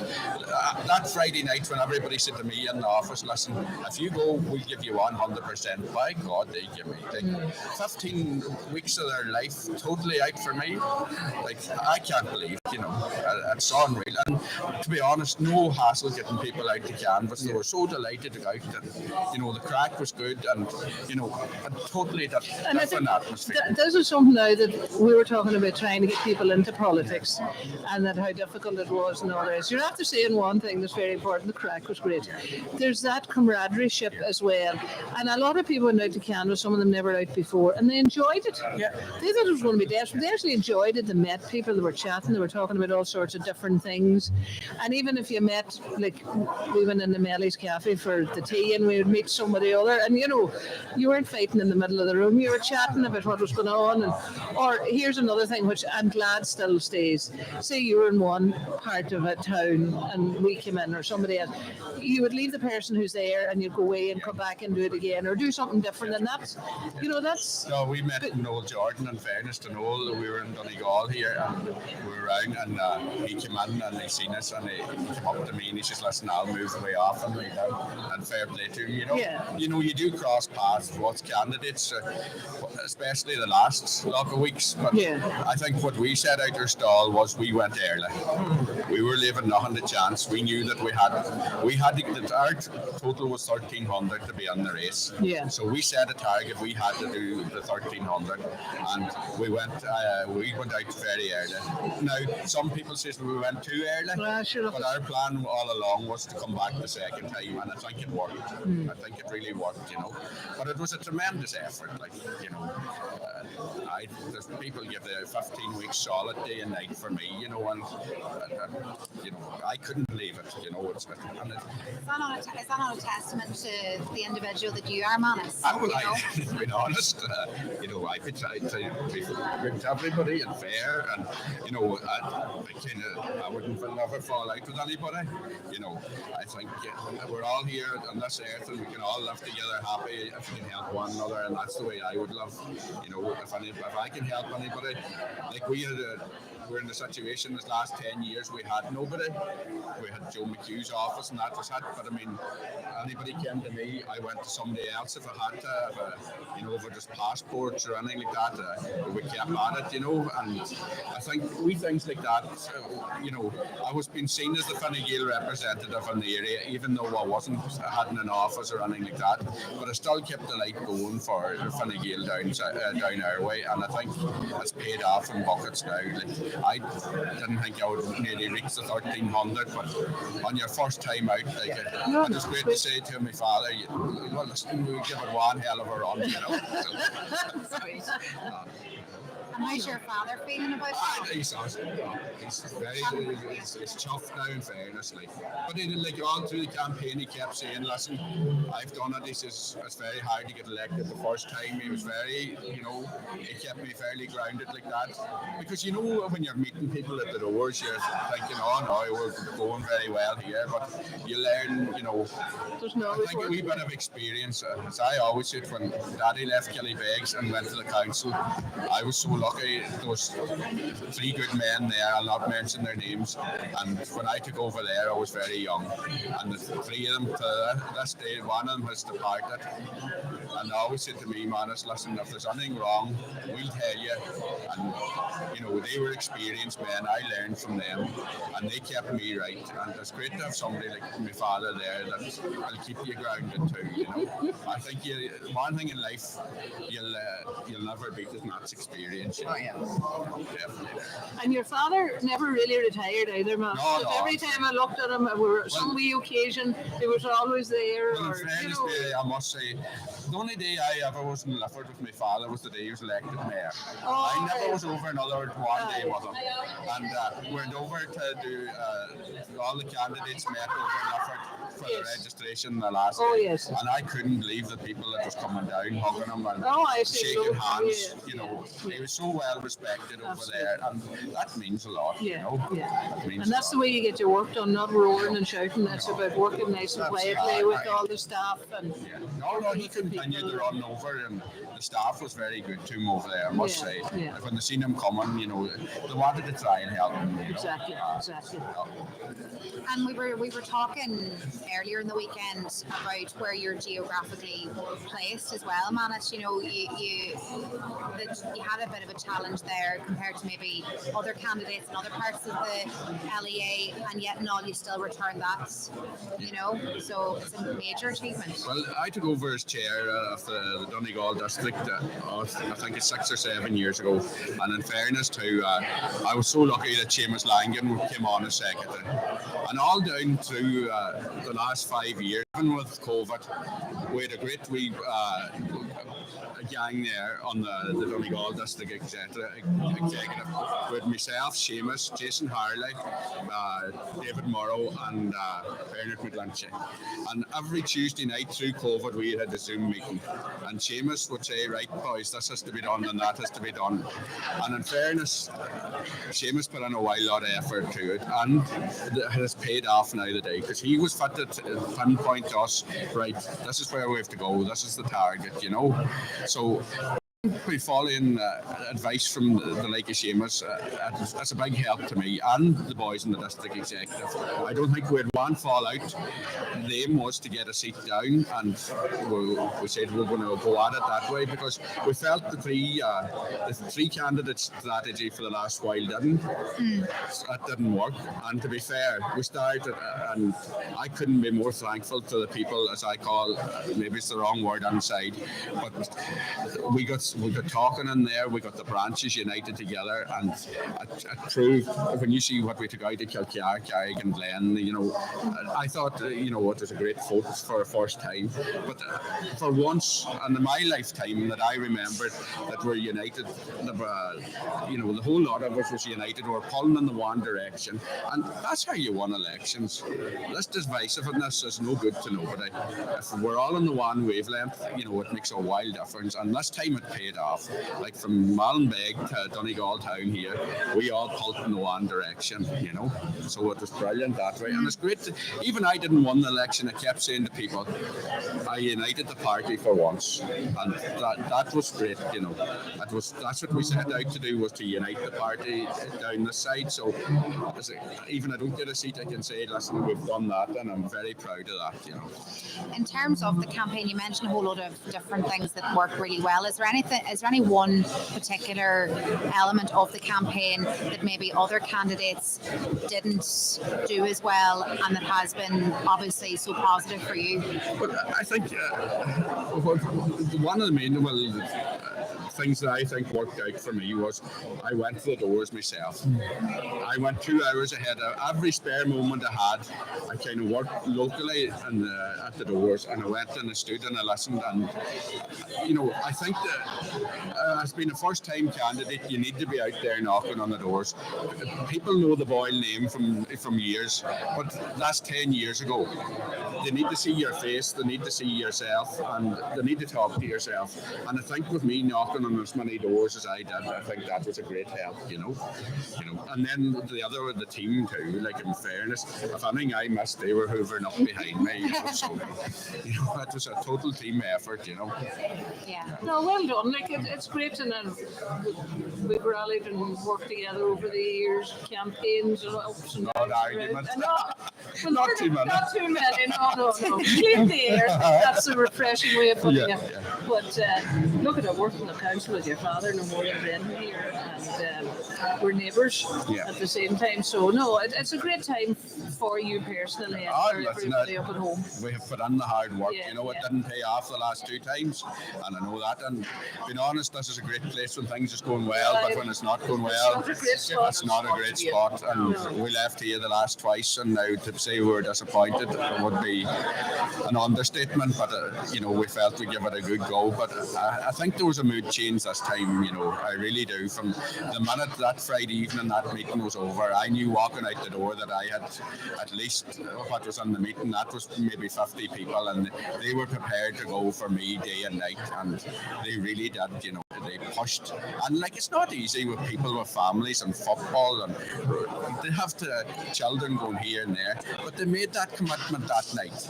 and I felt, you know, when I left that night, I said, right, we're in with a chance here. You know, just different to the last 2 times.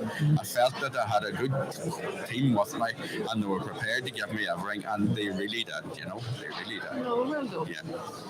The big night and the top of the night. Well, now we've to get elected first, but finished to get elected when we get it finished. But no, listen, I'm not too worried about big nights now. The main thing we set out was to try and get a seat, and I think we're in a good position. Yours is have it well scrutinised. I think we're not there yet by the way, but I think we will be thereabouts in the final shake-up. You know. Well, never got anything easy all my life, so I didn't expect it this season. Thanks so much for joining us. Thanks for your coverage. It's been brilliant this last couple of days. You know. We'll be chatting to you anyway later on. Hopefully. Would you like a Fianna Fáil one? Oh yeah. Yeah, because he wasn't refusing Fianna Fáil votes. Definitely we will. We've got a lot of cross-party votes. That's really done ladies ones from up and drummer over. They're delicious. I'll take it off me now and I'll get a cup of tea. Thanks very much, folks. Thank you, Manis. We'll talk to you later on. That was Manis Boyle, their Fine Gael local election candidate, who's done extraordinarily well, to say the least. So, where are we as it relates to stats? Have we any updates in relation to where things are at the moment? Who's in the call? I got a text message actually. Some people just wanted us to restate the votes after the postal votes. Absolutely, yeah. So Let's do a if you have your recap. pens and papers, we'll start. Yeah. So there's no official count declared, but these are the votes that the candidates have per the tallies. So we have Linda Boyle, Sinn Féin, 462. We have Manis Boyle, Fine Gael, 1,283. We have Jimmy Brogan, Independent, 1,344. We have Patrick Brogan, Into, 284. We have Dermot Doherty, Independent, 504. We have Martin Higgerty, Fianna Fáil, 749. We have Noel Jordan, Sinn Féin, 1,566. Claudia Kennedy, Fianna Fáil, 291. We have Niamh Kennedy, Independent, 1,098. Porrick Kennedy, Independent, 1,316. Michael McMahon, Sinn Féin, 1,369. John Malloy, the Irish Party, 137. Michael Naughton, Fianna Fáil, 1,831. Barry Sweeney, Fine Gael, 1,276. Derek Vile, Independent, 180. And as we said before, those transfers between the likes of Martin Hegarty will be crucial to determine how other candidates will fare overall. There's what you would call two critical lifeline transfers that are going to happen. And they're critical in lifeline in the sense that the future of Barry Sweeney will depend on the transfers of Dermot Doherty's votes. And if he gets a reasonable share of that to keep him in the race, he has a hope, a prospect of retaining his seat in the case of Barry Sweeney. The other critical lifeline transfer is Linda Boyle and Martin Higgerty combined, and that's a critical lifeline transfer for Niamh Kennedy, Manis Boyle to a lesser extent, also Jimmy Brogan to a lesser extent, but equally as important too for Porrick Kennedy to remain that distance ahead of Niamh Kennedy, if that is to be the case, because even though Porrick Kennedy is ahead of Niamh Kennedy at the minute, that margin could narrow and Niamh could actually overtake him if the transfer goes her way from Fianna Fáil, Martin Higgerty, and from Linda Boyle, who is the Sinn Féin candidate. So those are the two critical lifeline transfers that will be really the determining factors in the outcome of the last two seats. And if you're just joining us, we were joined earlier by independent candidate Dermot Doherty, who was of the opinion that his transfers were going to be split evenly between Michael McMahon, Sinn Féin, and Fine Gael's Barry Sweeney. We don't think that would be the case, though, do we, John Jarrett? Well, he is predicting that'll happen, but what he did say that's really puts a different complex on it. When he was asked, he believed the percentage of his vote that would transfer, he said 50%. Now, if he's right on that, and I'm not questioning him in any way, shape, or form, that means he's talking about 250 votes transfer max. That, I think, changes the dynamic big time again, because inside of that, he would certainly believe that Mickey McMahon will take the lion's share of that. So what can be left there would be given to Sweeney. That leaves Sweeney in a dangerous place if his figures are correct. Again, Brendan touched on it, and we keep saying there's really three contests going on here at the same time in the number of seats. There's how high up the ladder the south of the county candidate can get without being caught, and specifically I'm probably talking about Sweeney there because I think they can make quite safe. Then you have how many votes Kennedy in the Donegal Town area can get. Does that save him from being caught? And obviously the big fight then is the one between, at the minute, how far up the ladder Niamh Kennedy and Manis Boyle initially get when the votes are distributed of Vile and Linda Linda Boyle and Martin Hegarty. Those are the three things, because they're all, one's going to affect the other here. Where if somebody in the south of the country, or let's say in the Donegal, doesn't get sufficient to keep them going up, the candidates in, let's say, from Milford Bridge down, they are going to rise. I've changed bridges today. But I'm actually so proud of you that you haven't mentioned it. Yes, I know. We were threatened on the way in, not to mention it. So Sorry, we got sidetracked. that's basically where we're at. I think when we get this part done, I think another part of it will come very quickly. I think because it's going to be straight eliminations. When we look at what I think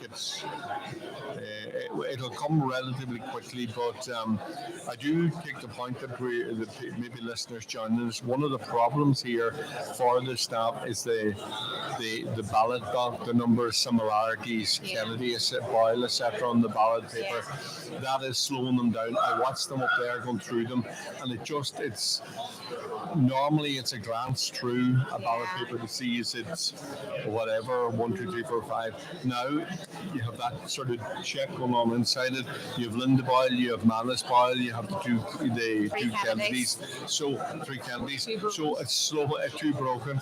So I just watched some of the staff, and they're normally the people I was watching there I know quite well. They're very fast staff, but they're just having to be that bit extra careful with it, and that's a good thing, because people will see they're looking at their candidates. There's very little possibility of a mistake. But in the meantime, what we're waiting for with interest, before we even get counting that, is the tally figures that people are going to hopefully give us on where they see the number 2s going. Once we get that, and we should get that relatively quickly, we're going to have a real picture. When we would get that, or how far away do you think we are from getting it? Well, it's moving slower than I anticipated. I thought we would be a bit further advanced. I think the next 2 o'clock now, just to 2 o'clock at the moment. 2 o'clock, yeah. The next piece of information that we'll be able to get here at the desk is the tallies of those candidates that we know will be eliminated. And once we get that, John and I and Michelle will be able to permeate different scenarios. And there are different scenarios that can happen. Several different scenarios. Yeah, you can't really call one of them as a certainty yet until we see what's happening. Depends on so much on transfers inside the geographical areas, and then they come together, and who's going to stay out of trouble and who's going to fall into trouble. Who's going to transfer? Who's not going to transfer? How that impacts the next leg. At the minute, based on the tallies, the quota would be 1,957 because the postal votes, there was 141 of them. 57. Yeah, 1,957. We're anticipating the quota. Now that's strictly based on the tally figures, and we expect them to be a little, but not a lot. Okay. So we're just eagerly awaiting really the next tally to see what the story is, and then we'll be able to have a clear picture really. Yeah. In terms of Martin Hegarty's, he did so well, Mary. Well, Martin was first time out. Yeah. He had another lady, a Sinn Féin lady, running in the area. Plus, there were a lot of other candidates pulling out of that area, and as John and Bren both know, it's a very small community with a small population base. He would have needed been pulling out of Kellybegs a bit better in Letterkenny in order to get further up to that famous Milford Bridge. Although it used to be Torres Hill in my time. Well, Mary's going up on the bridges today. Which bridge caused the problem? Well, Lackey causes a lot of problems too. But anyway, we're not going to get into all of that. Seemingly Fintra Bridge is causing problems as well. But seriously, he did very well, and for a first-time man, he went out. He did every door. He did every door himself. He wouldn't have been that particularly well known. His brother would have been better known in the football genre, but He's very committed. He's working in Carrick. He works very much with the older people and supporting older people in the community. He's very personable, very polite. Maybe, it's just it's for a first time occasion. I think he's done very, very well. He has done very well, and I think he faced a lot of things. And I'm just looking there. There's another man walking by there. Martin's not here at the minute. Donal Sweeney. He did every hour of every. He's standing beside him as well. And it just, it's fair to put on the record something like that, because anywhere I've seen him since. For the last 10 weeks. We're hoping to get a wee word with Donal Sweeney. It's another person in politics, sort of an unsung hero that puts tons of work in, put his life on hold for a party colleague, and that's but it's someone that you have to. The people that do that at times, man has acknowledged his family and the people around him. The likes of Donal there, and I'm seeing them Donal. There was others in the area. There were a lot of people inside. Everywhere I seen Martin Higgerty, I seen Donal beside. If you look at Martin Higgerty, there was nothing more any party could have asked of him. Everything that was required of him as a candidate, he done, and he did it extremely well. The problem for him was, one, the vote in his area dispersed more than it ever did before. That's not his fault. That's just how it was in there. It was also the same in Balverface Norler, and it's the same in the Rosses, an area that votes never dispersed from. So there's something in the way people are now thinking about voting. So he was a victim of a dispersal of the vote. But in terms of his campaign, in terms of how the effort he put in right across the board, there was nothing more he could put on the table. So he has a lot to be proud of, in fairness. And and a very fine public speaker. A very fine public speaker. So, I think that augurs well for him.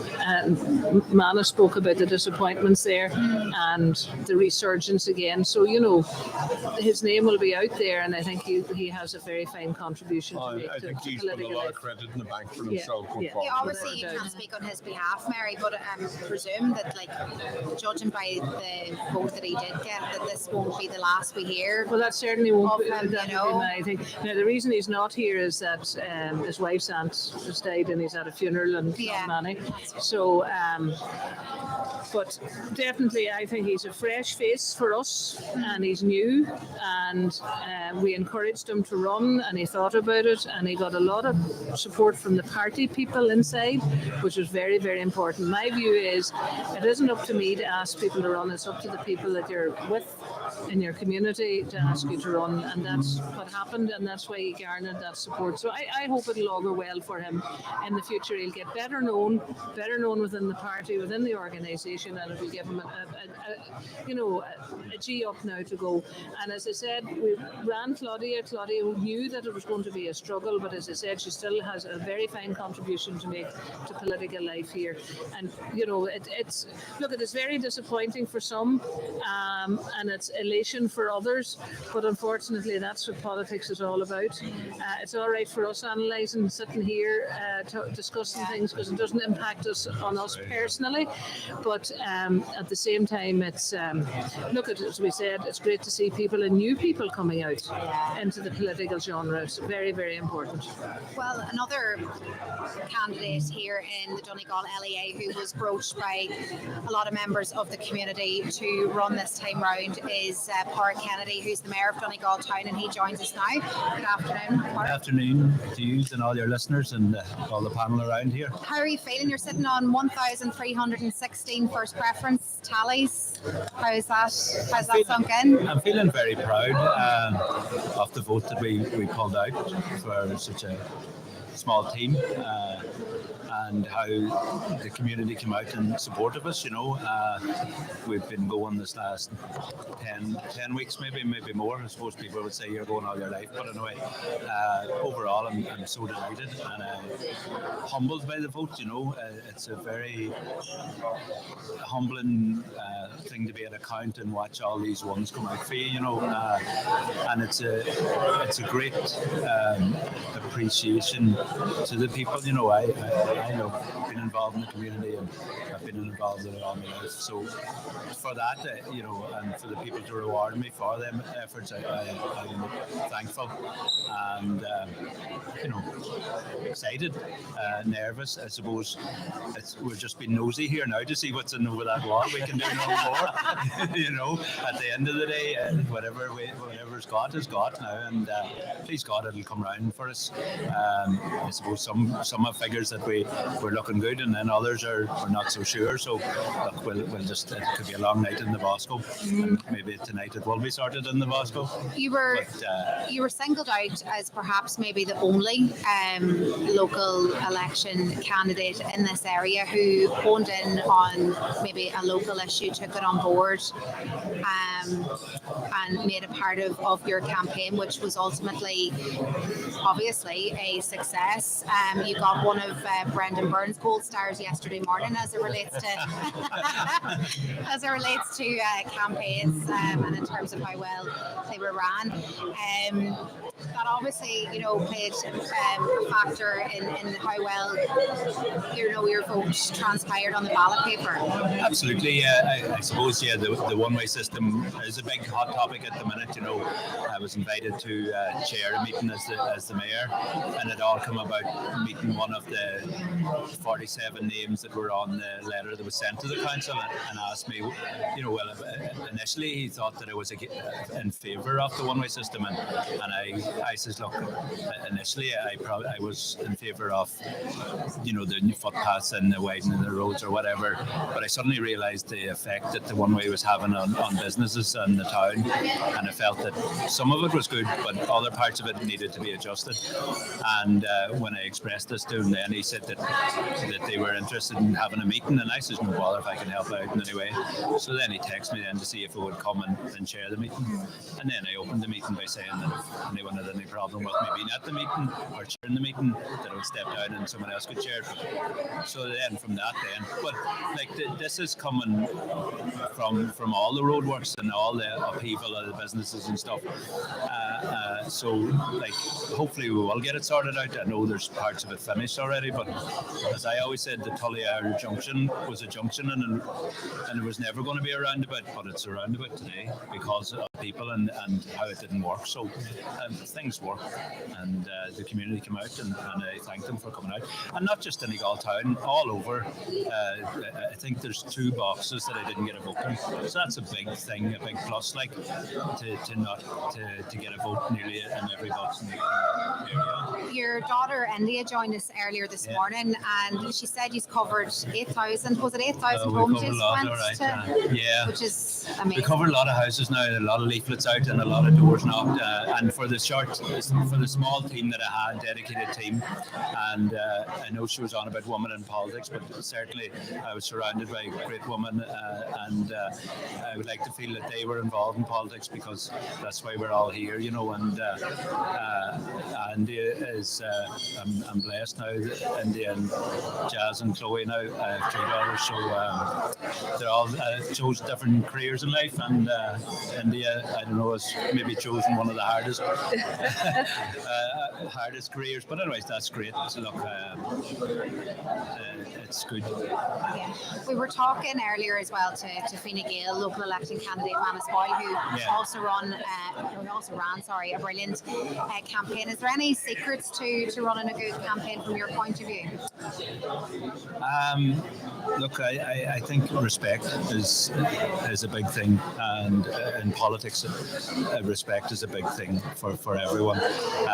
Going to the doors and knocking, and some people were in and some people weren't, but you left a leaflet in a way, and I signed all the leaflets personally at any door that I didn't see, and just taking time with people, was a big thing, and listening to their concerns and stuff, because it's not hard to take time and listen to people, because you're asking them to do you a big favour by giving you a vote, and for people to make the effort to come out to vote is a big thing, and it's a great thing, and a democracy to have so many candidates running, and we had such a great campaign, and we had such crack with all the people, and we were tooting and waving, and there was none of the, it was all a good friendly banter, because we know each other. We're all involved in the community. We want to do the best for the community, and some of us will, as councillors, be elected to be there to do the best for our community. But that doesn't stop the rest of us being community people and being involved and wanting the best. So I guess that's a good thing. Well, you're the second candidate now to mention the crack element. And Mary's probably delighted with that. Well, that's the thing. It's about being together and working together and starving, getting wet, and all of those things. But there is fun in it, in that you're meeting people, you're talking to people, and like there's people here now today whose sole interest is to watch what's going on. And there are people that are listening to this radio here today with their wee pen and paper, waiting to hear what's going to happen, because they're fierce interested, and we need to support that, because that's and some people don't actually appreciate the fact about how interesting it actually is, and what the permutations are, and percentages, and the mathematics of it. And I would say most of us would fail the exam on the single transferable vote, because it is a complex thing that we know 90% about it, but you need to get out the book for the last bit. So this is why experience is very important as well. And I'd say Brendan has the book with him, have you? You talk about the crack. I remember being small and here in this Bosco Centre, and there was two speakers on the wall there, two PV speakers. I can still see them, and me outside trying to get word in to get my father in, and then we wouldn't have a pass. Father would be saying, "Sure, he's only a young fella, he doesn't need a pass." And then you come into this coliseum of smoke and noise and roaring and shouting, and the place full of smoke, and then these two speakers, and then the announcer would come and everyone would be saying shh, and there'd be more noise of people telling people to be quiet, and you could hear an announcement, but then it was a big animal then. It was a great excitement, and hopefully tonight it'll be a great excitement of it all, It's seen a lot of changes this Bosco Centre. We had very short counts too. We had some very short counts. And it's funny, I was chatting to Noel McGinley in Letterkenny yesterday, and I says, you've seen many a crack in the year or elections.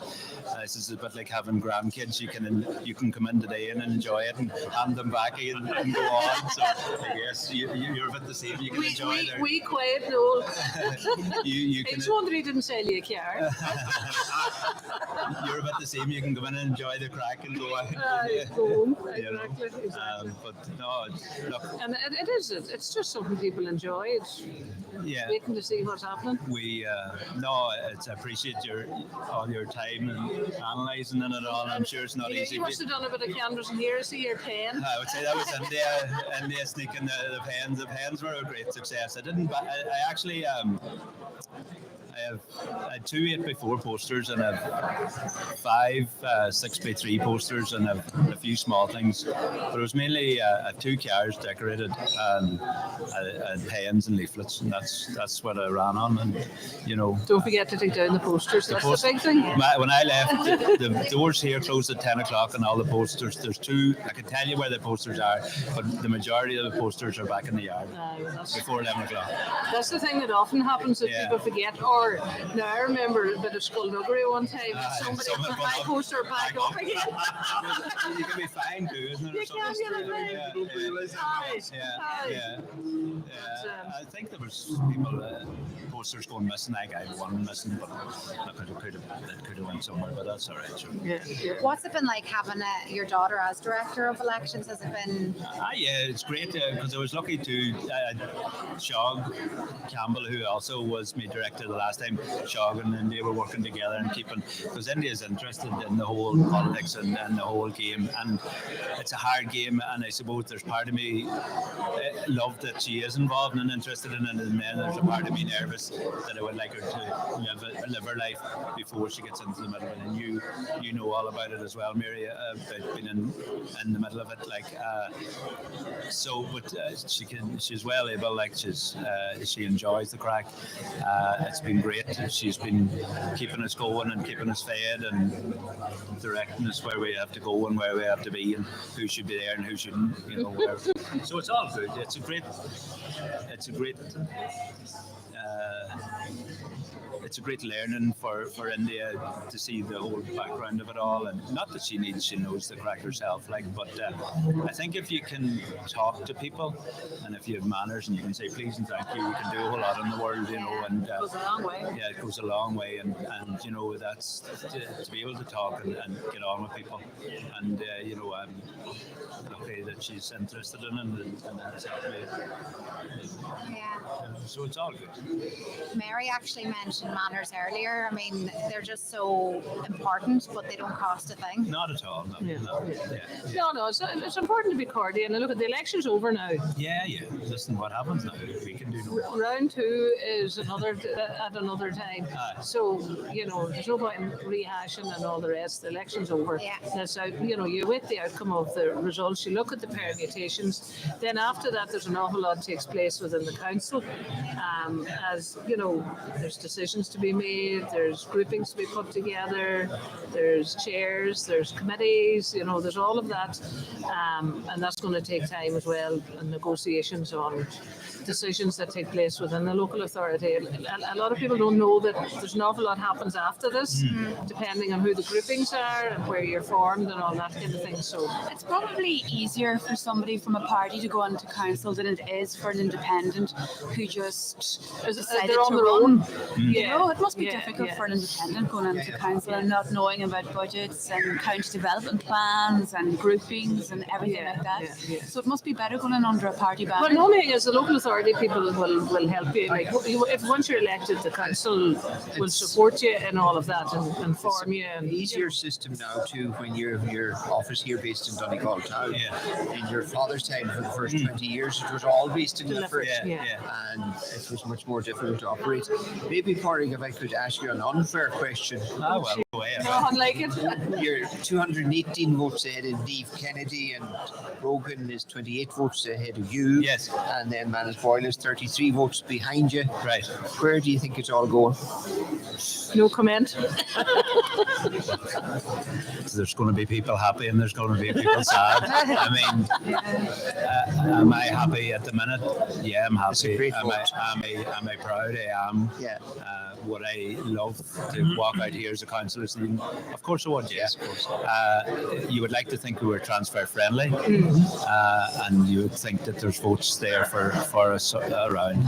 So, I mean, would you have predicted that there was going to be 3 new councillors going out of here tonight? That's a big thing that you couldn't answer that question a couple of weeks ago. But look, towards the that's politics. And John and I felt that there were 2, and we always felt you were shaken in because you took an initiative, and I respect anyone takes an initiative and leads for the community, and you did that. And in terms of your 218 votes ahead of Niamh, isn't that correct, John? That's a sizable lead to get into accounts. I mean, I suppose if you were looking at our vote the last time, I mean, and I know ifs and buts, but 100 votes would have made a wild difference to us the last time. So I appreciate the 200 to be ahead, and it's a nice place to be. And I suppose of course, look, you're confident and you're hopeful. You don't put your name forward to succeed. So and for anyone to put their name forward is a big move. But look, we're hopeful. Would I like it? Yeah. Would I be sorry that I take it at the cost of someone else? Well, I'm hoping that I'm taking it off of Tom, who's done great work. And I'm hoping that a seat that's a retired seat and not at the cost of another councillor.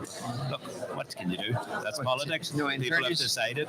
In fairness, Pádraig, it's a terrific result. Yeah, and you mentioned wasn't it yourself how the team was small? Yeah. And it is difficult for independents to get in there that first time, and from that then they can build on great careers. So we do respect that. I appreciate that. Thank you. And even like we touched on to go to all those doors with such a small team was a fantastic achievement in itself. You know. Oh, absolutely, yeah. And the reception that we got, you know, I have to say, it was very positive, and you can be heartened by that. And hopefully now we can reward them.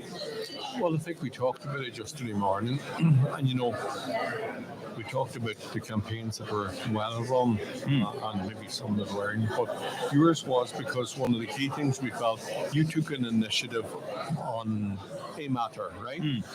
And the feeling was that in some cases, maybe some candidates didn't commit one way or another and say, this is something I feel strongly about. Yes. And that the electorate seemingly are coming back that way, where they like a candidate to say, I have a question about this, I have no question, rather than somebody saying, well, I have no real opinion on it. And I think that's has stood you in good stead, because you've got a brilliant vote. We did. I think the other thing as well, like at the end of the day in the local elections, to be 200 votes ahead, it's a lot.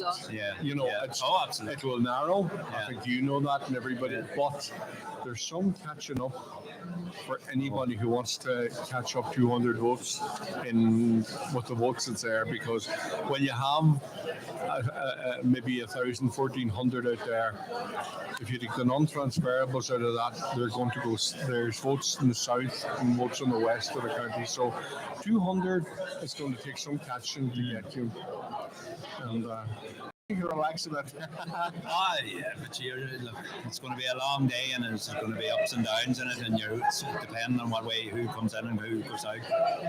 It's what way it is. But funny when you say a long day. I just remembered your father. The first time I got elected here in 2004, it was a difficult election for your father. There was health issues. Yes. And I remember sitting over in the corner, and he says, "Sit down, Paddy." He says, "I never had an easy day."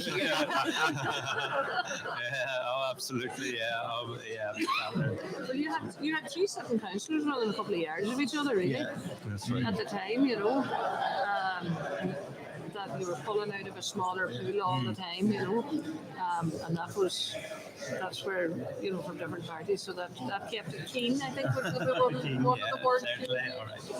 Okay. I know that obviously honing in on one local issue played a big part in the result, but your time obviously as mayor of Donegal Town and all the work you've done in that role obviously played a part alongside that. I was honoured to be elected as the mayor and been involved in so many things, but I suppose I was always involved with my father and Seamus Campbell, Sean's father, and Harry O'Donnell been involved in Patrick's Day parades and anything that went on, clean-ups and stuff like the town. So it's always kind of been involved in the community, and then to be honoured to be the mayor then was a big honour to promote the town and be involved in that. So I guess it gives me confidence, and people would say look their profile or whatever, but I would be doing it in a way whether I was in or so I just, because I'm a proud Donegal man, I love from the town of my county, and I want to see the best for it, you know, and look, I would be really honoured if I got into Milford to be next councillor, and look, we look forward to being independent. You can look to work with everyone, you know, and because anyone that put their name forward here is interested in doing the best for their community and for their country. So, well, listen, we will talk to you later on anyway. Yeah.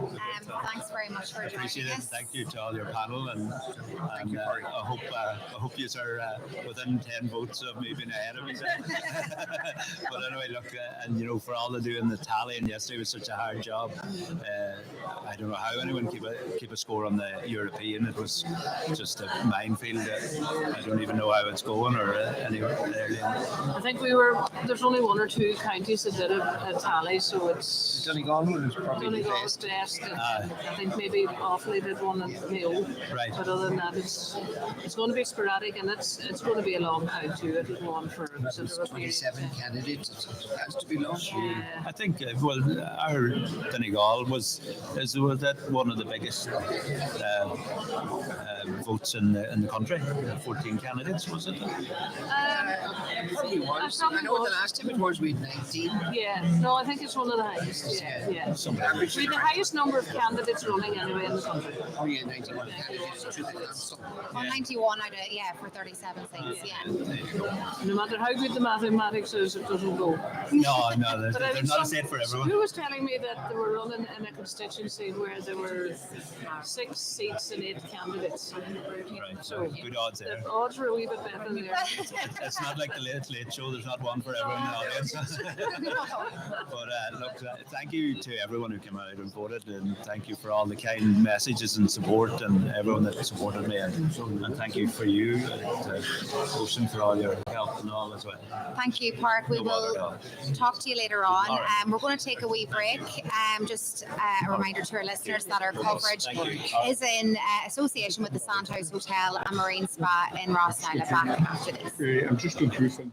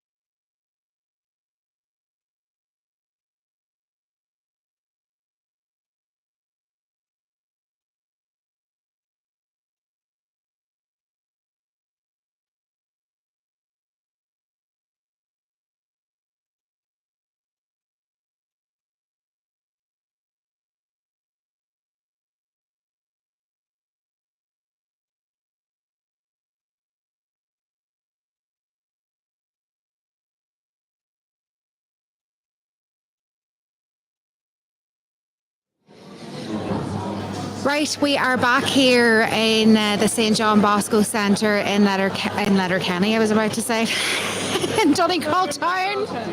No, we're Donegal Town, and our coverage is in association with the Sandhouse Hotel and Marine Spa in Rossnowla. Apparently, we have listeners from Perth who are watching today, so big hello to Siobhan over in Perth who's tuned our way. So our coverage is international, Mary. Absolutely. Well, sure. Why not? People are interested no matter where they are. It's like football results. It's like anything. People want to know what's going on at home and what's going on at home, and we're not able to tell them. But people might be interested in other areas as well in the county as to what's happening.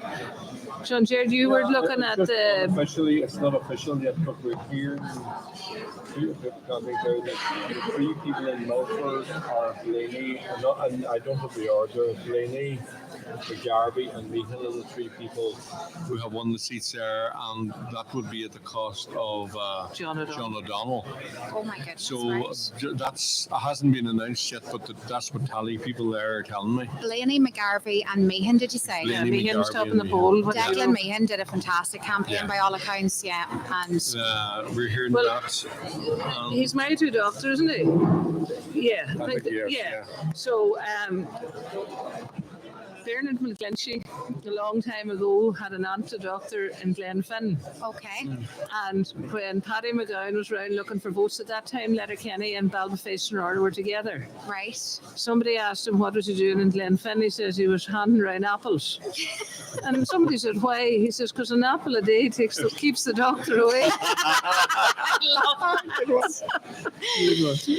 Obviously, Park McGarvey then, he's an independent councillor, co-opted after the departure of his uncle Ian McGarvey. Who was there in fine fettle in Letterkenny. He was. Yesterday. Yeah. What age is he now? He's over 90 anyway, I think. Well over 90. So that would leave, it's a small electoral area, as you know, so Liam Blaney's a long-standing councillor. But John O'Donnell, is he a big surprise? He'd be very disappointed. He topped the poll the last time. Yeah, it is. So then you've Ballyface and Order, which I think is going to be quite difficult as well. I have lost the figures on it, but I married it there. I Connolly think was 500. Crawford Fianna Fáil 1009. Doherty, that's Gary Doherty's the Sinn Féin man. 1180. Martin Harley 1230. Frank McBrearty 1249. McConnell 957. That's the man with the dog. McDade 415. Tony McDade Sinn Féin 619. Patrick McGowan 1138. Dakota McMenamin 823. Scanlon, the independent man over in Glenfin, is 1253, and Ward, who's the 100%, is 925. Okay. So this could go anyway. You could end up with 2 sitting councillors losing their seats, or you could have one that might make it. So it's all to play for in the votes here. There's a lot of votes to play around there, isn't there? And you have 2 or 3 people over 11. You have 4 people over 1,000 votes, so that makes it very difficult to see where the mix is going to be. I would have said last night that Patrick McGowan and Martin Harley would be all right. Yeah. And Scanlon, that's 3. Now that might change and it might not. So it's going to be a very interesting count over in the Finn Valley as well. Yeah. So it is. Yeah, it's hard to see Harley and McGowan not getting elected. And now the whole thing after that, it's interesting because you have Frank McBrearty, independent, you have Scanlon, independent, you have what do you call it, McConnell, independent, and you have but you have also a lot of votes flying around in the place. You have Dakota McMenamin in Ballyface has a good vote there. Tony McDade. You better speak into the microphone. People are missing you. Yeah. It's possible. It's really potentially, as Mary said there, you could see 2 councillors lose their seat there very easily, because when you add up the independent vote, there's certainly one quota there, and independence is a rule. The vast majority of votes for independence will transfer to independence. Frank McBrearty has polled well, 1,247. Now, I think Scanlon to me is a big surprise over there. Yeah, I think he's the post most top guy. goal, is he? Yeah, he's flying. Yeah. In fairness, and McConnell is he's decent to well over 800. Yeah. That's going to be quite a fun is there too, and there's it's a bit like here. There's a couple of seats that might go one way, but equally there's a couple of councillors who could bite the dust. It's going to be again a very, very, very tight finish. Harley, as Mary said, I think it's okay because he has his running mate with 500 votes. Yeah. Now, from someone who spent a lot of time over there, the issue all is that you have Ballybofey, you have Tillygordon, etc., Castlefin.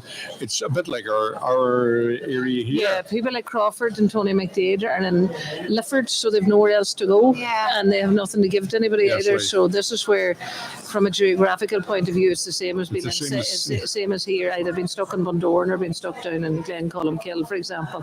So it's in the main, the Ballybofey, Town, Sonorler, all of that is where the big population base is. You go out then into Convoy, Killygordon.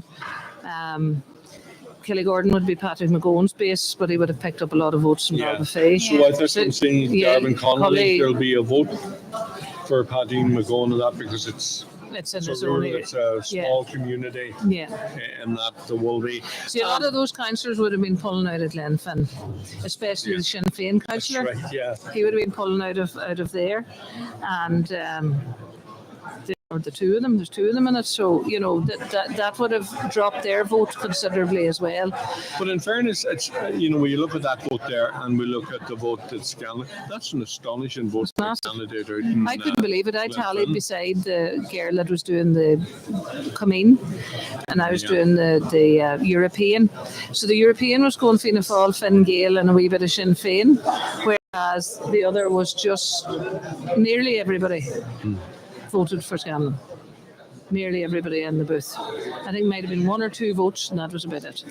Now, I don't have last time's figures in front of me. I presume Martin Harley, who is the current Cahirla of Donegal County Council, hasn't done as well as he did last time, I presume, but he's not doing too badly there. Doing too bad. No. Well, as we talked about yesterday morning, there is a bit of a jinx with the church. Yes, we were chatting about this yesterday, Mary. I don't think you were with us. Because you spend the whole time doing the work. It's like being a minister. Yeah. That's right. Yeah. It's the same exact thing. Yeah, and maybe that has had a bit of an impact on. Not that I think Scanlon was the biggest impact on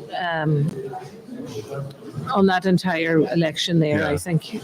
Harley if memory serves me, used to get a very decent vote out in Glenfin area, as did Sinn Féin indeed. So obviously Scanlon has totally cleaned that area out near enough. I think it's interesting, as you say, Mary.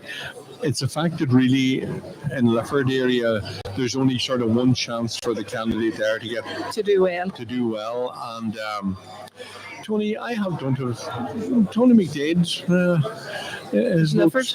If memory serves me correctly, and it probably won't, but Niall McConnell there, he ran in the last general election. He did, yeah.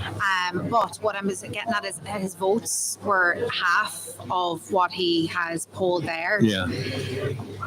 He ran a campaign, from what I can see, very much a solo run, all very much channeled via social media. He was flat to the mat, putting up videos and all the rest. Alleging that he got a big response at the door, here, there, and everywhere. But it seems that he had, in fact, got a good response at the door.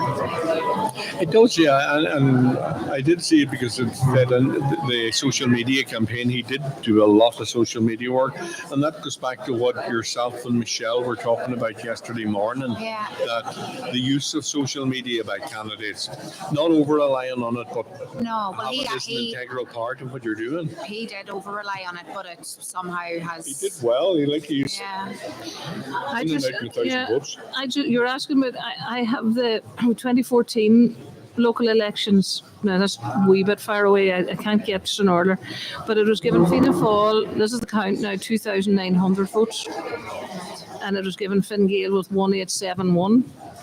Independents 2,220, and Labour 235. Sinn Féin 2,985. There's a total of 10,000 votes. So Fianna Fáil's down a bit. Fine Gael is down a bit. Yeah. Sinn Féin is definitely down big time, because that's nearly 3,000 votes down now to. And don't forget, Gary Doherty also ran in the general. He was a Yeah. third candidate at one stage. What that wasn't the last one, it was the time before. He was the third runner in that campaign. Yeah. And he did exceptionally well in the last local elections Mary touched on. I'm sure he's probably a wee bit concerned today now. Well, I think if you look at it, I did very rough figures last night, about 12 o'clock this morning, and or 1 o'clock this morning, and well, if you look at it, the Fianna Fáil, I think let's take them in order. The Fianna Fáil vote, it's a bit dropped in the county as a Dáil constituency, but probably nothing that you would get worried about. Yeah. Now, Fine Gael vote is down. And it's very hard to say one way or another what would happen on it, because there's no candidate. Sinn Féin must have a concern, because their vote, when you look at it, is well down. And bear in mind that they have the problem, if you want to put it that way, of defending 2 seats. Now, I'm not saying they'll lose the seat easily, but what I am saying, when they tally up their votes, and people say, oh, you should never compare local in general, but the guidelines are there, and the warning, I've always believed the warning lights are flashing at a council election for a big party. You know, if the Fianna Fáil vote were down, for argument, 40%, or the Fine Gael vote down 40%. No, well, then you'd be going home. Yeah, I'd be home. But big parties will always tell you, you never pay any attention to the local election results for a general. If you don't, I think you're a very silly person. Yeah, you have to. I think you're bustling past the graveyard. Yeah. Like, the last time Fianna Fáil, after that disastrous election, people didn't think we would do well, but our local election was a good result, and it did transfer in a better way, now not extraordinary, but in a better way into the Dáil. This is why I'm talking about the independents. Yeah. You know, there's going to be, it's 26% independents in Donegal. Yeah. 26%. Just on that's that, massive. And that's going to have, as you touched on, Now that also, the coherence of that is also an issue, because it'll go all over the place. Well, yeah. Yeah, like Thomas Pringle is an independent. He's not, the others that are independents wouldn't be feeding into him, or vice versa. Some of them will, some of them won't. So it's going to be very interesting to see what way it's going to pan out. It's interesting to look at Donegal, Mary. To a great extent, if you look at the vote, it would appear to me, looking at it, that Fianna Fáil have sort of steadied the ship. I think that's my gut feeling when I look through figures for there and the I other. think they'll have the 12 seats again by when all is said and done. Well, we're not going to get that second seat in the Glenties electoral area, I think. No. I was just talking to them down there. They haven't a first count yet, so the transfers are all over the place, apparently. Yeah, that's a common thread. Everywhere. Same as everywhere. You know, the parish of Gidor used to stay there. Oh. The Rosses never crossed. Never crossed.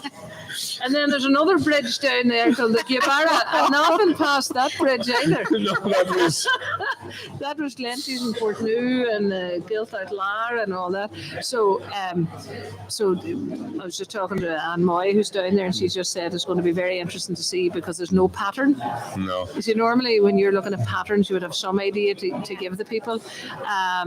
So that's going to be an issue there as well. That is an amazing change in it, because You're asking me, so poor Noreen McGarvey, God rest her, her seat is in jeopardy now, or the seat that she held. It's 2 new candidates, 2 running with some fairly established independent people down there is difficult as well. Very popular independents. Yeah. So you've never witnessed something like this before, where it's just so hard to call and there's no pattern. Yeah. Has this ever? It's never happened before, has it?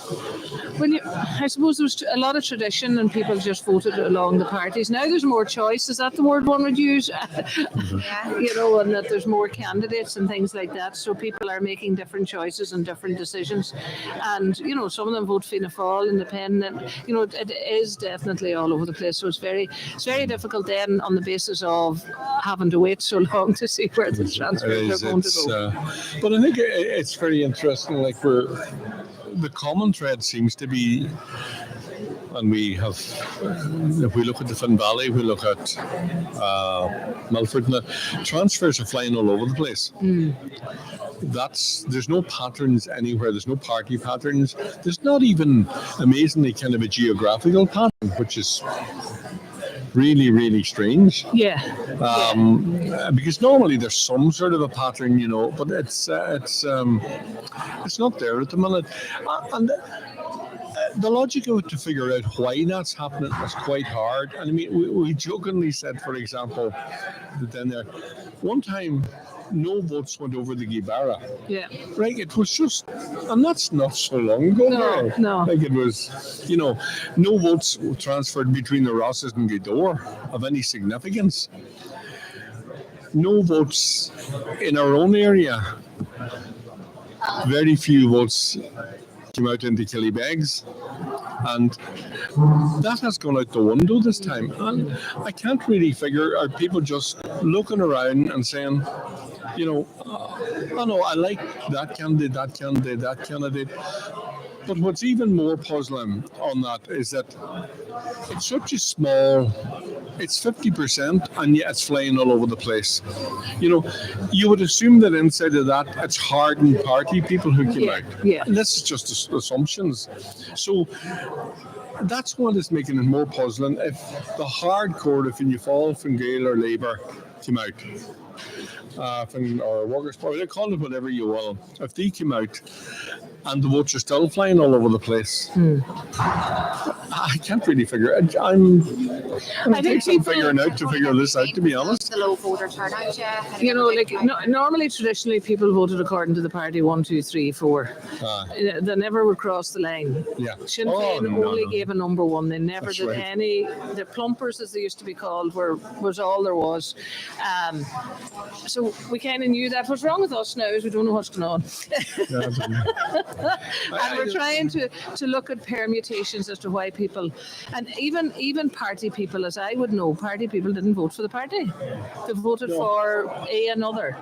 Like you said earlier on today, Mary, there's a really interesting study there for somebody to get in, drill into these figures and try and establish why did the trends. What made the trends? Do you think they never get to the bottom of it? Do you know? Is it Well, parties will try and figure it out. They will, yeah. There are people listening and looking at every vote, every transfer, every permutation. All that information will be fed into certain people, and they will work it out. In the next week or two, anyway, like people like us that are interested in politics will try and work out what exactly, where, who, what, where, and why. Yeah, exactly. What made this happen? And political parties have to work out as much as they can what brought this about, because if they're going in the general election in 6-7 months, there's an urgency about it for the parties today. And there are people, I remember, God rest Roger Meehan, down in Donegal ELA. First of all, he'd eat every tally, then he would take every vote, then he would cross-tabulate how good or bad the tally was, then he'd go to every box, then he would go to every permutation, and down at the bottom he'd have a solution. And he would tell you where you need to get the finger out, and where you need to go, and what you need to do. And who in a branch dropped the ball? Exactly. And I remember a long time ago in Glencolmkill, I lost a couple of votes, and it was a matter of consternation in my common in Glencolmkill. and they worked it out. It was totally illegal, but they worked out what the problem was, why somebody was in bad humour. And I was just looking at that. That is so interesting, and I still have all those documents that God rest Roger had. And there's loads of people like that will actually get down to the nitty-gritty. You're in bad humour. About where everything moved, where the votes were, why they changed, the circumstances why things changed. Was there an issue that caused and I the think change? what was very interesting, what it allowed the political party, be it Fianna Fáil or Fine Gael, to do inside the district, to take it down to inside the parish community, and there inside their own common, right? These were covering maybe back then 4 booths. Is there one that was dropping the ball? Yeah, exactly. It was there 2 or 3 officials.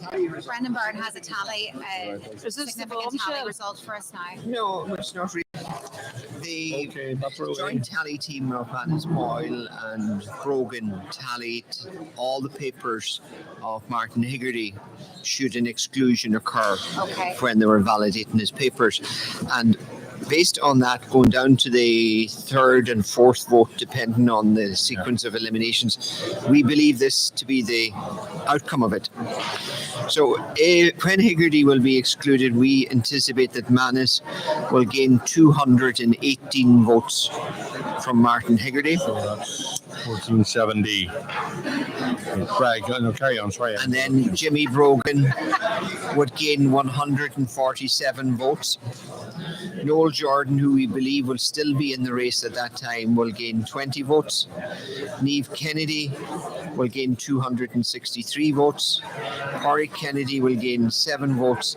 And we factored in that McMahon will just be below the quota, and he would gain a further 7 votes as well. We estimate that there's about 106 non-transferable papers at that stage. So that is what we feel will be the largest distribution of votes, probably occurring around the 5th and 6th count. So in terms of where that I'm really bad at simple addition, I might as well tell you. Well, it's a net gain of 42 votes only for Niamh Kennedy over Manis. Okay. So it doesn't narrow the gap. We're now currently tallying the papers of Linda Boyle. Should the elimination occur at a time when Higgerty's still in the race, but then to exclude him, so that'll be a 3rd, 4th, and possibly 5th preferences. So we're hoping to get a result on that shortly. Okay, let's look at something there. 12 plus 1, 2, 1, 2, 6, 3. When we tally the Linda Boyle vote 1 and the Vile vote, that's it for the candidate them side. We're down. The way it's going at the minute, well, there's 2 things. Certainly on those figures, Kennedy isn't catching Manis Boyle. That's the first thing. Secondly, both of those candidates though are moving well up the pecking order in relation to John Sweeney. Barry Sweeney. Barry Sweeney. Well, we didn't do Dermot Doherty's paper. No, but I'm just sort of... And he will be eliminated before we get to this point. But if you look at that realistically, isn't Linda Boyle's vote nearly going to nullify Doherty's vote in relation to transfers between them 2 candidates? Yeah, you would expect that, to be fair, but I suppose all we can extrapolate from this here is that there isn't a significant lopsided transfer to anyone that's a key thing. from Martin Higgerty. All you can say that there is a very strong transfer from Martin Higgerty to Manis Boyle, which leapfrogs the candidate in the middle, which would be Niamh Kennedy. Niamh Kennedy's transfer from Martin Higgerty is reasonable at 263, but it's not exceptional. So they're still Fine Gael and Kilcar, isn't it? Is that it, John Jared? Huh? They're still Fine Gael and Kilcar. And Jimmy Brogan is a surprise package there, because not alone do you have to leap Niamh Kennedy, but you've leaped Manis Boyle, and he gets 147 out of it, which is significant. But we did anticipate that we felt it would be reasonably equally distributed. Yeah, and it's reasonably equal distribution. now. So the only question is now if they're being distributed reasonably equally, and we're basically seeing that all over the place. It's a lot more difficult for candidates in the one area to catch each other. Right? Yeah, the two Kennedys. Yeah. I think the two Kennedys. Yeah.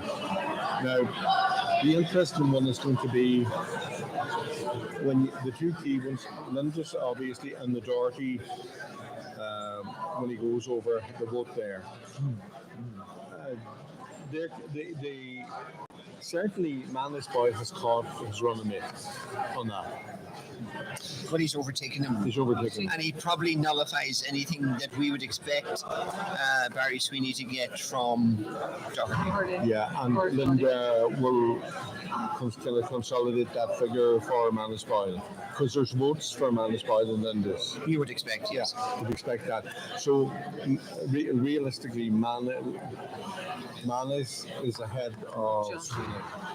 Yeah, I would accept that. They end up ahead of John Sweeney. So who else is ahead of Barry Sweeney is the key point that we're trying to determine. The key one there. And we're also trying to determine, has anyone else caught up with Corey Kennedy and narrowed that lead? Yeah. Well, what's between Niamh Kennedy and Corey Kennedy on 218?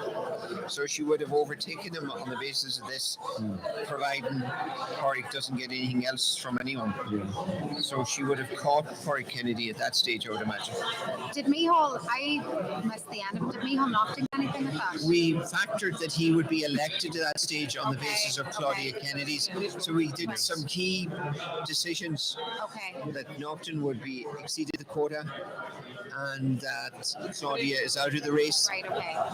Now, there are other unknowns here, such as should some of Claudia's vote transfer to Martin Higgerty and do they subsequently transfer to anyone else? They wouldn't have been tallied because they would be on a separate table.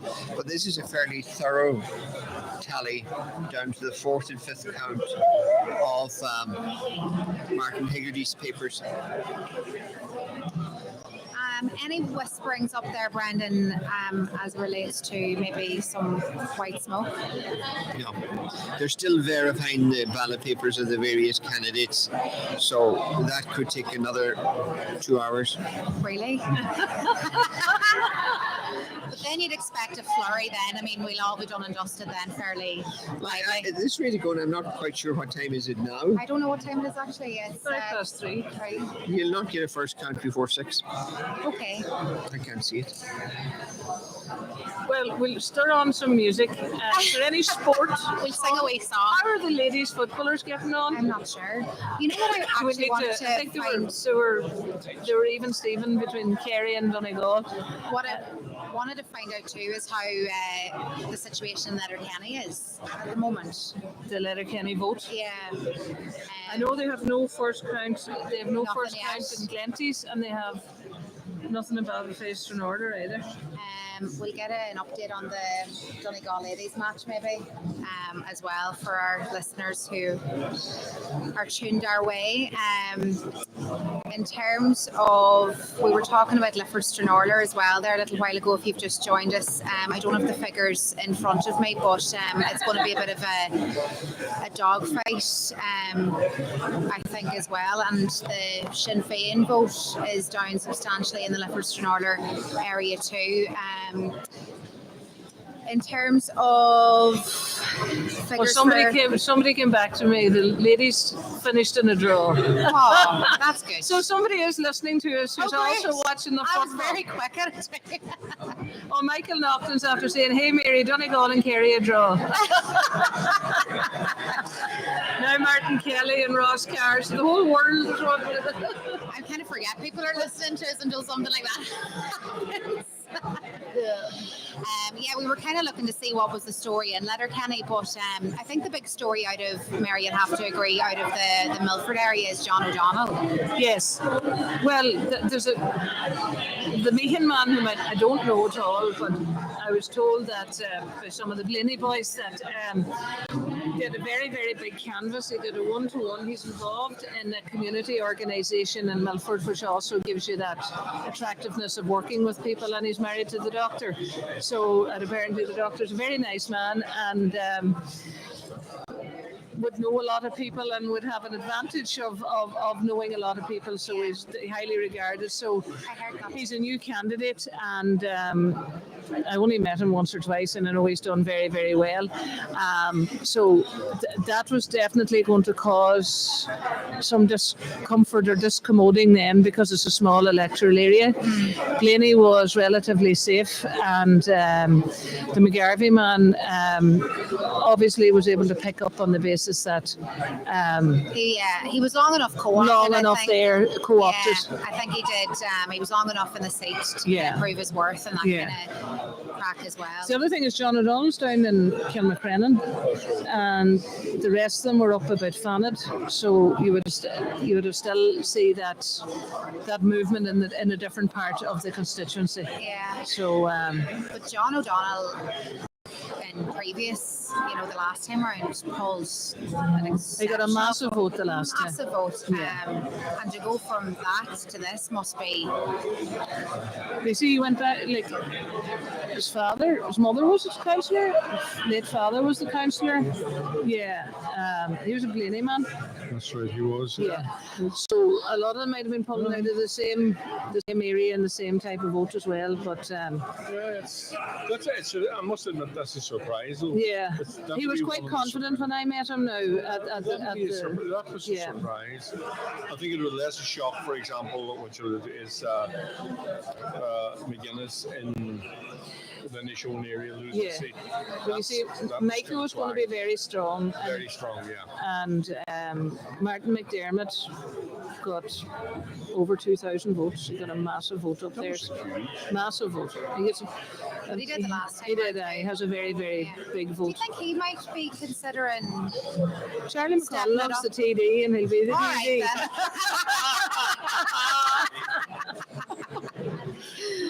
That's the end of that. Maybe saying there are no vacancy. No, there's no room at the end. That's it. But he's a brilliant canvasser and a brilliant organiser, and he gets round everybody. He's a massive family. He's related to everybody up there, and he's a great campaigner. And he's a good councillor. Yeah, he's a good councillor, and he works hard. And look, it's unfortunate that some good councillors will lose out, but in the main, good councillors that work very hard actually do very well. And he was in the thick of the epicentre of the mica crisis as well, and I know that Martin was so affiliated with helping those homeowners long before anybody else. Myself and Paul Canning did so much work as local authority members to try and support and help people, work through everything, all the idiosyncrasies. The Fianna Fáil party came together and picked two people who would represent them, because there's a number of people who wouldn't be as familiar because they're not in the same area. And they were the two people that were chosen by our party to work with the minister, work with the department, work with everyone. So they were very familiar, and they were almost like our contact points with this issue. And both of them would have been respected by those people because they're very genuine in trying to do their best. So Martin McDermott did work very, very hard. I would like to see Fanon, the new candidate that Bradley, who's taken over from Rena Donaghy, do well. It's a first time opportunity as well. Rena was there a long time as a councillor. I think he's struggling, but look, we're not as familiar with what's going on. We're sitting here in a little bit of a bubble ourselves because we're not familiar with everything's going on, but I'm sure we'll find out in due course. I remember a few years ago, a good few years ago now, I went up to Martin McDermott's country to do a wee package on the water quality there and that kind of crack, and I was interviewing a few different locals and all that crack, but me and Martin then we were chatting for a while after, and the phone never stopped when I was chatting to him. I was like, we went for a cup of tea after, having the crack, and the phone never stopped. I was like, how do you live like this, Martin? And he was like, that's what I do, and that's the sign of a a good, well, he didn't say this, but that is a sign of a good councillor. The phone never stopped and never stops at all hours, and I just don't know how. That's politics. I know, but I don't know how people do it. I'd be driven demented. Yeah. It's getting a wee bit noisy here now, but I think it's just There's not much of there's a bit of movement. they're back tallying, you see, and back looking at the next permutation, and that's what's happening. And we don't know how Paul Canning is done now that we were chatting about him. We don't know his But I think vote at Paul the moment. Canning will be all right. He'll be all right because Yeah. we were chatting yesterday. He pulls his vote out of just 4 boxes and he gets over the line every time out of the 4 boxes. Yeah. Isn't that right, John Jared? Wasn't that? Yeah. Sorry, just someone distracted me. Somebody told me out there that they're reckoning the first count 5 or 6 o'clock. Yeah, well, that's what Brendan said. I didn't hear Brendan. I heard it. Yeah. No, he said it'd be another couple of hours, I would say, before. That's an estimated time, and usually the estimated times are Correct. well. No. No. Usually They're way out. very rough estimates. Yeah. So the figures that Brendan came back with, they're interesting. It certainly has tightened up a lot, Yeah. and it's going to tighten up even more. But that's not a surprise. We always knew that was going to happen. Yeah. I think, and it's interesting that on those figures, unless there's a hell of a surprise, it certainly looks like Manis Boyle is He's going to do guaranteed well. a seat. Yeah. Now, who else gets it after that? I'm not sure. It depends on, but it's certainly, I can't see anyway he gets caught. No, I think he's very strong. I think you're right in saying that the seat in jeopardy is the one up in Ballyshannon. Yeah. Yeah. I think, A nice young man too, and a very good counsellor, and a very good entertainer himself. And Gibby are very good. But I think the problem there has always been from the tallies came in yesterday. Well, first of all, the tallies, just the percentage turnout in some places. There is very little room for error anywhere here. Yeah. It's just very, very little room. And, them figures, it's going to tighten up, but you have to think what the calculations we have from that canvas of preferences, that certainly the pendulum has swung for Manis Boyle. Also, obviously, well, I think we all accepted that Rogan was safe anyway. We're joined by Senator Eileen Flynn, who's just popped in for a quick chat. You're very welcome, Senator Flynn. How are you? Hi there. Absolutely delighted to see Jimmy Brogan get over 1,300 first preference votes. Myself and Deputy Pringle would work very closely with Jimmy. He ran a great campaign. There's a very good chance of him getting elected here today. So for us, We just have an announcement here. Each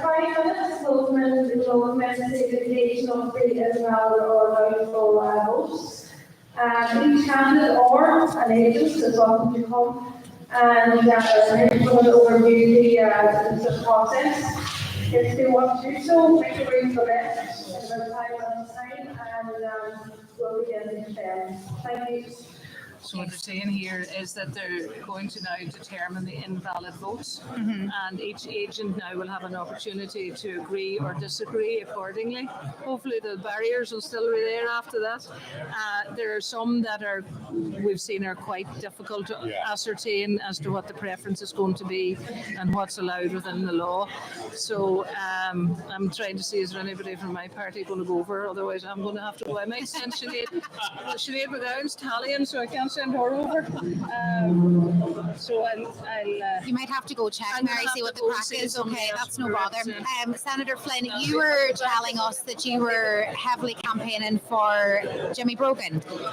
How was the campaign the last few weeks? Obviously, it's been quite good considering his tally. It has, yes. And for me, I find this election very interesting because, with the rise of the hard right, if you want, it was very, very scary, national, over all of Ireland, and for me, I'm very keeping an eye on it from Dublin as well. And while it's not, in my opinion, it's not a great result, but we could have had a lot more of the hard right. So I think that's a victory for the whole of Ireland, if you want, and at a national level as well. It's brilliant to see people from minority groups, Hazel Chu back in, other people of colour from other backgrounds in politics. We have a young man that hopefully will make it over the line today in County Kildare, and I know this election is focused on Donegal, but I think it's very interesting to the national perspective of it, and seeing people from minority groups in political parties. I may not support political parties, however, I do support inclusion, and I think that's really important. And for Donegal here to see people who've campaigned for Micah, I think people who've campaigned for Micah, and what we've seen to now, like there's going to be at least 3 people from Micah in the council. That's an absolutely win, and I think it took the county by surprise as well, and fair play to them and their campaign and their achievement as well. Again, see it in Ardra, the creche, Micah, like people need support around their homes, and we need 100% redress. So hopefully those county councillors will be that voice, which is important. And do you think that will give them confidence ultimately to run candidates in the general election now? I hope so. I really, really do. And as we've seen in the last 2 days, anything is possible, but there's no harm in putting your name on the paper, and doing campaigning. Like I think a lot of I think Fianna Fáil is doing good in the county, and I don't know how. In Donegal Council, I absolutely don't know how they're doing so well, because even at a local area, I didn't see much canvassing being done. I seen a few posters here and there, and that was about it. Some councillors that will be elected today refused to go on to speak to the media, and again, really they were very certain to have it in the bag, and for me that opens an awful lot of questions, not participating in local radio debates, local debates in general, and doing the work on the ground. So I'm a little bit surprised with the outcome for Fianna Fáil in Donegal. That's really took me by surprise, because I would have thought that it would have been more of Sinn Féin or independence as well. But for me, it's brilliant being here and supporting Jimmy Brogan, who has got over 1,300 votes. So I think that's a good win for this county as well, for Donegal. I think there's an argument there, though, that that the Fianna Fáil party did run a good campaign in terms of going door to door and meeting people. You're claiming that they didn't do that. I'm not claiming they didn't do it. I'm saying some probably did do it. I didn't see much of it except the big posters, and that's me being very honest. I live in Ardra, County Donegal, and I seen a lot of dropping leaflets, and that was it. So that's what I think. Yeah, I think what you see is very interesting, because yesterday morning when we started it, we had a discussion here as former directors of election about the standard of the canvass. And one of the things that we identified, we felt that a lot of candidates didn't engage properly with the electorate. It's interesting you're making that observation as well. We felt that it jumped out at you in this area, like there was maybe 2-3 candidates who Jimmy Brogan had a very good campaign, because he personally went to the doors and asked for a vote. He was a very acceptable person on the doors. Manis Boyle had a very good campaign similarly, and so did Michael Naughton. Now, we just singled those 3 out because we felt they were the best by a mile campaign, and that some of the other people involved here and through the county, I'm not singling out this area, but some of the councillors, we felt the candidates didn't engage, and more importantly, weren't prepared to take a stand on certain issues. That they were saying, well, whatever you think yourself, really, rather than say, no, sorry, I'm right wing, I'm left wing, whatever you say, this is my position. And that certain candidates were losing out because they were failing to put on record, I'm for this, I'm against this, and that people appreciated more. They may disagree with you, but if you were seen to be clear, honest with the electorate, and we felt, I don't know how you feel about that, but we felt that was a weakness in some of the candidates when they went out to meet your public. 100%, and I feel that, again, I'll bring from the national level as well. I think you can't be all things to all people. End of story. And I've seen that a lot around here. I've seen it a lot in Dublin, and that for me is absolutely I think it's one reason why Sinn Féin lost so many seats. No disrespect to Sinn Féin, but I also think I was absolutely I wish Fianna Fáil all the best, and it's if they're going to do the job for their local communities, fair play to them and be the voice for their local communities. But again, I think the level of disrespect to the electorate, to the person who was going out to vote for you, I just found it absolutely horrific that they didn't do much campaigning. And I'm not the only one that's saying that. That's I know from local debate radios, having to go on radios, they never went on. They said they had it in the bag. And to me is, how can you be guaranteed you have a place in the bag?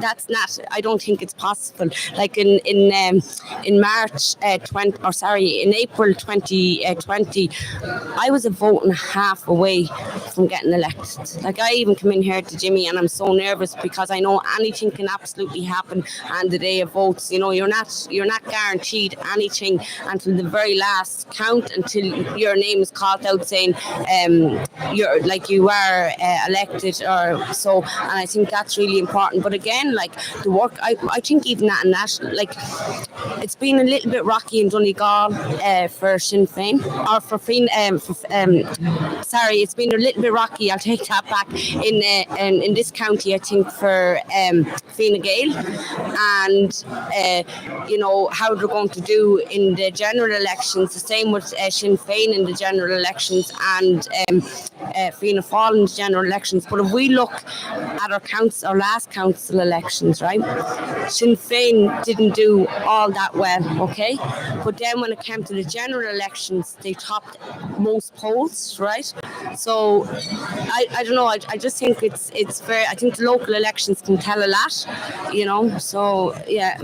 And what about, is Jimmy Brogan and yourselves, are you happy with that first tally preference so far? Oh God, yeah. He might have a few more, less, but the telly, they're never far out. Yeah.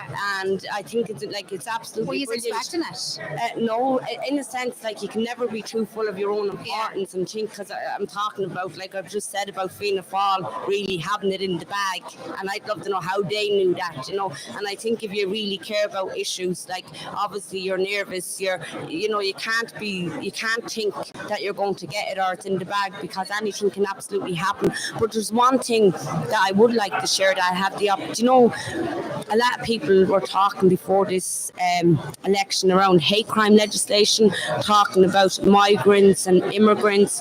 And when I was on the doors with Jimmy, I did not hear once about hate crime legislation, nor did I hear once, not once, at the time for the few canvasses I did with Jimmy in Donegal, not once did I hear about the migrant issue. And again, I think social media, the media played on that and gave it a lot of legs and whatnot that goes with it. But on the doors, that's not the issue for the ordinary person. For the ordinary person, the local issues, and I know this might sound like I'm undermining councillors, far from it. It's absolutely, it's tar, it's paint and a bit of cement, it's roads, it's filling in potholes, it's fixing shores, it's making sure we have safe walkways for our children, for elderly people, and I think it's I think we can make big changes at a council level, but it's really about putting in the work. And no matter what people think of Micheál Collin as well, he really, he can really be an iron, and he's a good friend of mine, but an iron in a way that, he gets the job done.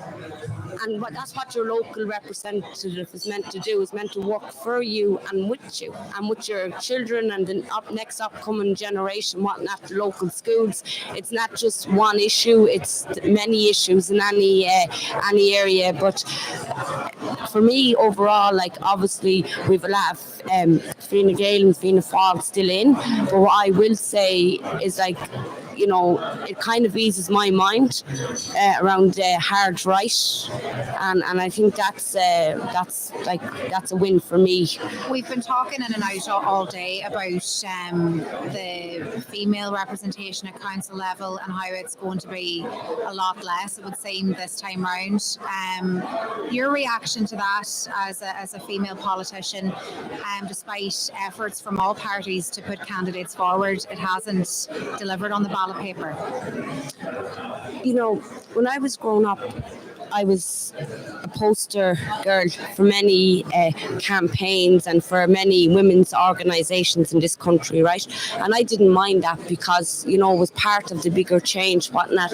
But you need to be ready, without it being women's fault. You need to be ready. You need to be 100% supported if you're running for election, especially if you have children and, if you're trying to hold down another job as well.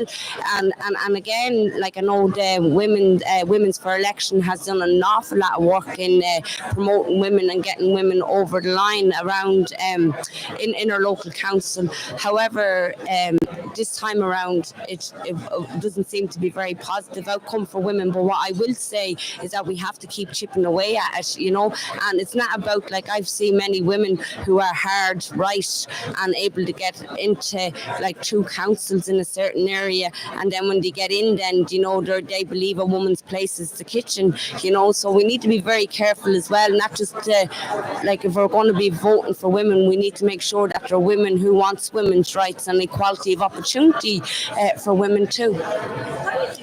This time around, like, we have a lot of candidates running that are female. I think a lot also resigned over the last 4 years, in different county councils. Like I could think of at least 5 who has resigned from county council Ireland wide, and then you had a lot of first time runners in this election. But I think maybe like in the next 5 years you'll see a difference at local level with women. Hopefully you will anyway. But it's clearly gotten worse now instead of better. Before it gets better, do you know? As I mentioned earlier on, what I find puzzling, I was director of election 20 years ago, and we had a lot more female representation in all parties at that time. There may have been reasons for it, but like here you had Councillor Doohan, you had Councillor Coughlin, you had Alice Boner, and there was many up in Ijon. And it is a bit disappointing seeing you. Yeah. Now, I would just wonder, do you believe, and we talked about this yesterday, the sheer ferocity of some of the attacks on politicians on Facebook, do you think it actually, well, I shouldn't say Facebook, I suppose I should say social media, really, but do you think that it actually impacts more on female candidates than on male candidates? Of course. Yeah. Of course, because like sometimes now I absolutely love my job, and it's a privilege to be able to go in and not just be a one-trick pony. I stand for human rights and equality, and that comes across the whole spectrum for me, and that's at the heart of what I do. And I'm also a member of the Traveller community. Like I was attacked by a famous person in Ireland because of my image, and I think a lot of the time women are attacked because of their appearance. They're either too fat, they're either too skinny. There's problems with their and even this health. Like some women are the way they are because of health issues, that kind of way. But yet we never take that, and we don't judge men and their appearance, if that makes any sense, or how men dress. But we always judge women, and I am very disappointed with the women not being elected. But again, I think the National Women's Council has a lot of work to do. Women's for Election has a lot of work to do, and I also think it's important that women have their own minds, that we get more independent women into elections. You know what I mean? Because sometimes, party politics politics works for some, but like, and again, like, the answer is not just putting women out front and making it look like women are leading and we're great, we're a women's party, but it's really about giving these women the support and that wraparound support, you know, like childcare, like there's many obstacles, and I like, as a mother myself to 2 very young kids, you know, and again, that like I wouldn't put my face up in a poster for all the money in the world. Do you know what I mean? I wouldn't do it. People say to me, would you run in the general elections? No, I wouldn't. And it's not like here in Donegal, I know I'd have a good support when it comes to women and like, especially for mothers as well, as a mother myself, but I just wouldn't do it because of the abuse that goes with that, the name, like obviously the name calling, the attacks on the street, you know, like I won't even drive in my car unless I lock my doors, and again, if you're like, people expect you to be like, there's only one way to be a politician, which is not true, you know, and like numerous times I was attacked because of my how I pronounce words, or like, you know, people have to understand that like politics or language can actually keep people out.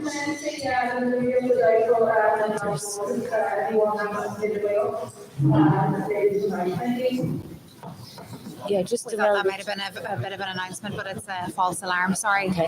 Just around language, like our political system is meant to keep people like me out and other people from working class communities as well, because our language, like, you feel the fear of language and saying, Jesus, I don't understand that, or I'm not good enough, you know. But again, people find issues that you're passionate about and they're not so passionate about, and if you speak up on those issues, like I remember, say, I think it was February 2022 or 2023 actually, the hard right was very annoyed with me because I said things were getting worse for refugees, you know, and like the attacks and the abuse on that one comment and that one word, because it's not in the English dictionary, right? So I just made like kind of saying I'm not meant to be like known all of the English dictionary and I'm Irish, like, you know, but again, like women I think are just more open to abuse because it's more acceptable. Now, in that whole thing, you've said that you love your job, that you've 2 young children, and that you also lock your car whenever you're going somewhere. That's such a mixture of things to juggle, but it must be quite challenging all the same to juggle all that. You love it, but you're also fearful, and then you have a family to look after as well. Yeah, and again, like I'm in there, it's local representatives, local county councillors that vote me in, and thankfully I got the Taoiseach's nominee last time around. And saying that, like, you know, people often forget that I got 76 first preference votes on my own account, you know, and the Labour panel, and that was extreme good. I came in at 6th place out of 22 candidates in that panel, you know. But and a lot of the time, like when we're talking about women as well, you know, people just, well, not a lot of people, but some people would, and this is where I see it can be challenging as well for women. Like, you know, you're a woman, so you don't know much about roads. You're a woman, you don't know, do you know, that kind of way, which is not, which is, it's not the case. That I knew so little about. I would never thought that people would assume that I wouldn't know anything about roads, tarring, potholes, bridges, infrastructure construction, because I'm a woman. I never thought about that until you said it there. Yeah, because again, they're not our jobs, you know what I mean? Like, even in our dry, you know, I've worked so hard to, as soon as I got in, I got rid of pillars that was blocking walkways for the elderly and for children and stuff, and it's about really pushing through, and I think women can do it, if not better, just as good as men. You know, like when I look at the likes of Claire Daly in Brussels, like I absolutely think she's fantastic, and she's talking about peace more than any MEP, and again, she's doing it better than any man would do it, in my opinion, you know, and she's not afraid, she's got so much courage, and like, again, as women, we're not meant to know about wars, we're not meant to know about roads and all that jazz, has. So I think it's really a lot of work that needs to be done in Irish society to normalise women in politics, and especially here in Donegal as well. It's really, young women, I just think it's so important, really, really important that we have women's voices in the council. Yeah, so you would still, even though that you say that you're fearful at times, you would still encourage women to enter politics. Yeah. To say. Oh God, yeah. And again, for me, some days it's feeling the fear and doing it anyway. You know what I mean? Because I've let one of my social media pages will never be back up again because of the abuse I got in it. I just got rid of it. End of story. And I was like, no, I'm getting rid of that. That's fine. I don't need it. But and I think it's also that extra layer for women. I think for minority groups, and in rural Ireland, I think it is a little bit harder for women in rural Ireland than what it is for women in Dublin. And why I'm saying that is in rural Ireland, I think it's not what you know, it's who you know. You know what I mean? And if you're involved in an association, I've seen it. You're getting that support from everybody that's involved in it as well. I think it's a little bit different, and it's more loyalty as well. It's that community. If the community likes you, it's a lovely thing because they'll all wrap around you and support you. And I think that's one lovely thing about Donegal, rural Ireland too. But we need more people to wrap around and support women in their local council. But again, it's about getting in the right women. It's not just putting women on posters and them not passionate about making the change either. Michelle, you wanted to come in there, did you? I was just going to point out that I've never, for the last 2 days, heard John so quiet because he's in among 4 women here. He hasn't said a word since I sat down. You all right, John? John's been very cautious here, but hasn't talked about very much our British. Forgets that despite the fact that Donegal is perceived as a very traditional type of constituency, we had 2 women elected here as TDs, 2 young women. So there have been women elected at national level, and there have been women elected within the local authority. How many men? Just out of I don't know. What I'm saying is, you would think now that no women were elected to the Dáil, but there were 2 young women elected to the Dáil. So, there has been women representation here in a county that would be perceived to be a very conservative county. I wouldn't actually say it's conservative county at all, and I'm not saying that. What I'm saying is, this is 20 years ago I'm talking about, it was received as a very different traditional type of county where you had Fianna Fáil and Fine Gael and maybe a wee bit of Labour, and some Sinn Féin. And things have changed, but I'm just saying that in case people think that there were no women political representatives, there were political representatives here, and there were. That hasn't flowed into more representation, which is what we're talking about. And look at when Mary Robertson was elected, there was definitely a situation where there were more women TDs elected, and that has helped. So there's waves when these things happen, that allow people to to think a bit more about having more women elected. Just on going back on that, Marion, I mentioned it earlier on. Back 20 plus years ago, at that stage in Donegal, you had, apart from yourself, Celia Keaveney, you had people like Maureen Doohan, you got people like Alice Boner, and I know I'm missing, but what I'm still trying to get my head around. Yeah, the lady woman from Ballybofey. That's right. You had even before that. I remember being a director of elections. I said Corina Byrne, probably the first woman to ever run in a Guild election. Yeah. But what I'm still trying to get my head around, we had much better female representation 22, 25 years ago here than we do now. Probably anywhere than now. And I still can't really get my finger on why. It was a lot tougher. I remember when you first ran to the Dáil, and I remember the obstacles that you had from party people. And I remember the same thing affected the likes of Marnie Doohan, City Keeley, Alice Boner. Now, they were got over, but I can't really grasp why there was so much female representation then, and why it's dipped now down to where you could have maybe one female on the council of 36. You know, I don't know why.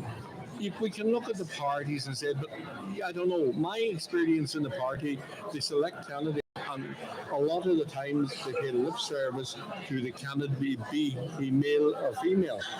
You know, Mary, all right behind you. Oh, but yeah, here's your posters and away you go. Well, I suppose the other thing is that society has changed a lot, and in the younger generation, and I'm talking about the 20s and 30s, people in that age bracket, you can't open your mouth to them. You can't say a word to them. Like, they take umbrage to a bit of advice, and they take more umbrage if you might happen to be right. So now that's an old tradition, but now it's worse. Yeah, you have to stand up for yourself. Like, you just have to be independent. You can't be relying. One thing I've learned in life, and I've been through the ups and downs of loss and a change in career and losing my husband and David having a very bad accident and losing his leg, you have to be independent. And you have to create in your own family that sense of independence that you can actually manage yourself and have that capacity within yourself to believe that you can do something. We've never been more educated in this country. We've never had more opportunities to go into another career or any types of career or change your career. And like, we just have to say, look at, what are they called? Snowdrops? I don't know what they call them now. Snowflakes, snowdrops. So snowdrops are lovely. Snowflakes, you know, just get on with it. Just get on with it. And you have to stand up for yourself. And even now, the men also have to fight hard to get a nomination too. Like, I know that in Fine Gael there, it wasn't all handy for Manis to get selected as the candidate. You know, he had to do the work behind the scenes no more than anybody else. And you know, so it's just not it's not easy for anybody. Unless you're an independent, then you can do what you want yourself. I think what the point you make is true about getting in, like, by the nature of any of the political parties in the setup, those people who are there, be they male or female, be it councillor, Republican, they look at the person potentially coming in. Are they a challenge? Yes. And they don't really care if they're male or female, if they're a challenge. To you. To you. Let's see. No, let's nip this in the bud early on. That's been my experience in politics. That's been there for years. It's always been there. And, you know, I hear this thing about women or men. It doesn't, if the people in situ say, oh no, he's dangerous, or she's dangerous, the chances are they'll try and push that person aside and move on. And the parties changed the voting process to address that from what we would have had and you would have had, and each common would have 3 votes, and then the same in the branch, I think it was.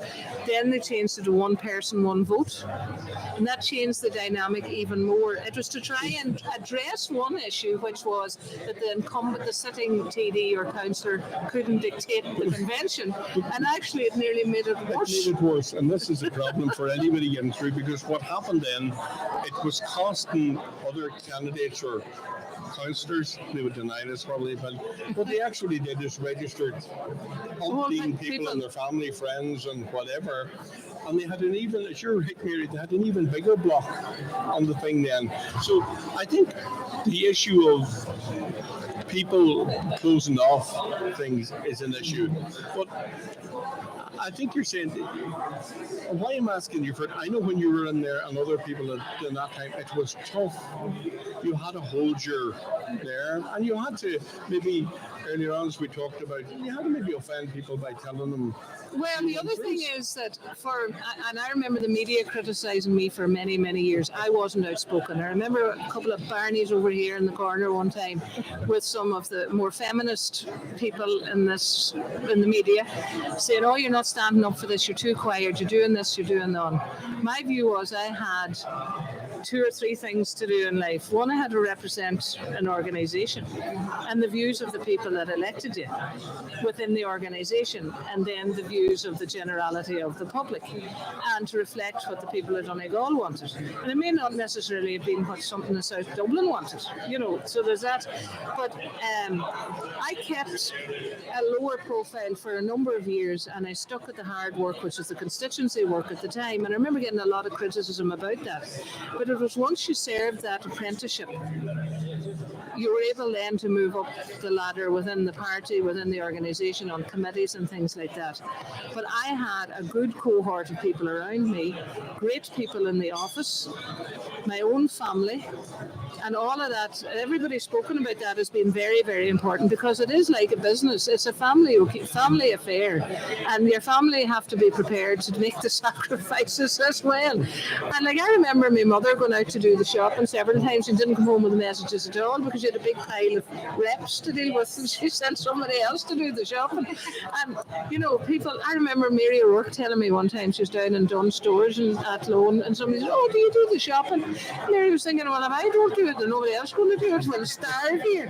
When you were in Leinster House, Mary, I have to say, even many a young person, women in Donegal, if you're talking to them about, going, putting themselves up for election, and they'll always speak about you. And I think it is we look back at the women who's done it before us, and I think it's really important that we say, what was the barriers then? But now you would absolutely think now you have Women's for Election, the Women's Council, yes, so many all things, these that's right. organisations that's meant to support women to get in or to reach their full potential, if you want. Because sometimes, even if you're a woman, it's like, oh, sure, it was handed to you because you're a woman. And a lot of the time, no matter how hard you work for it, no matter how much you get in your own initiative, there's always that, oh, sure, you got that because you're a woman. Yeah, there's the whole quota debate as to whether there should be or not. But and for young people, you mentioned around young people, we just and in society, we should get up and get on with it, and I think that's really important. But I also think social media doesn't allow that. Oh, I know, it's terrible. Because with social media, you never get away with it. You bring it into your house. We're going back. Yeah, and that's why I remember talking to a fella one day, and he says, instead of taking an 800 or 900 euro alarm clock and put it beside the bed, just go and buy an alarm clock and put it away. Yes.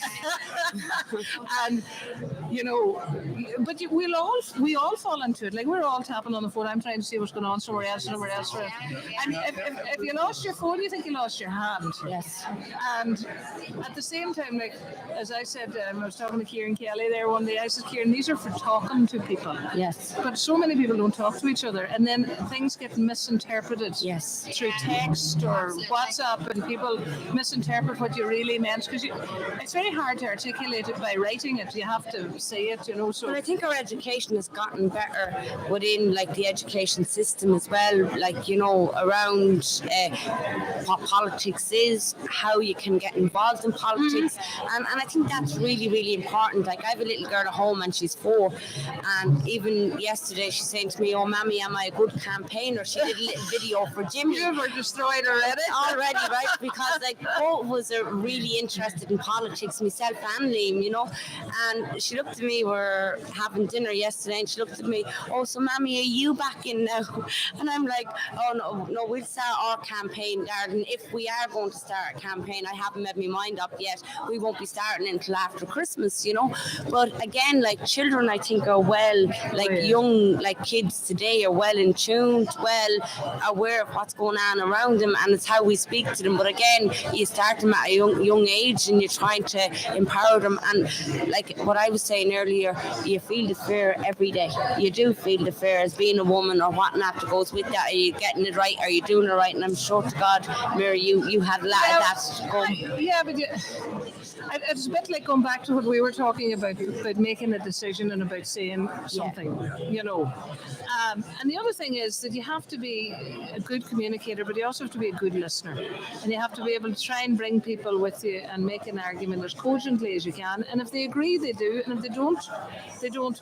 But I'm also a big believer in trying to bring people together to solve a problem, as opposed to everybody going away in tangents and trying to, resolve things as amicably as you can. Because sometimes you're not going to do it on your own, and it's about, how we bring people together and how we create a decision-making process that actually you mightn't be 110% happy about it, but at least people have been given the opportunity to participate in the decision-making. And that's really important, because no Yeah. decisions get made unless you can be Pull it together. Yeah. And I always say, don't take off your nose to spite your face. I've sat around tables that I'd be crawling, my skin would be creeping, and I'm like, no, this is the bigger picture. It's what you're there to do, and you just get on with it as well. But I think it's really important that we that we look at some of the barriers for women, and that is social media. It's building up them relationships and infrastructure as well. Because women, we don't know anything about that. Well, I don't know about that now. We were talking about bridges all day here. We know all about bridges. Actually, we might have a geography test on where the bridges are. Well, I can dismiss that class, especially if I can tell you about Halfpenny Bridge and all that. So we'll not ask you where the Bunlackey Bridge is then. Have you any more news from the spoil votes? No, what we've been doing in conjunction with Thomas Pringle and Jimmy Brogan and Manis Boyle's team, I think Jordan's team, to be fair, were also part of it. We were going through the verification of the ballot papers of the various candidates and kind of permeating that into a 5th, 6th, 7th and 8th and 9th count. So we got as far as the situation where it would be either Barry Sweeney or Corey Kennedy would be eliminated. So based on the scenario after Martin Higgerty's eliminated, after Patrick Brogan is eliminated, Dermot Doherty, Linda Boyle is eliminated, and Claudia Kennedy, if you can picture all those eliminations, we feel that the state of play at that time would be as follows. This is not an official anything. This is what's called an assumption. This is what's called a tally forecast for the 8th to 9th count, but it's significant. So we would be forecasting at that stage, Manis Boyle would have 1,544. Jimmy Brogan would have 1,652. Noel Jordan would have 1,787. Niamh Kennedy would have 1,505. Warwick Kennedy would have 1,377. Michael McMahon would have 1,780. And Barry Sweeney would have 1,420. And if you can picture that scenario, the lowest remaining candidate at that juncture would have to be eliminated, which would be Corey Kennedy. And that the final contest for the final seat would be between Niamh Kennedy and Barry Sweeney, but it would be based on the votes that would be transferred from Corey Kennedy, the Donegal Town based candidate, which you would logically, reasonably think would favour Niamh Kennedy. So the final seat would go to Manis Boyle and Niamh Kennedy at the expense of Barry Sweeney losing a seat and Niamh Kennedy retaining her seat, and the former seat of Tom Conaghan going to Jimmy Brogan. Again, listeners, this is a projection based on tallying the actual papers. I don't think the bookies is open, is it? But you should have went over before I just announced it.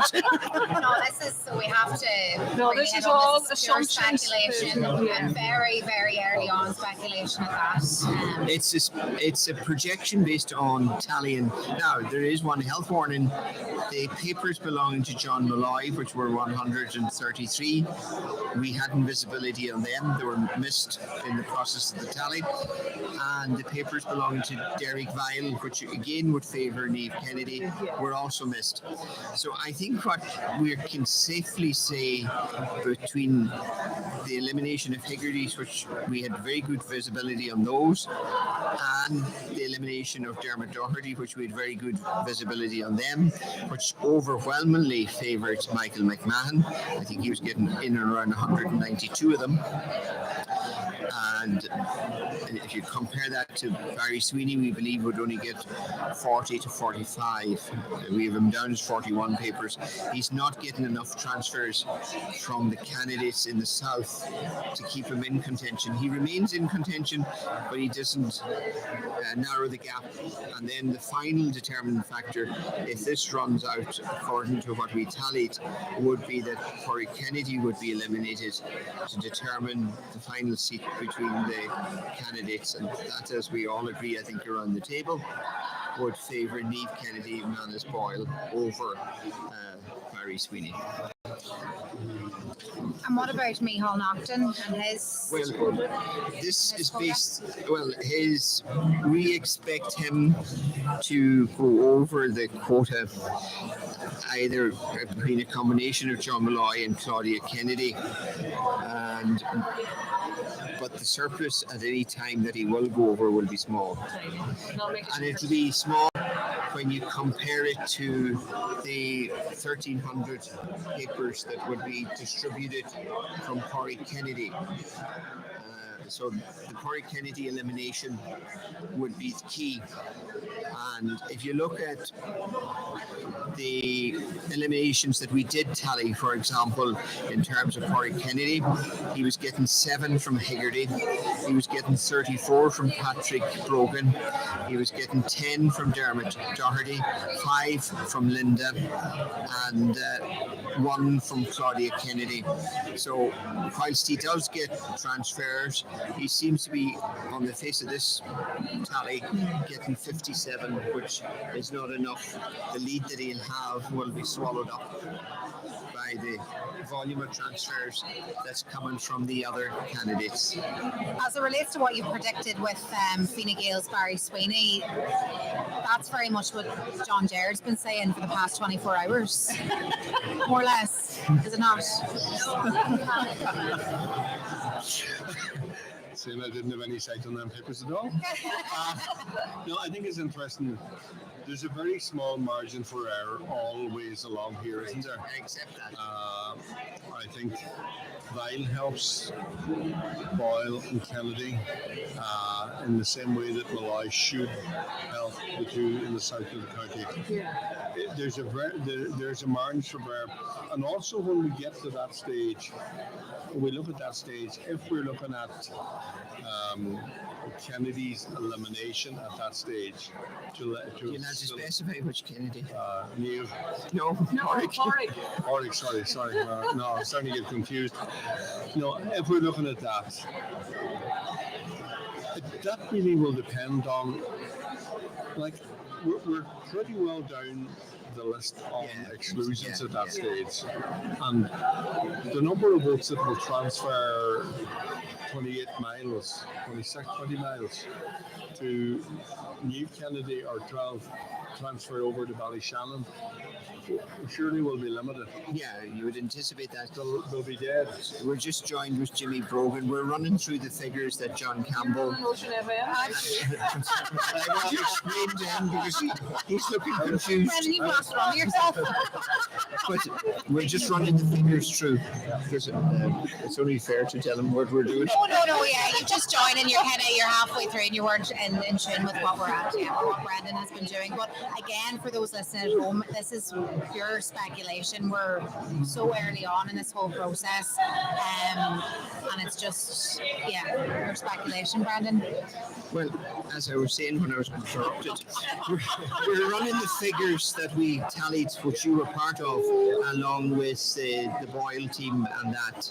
So you know as much about the figures as we do, to be fair. Well, I didn't see, John was doing up the figures, so I didn't actually get a good look at the figures because I had to go to look at the spoil votes then afterwards. So that's where it was. What came out of that, Stu? Not much for me, unfortunately.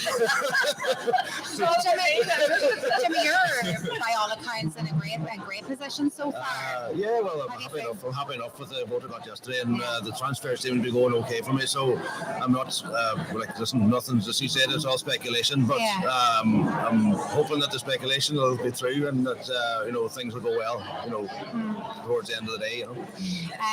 We were chatting earlier today and yesterday about your campaign and how well run it was.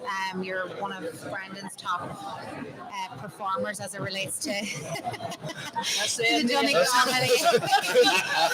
Commentators, of course. You would have to concede though that you did. You'd have to concede that you had run obviously a really well run campaign. Yeah, well, we decided early on that I was going to run. Like, you know, probably towards the end of the year, people started putting a bit of pressure on me and asking me if you, even before that, people had mentioned it, but sort of I had to make my mind up, you know. So then after Christmas, I sort of decided we'll just give it a go and see what happens. So as we decided, we get out early. A new candidate, well enough known, but not known for running in election campaigns. So we decided we'd announce it early and get everything set up early and get our posters up as early as possible, and you know, just try to hit the ground running, like, you know. So we had everything in place by early March, and then I decided I would announce it, and just, you know, everything was well organised, you know, so we just hit the ground running and kept going, like, you know. So it's been said too, like, you know, obviously your association with independent Donegal TD Thomas Pringle working in his office, but you yourself were front and centre, like, at that office, dealing with people one-on-one on behalf of Deputy Pringle, so that obviously played a major part in your campaign too, and how and the result of the tallies. Well, listen, I'm used to dealing with people on a one-on-one basis, you know, and people walk in the door or they pick up the phone. You don't know what they're going to say or what their problem's going to be. So you just have to deal with it on the spot, like, you know. Now we have a great team in the office, like, you know. It's not just myself. We have a great team, you know, in Dublin and in Killybegs, like, you know. So like, it's nothing. You know, the work in the council will be nothing much different to what I've been doing for the last couple of years anyway, like, you know. Now obviously be a bit of an increase in the workload, you know, but the work won't be that much different, you know. So so we just decided that when we decided to run, like, we knew there'd be no surprises, like, you know. So I've been involved in a couple of campaigns before for Thomas and for other candidates, like, you know, and we just decided what we were going to do and pushed on, kept on going, like, you know. But the most important thing, well, what we done, tried to get as much done as possible is to canvass houses, you know, because there's nothing like standing in front of somebody and asking them for their vote, you know. So we canvassed nearly 9,000 houses, you know, around South Donegal, like, you know, far more I would say than anybody else, you know. So, and it sort of paid off in the end, like, you know. Yeah, I think Michelle wants in here, do you? Yeah, you're unique in the sense that your brother is also running. How does that affect or impact or have any? There's 14 other candidates along with myself, you know. Every other candidate, there's only going to be 6 people elected. 6 out of 15 was going to be elected, regardless to me who they were, you know. He decided to run. That it says the thing about democracy is anybody can run, you know. I can't say who can run or who shouldn't run. So in Donegal, we had 2 TDs that were brothers. Right. No, one was Clan the Gael and the other was Sinn Féin. Right, well, there you go. So there's nothing new about it, you know. We're always different. That's what it is. That's what it is. No, listen, I run my own campaign. I went out canvassing for myself, as did Patrick, like, you know. So you know, there's 2 separate campaigns, you know. But listen, that's just the way it is, you know. He was just another candidate at the end of the day. So, Brennan, you can go back to your tally figures there. I don't have copyright on these. These actually belong to John Campbell and. Well, usually when John puts them together, usually it's not too far away. No, in fairness, I would stand over that this is where we're going to end up, albeit in about 10 counts time. And there is two caveats. One, we didn't have visibility on Derek Viles, nor had we visibility on John Malloy's, but they won't make a significant difference to what we project to be the outcome, which would see Jimmy Brogan comfortably win a seat and Manis Boyle switch with his running mate Barry Sweeney to retain the Fine Gael seat.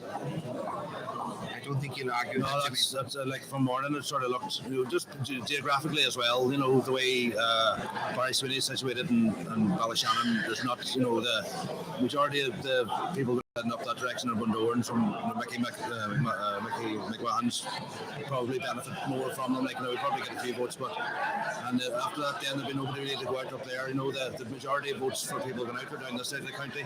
You know, so I can see my Manis would probably benefit, you know, along with myself, hopefully. And now that you're due to be elected, I'll have to claim half of you for Glencullen Kill. Well, I don't know why you're claiming it. You're not claiming it. You took them on and said to me today, and I'm actually a Glencongill man. Well, anyway, I'm half a Glencongill man, you know, but there's plenty of people in Glen and Clemmy, like, you know. Absolutely, so, no. In fairness, and you did well there. So I did well, like, but I knocked at every front door in Glencongill, you know, and Mount Charles, you know, so if you want to get votes, you go out and knock people's door and ask them for a vote. Well, that's the best way to do it. That's something we were talking about yesterday, about the campaigns and the steady campaigns that different people were doing. Well, I think why we were complimenting your campaign was the fact that you personally went to so many of the electorate, like maybe some other candidates. You went there, you took your time, you didn't rush the canvas, and it was thorough. And as you can see, it's like, well, I know you have family connections in Glencongill, but that still needed work from you to get them votes out. You know, they knew of you and they may have worked or interacted in your Thomas' office, but it was even more essential that your personal door-to-door canvas was good. And obviously, when you look at all the booths the whole way along, you got votes in all of them. And you got substantial vote in Glen. Well, I was just wondering how long it'd be before Glen claims you. We were out canvassing for 10 weeks basically. I done the first couple of weeks myself, and then the rest of the team started for the last 6 weeks, you know. But I had already had Glencongill mostly canvassed at that stage, most of Mount Charles, Ninver, you know. And was that all on your own, did you say? Well, no, with somebody else, Okay. you know, member of the family, or, you know, things like that. Because we heard from Jeremy Doherty earlier, and he campaigned a lot on his own, and he thought that that was effective because there wasn't a big gang at the door chatting to one person, and it was, you know, more personal. I always went with one other person, it's usually local, you know. In Glencongill, I went through Malmbeg and Malmore with Christina Jones, she's from there, you know, and then Martin Cunningham took me through bits of, and Paul O'Gara from Glen, he took me through bits of it, you know. So I always him to eat my cousin. So that's what happened to you. You went astray altogether on If you turn up the door with somebody who knows, when they open the door, if there's somebody that knows the person on the outside of the door, it makes a great difference. So you're introduced to the person personally then, you know, rather than just turning up as a blind stranger, you know. So and we've done the same around Inver, my brother-in-law took me around, like, so, and then like, obviously I knew the people in Mount Charles myself, like, you know, so, but I went with one of the kids or the wife or somebody, like, you know. How far up did you, sorry, No, go on, no, you I was go just on. curious, did you go as far as Bundoran? Well, we canvassed in Bundoran, but not as heavily as we did in the south. It's a vast area, We'd need another 5 or 6 weeks, you know, because we canvassed very well up to Lahey and Ballintrae, you know, and then after that it had to get a bit sparser because we run out of time, you know. But we did canvass around Ballyshannon a couple of times, and we canvassed around Bundoran and Pettigo, like, you know, but it just wasn't been as much as everywhere else, you know. We heard from one of your Senator Flynn there, who helped you on the campaign and was going door to door with you, and she said that when you went door to door, nobody seemed to care about, you know, the big issues of the day, that they were more kind of concerned with, what did she say, tar and roads and that kind of those real local issues.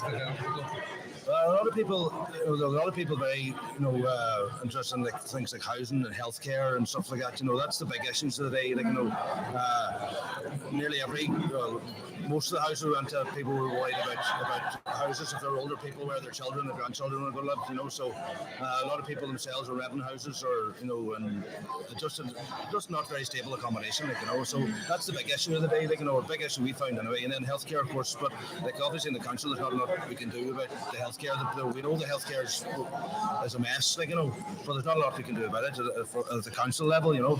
But like, listen, all we can do is advocate for people, you know, and try to improve things, like, you know, and get onto our TVs and try to get things picked up a bit, like, you know, because we know the healthcare in the system is diabolical at the moment. I think another, maybe one of the local issues down your way too is perhaps maybe the catering college in Killybegs, and while it's such a good asset down there, I mean, it could be so much more if the accommodation was there to be part of the fund to cater to the people to go to it, do you know? I trained as a chef in the catering college myself. I was there about 20 years ago. I know loads of people go to it from Donegal and all the rest, but is it fair to say that maybe if more funding was put into in and around that area in terms of housing and student accommodation, that it could be a real game changer? That's not really the issue. I'm just I had a meeting with the ATU last week about sports development, but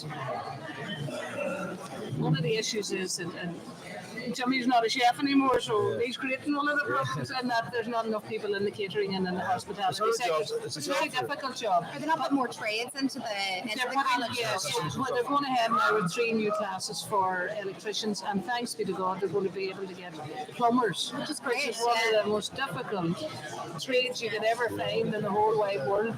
So that investment is going in there, because a lot of them are turning around saying they're not getting the student experience. And the thing is that a lot of those people in the trades are in and out. They're doing their block release.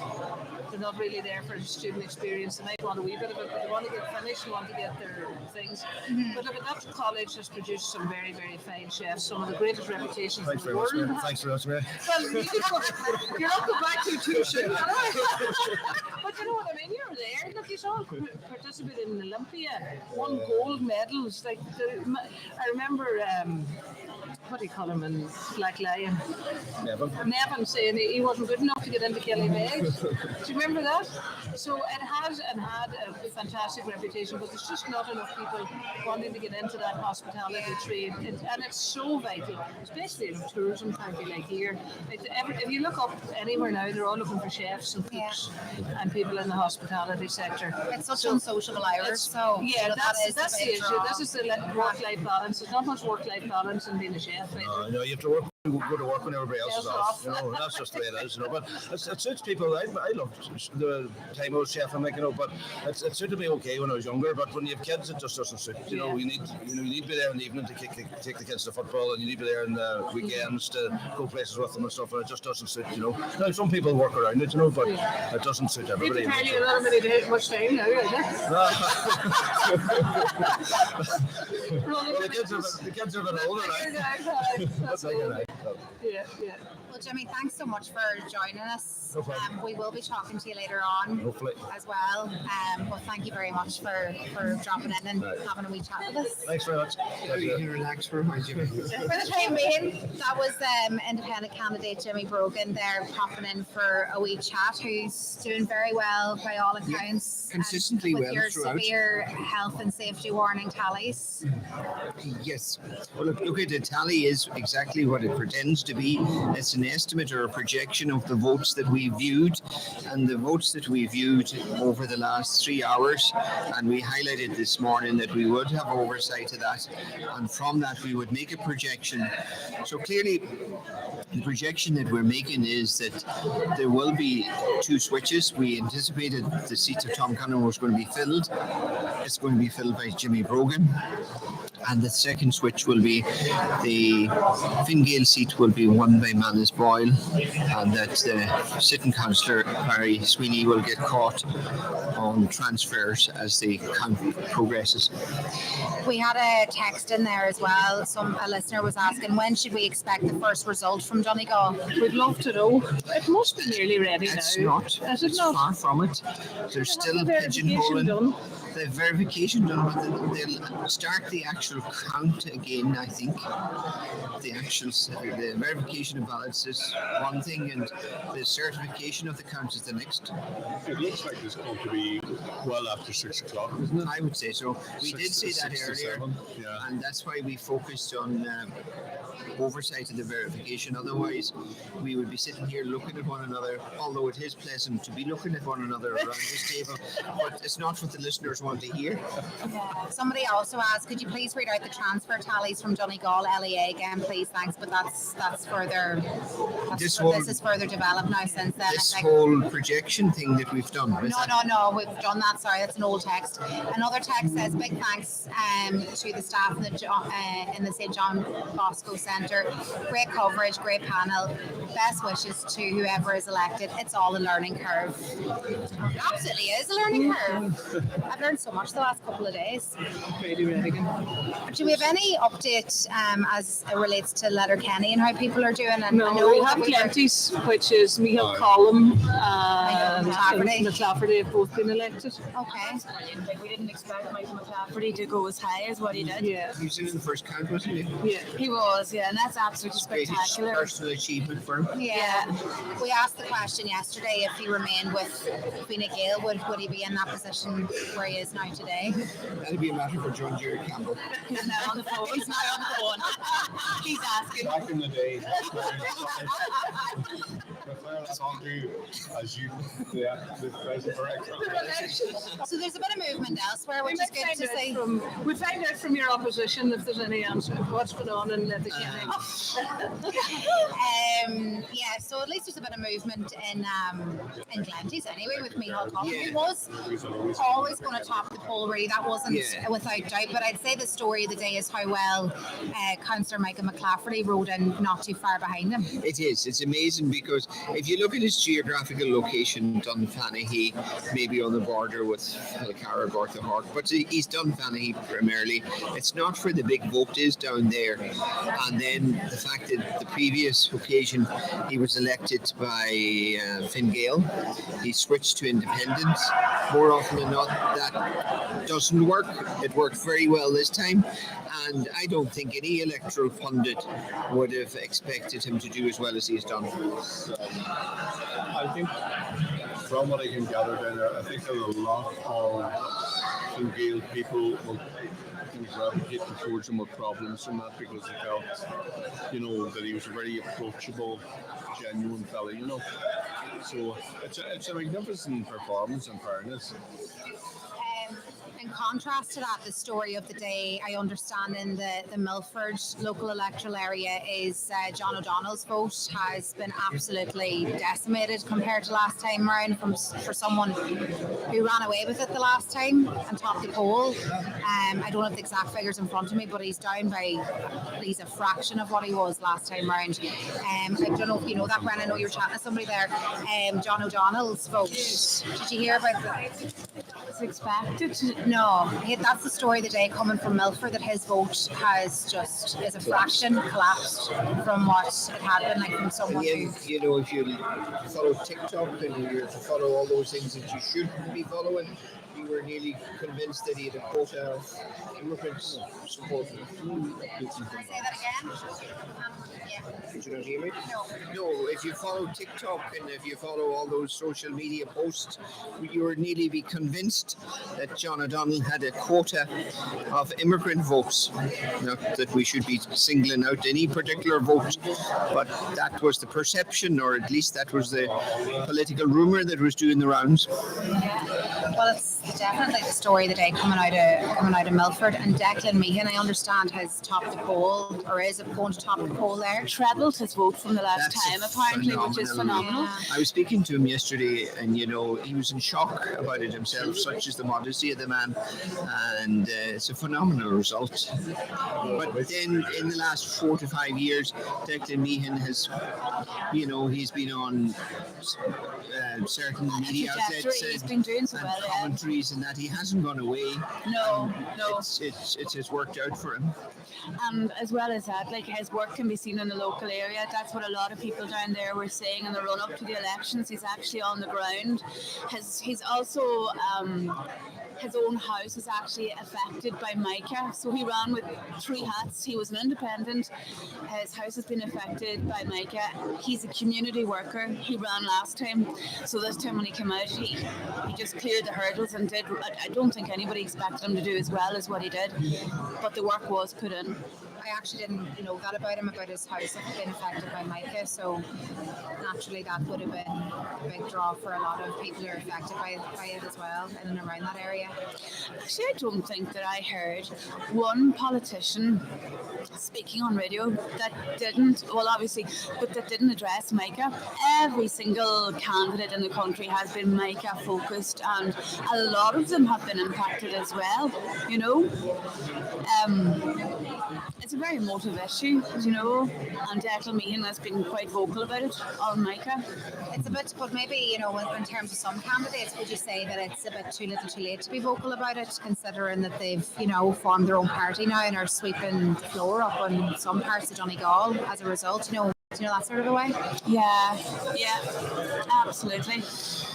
So overall in the council there are going to be a number of changes. I'm not quite sure what's happening in the valley. There's one or two council seats that may be in jeopardy there. There's most definitely a council seat in the west of Donegal that will switch hands, and here as we are projecting, we're projecting that the Fine Gael seat will switch. I'm not sure what's happening in Letterkenny, but there's going to be a new dynamic to the new council by all accounts. Okay, we're going to go for a quick break. Don't forget our coverage yesterday and today is all in association with the Sandhouse Hotel and Marine Spa in Rossnyla. We'll be back after this.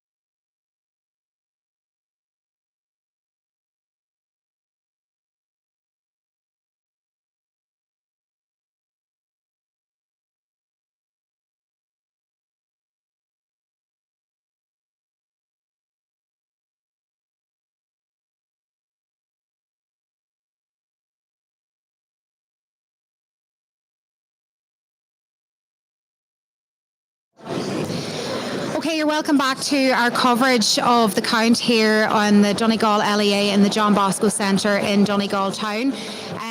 It's in association with the Sandhouse Hotel and Marine Spa in Rossnowla. Now, as we were off air, Mary Coughlin has acquired some stats as it relates to second count from Ballinface in order is out. Second count is, and yeah, certainly I haven't the figures just yet. I have the figures. Oh, you have the figures. Sorry. Yeah, Connolly plus 50. This is a distribution of 434 votes from McDade. So Connolly plus 15, 533. Jerry Crawford plus 20, which is 1010.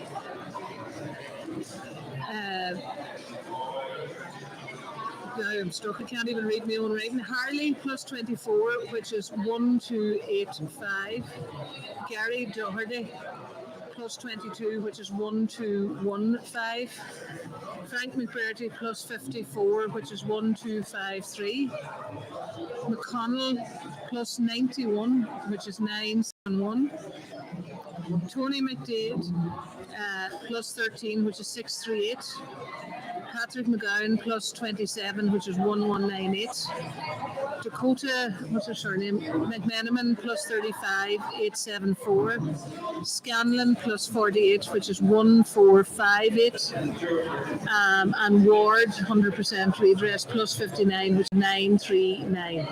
So now they're going to distribute Garvin Connolly's 533 votes. Harley will benefit from that, and then Dakota McMenamin's going to go well up into this race, isn't she? Yeah. Because she's got McDade to come. Then McDade would not. McDade help Crawford. Oh, I should. Yeah, sorry, he should. McDade will be the same. Yeah. McMenamin, Crawford McMenamin. Yeah, he's a wee bit far away. Forward to he's standing there. And like over here as well, he has one chance with McDade, but the problem for him is Dakota McMenamin is still in the race. 1, 2, 3, 4, 5, 6.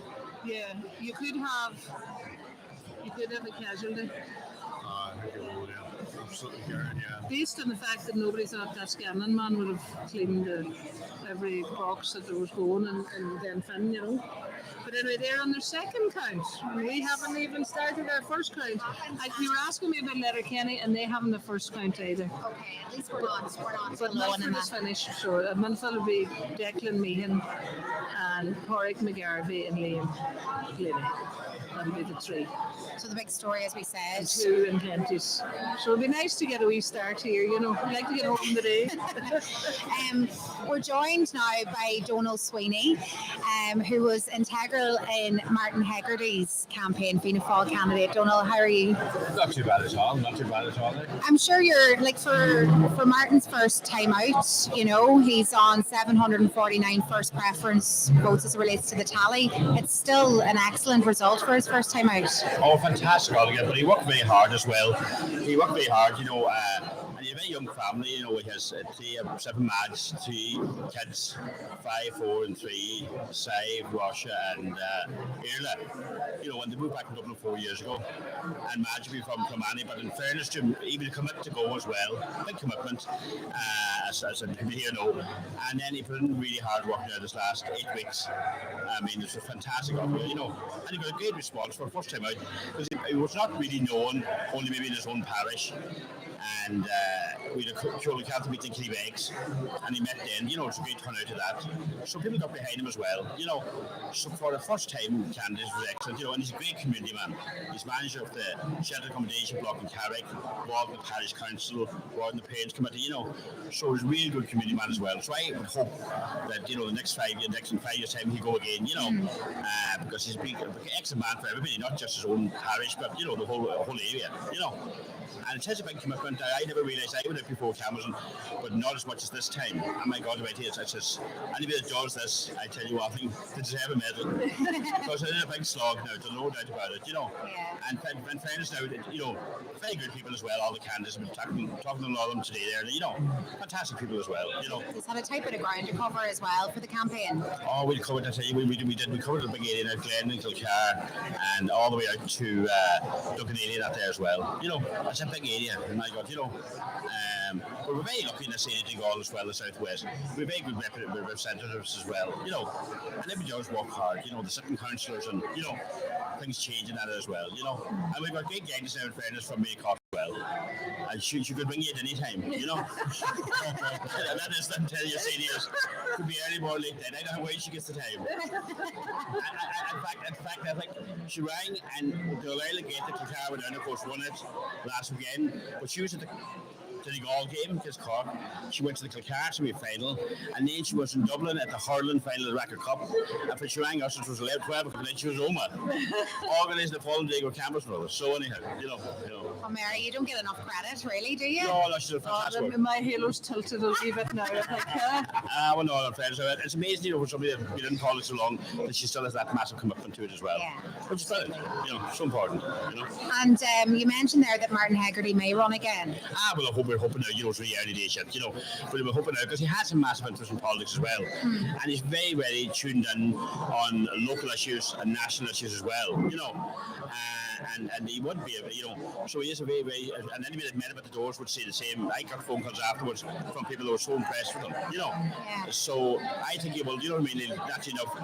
Nobody likes to lose, but at the end of the day, it's a learning experience, you know, and going forward, you know, he'll be a lot better known in 5 years' time, you know. He'll still be very young, you know. And he's like, he didn't drastically lose, you know, he's still got 749 votes, which is something to be exceptionally proud of, you know, first time out. Yeah, and fairness from Ray Camerson and Sir Jared here beside you here had a lot of experience. And I remember asking advice because we said, and Martin were sort of rookies, and asking him for advice. And he said, make sure in your local area, Glen Kilcar, cameras every house. So you've never been out canvassing before, have you? I was out before, I was out with Mary before. I was out with Brendan here.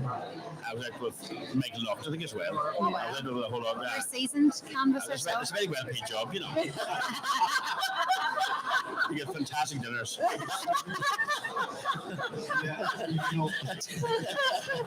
Well, first of all, it's great to have another Kilcarman here beside me, Donald. Gordon has claimed Brogan as a Glenmiller. That's right. So I try to give him an eye on things. I tell you, he's under free transfer. He's on transfer to Glen, so you're always up against it if you try to promote to Glen.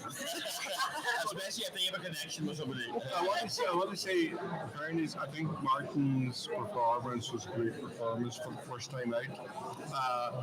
And especially since he was sharing the parish of our size with another candidate, Linda. But I think, in fairness, he did very, very well. He did every house, took my advice, Mary. But the main thing I have to say, it was a good campaign. But in fairness to yourself, like, you did put in a huge effort. But every time I see him anywhere, you were beside him. Yeah, you did. He ended up calling me PJ Mala. That's how he's introduced me. I know a lot of about things. In fairness, you did put in a good shift there, brothers. But I know anytime I've seen him, I've seen you were there helping. So, you know, as I said earlier on, the people that work with the candidates deserve a lot of credit. And, you know, he certainly has got up enough credit for another day. There's not a doubt in the world about that. And he's a young local man at the end of the day. So, and I think, you know, he did, just for the record, I think he did exceptionally well. And I think he built as well. He get more people into the Commons now as well, and the party as well. He already has done that with a few people, you know, younger generation, you know what I mean, as well, and do it as well. And I think that's what you need as well. You know what I mean? We all need, doesn't matter what party. You need that younger, you know, vibrancy as well, you know, coming through as well. You know. Just for the text to ask you, would you refresh who everybody is? Because new people listening listening in, they don't know who's talking. Oh, right, okay. I kind of forget. I feel like everyone's tuned into us all day. So we have Michelle Nifadjin, who's a journalist. We also have John Jared Campbell, who's former Director of Elections with Fine Gael Donegal Southwest. We currently have Donald Sweeney with us in situ, who was a big campaigner with Martin Hegarty of Fianna Fáil, who sadly can't join us today for a wee chat, but you're in his place and you're doing a fantastic job. You tell me that now. The fee doesn't increase if you're doing a good job or a bad job. So we also have former Taoiseach Mary Coughlin at the table, and last but absolutely certainly not least, we have Brendan Byrne here, former Director of Fianna Fáil Elections, or Director, I'm getting it all mixed up now, former Fianna Fáil Councillor and former Director of Fianna Fáil Elections. Thank you very much. But in That's fairness, everybody updated. Yeah, but some people are tuning in, they don't know who, Yes. refresh who people are. I was going to say, in fairness, Donald, any party that would have a candidate of the calibre of Martin Hegarty would be more than delighted. In fairness, he brings to the table everything that you need in a candidate. He's articulate, he's educated, he's steady, and I hope he does stay with it. If you look nationwide, the amount of candidates that don't get elected the first time or the second time, but they will eventually. And I think if he sticks with it, particularly on the basis of the showing that he has on the first outing, and especially when you do analysis of how the vote seems to have fragmented everywhere. There was no geographical, localised voting. There was hardly even party voting at times. It was a very bizarre election to try to do analysis of, and it wouldn't reflect what would be an ordinary election. Now, I don't know, can he afford to hold on to you for the next 4 or 5 years and the critical role that you are? I shall check right there.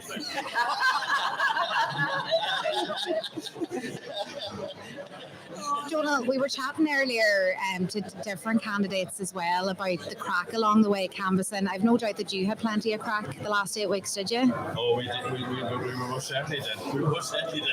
But no, you meet some great people. You know, one thing I learned when this time was, you go to houses and it might be a very simple issue. Do you know what I mean? You know, it might be a very simple issue, and it's and that's the reality. But most people are just looking for very different. You know what I mean?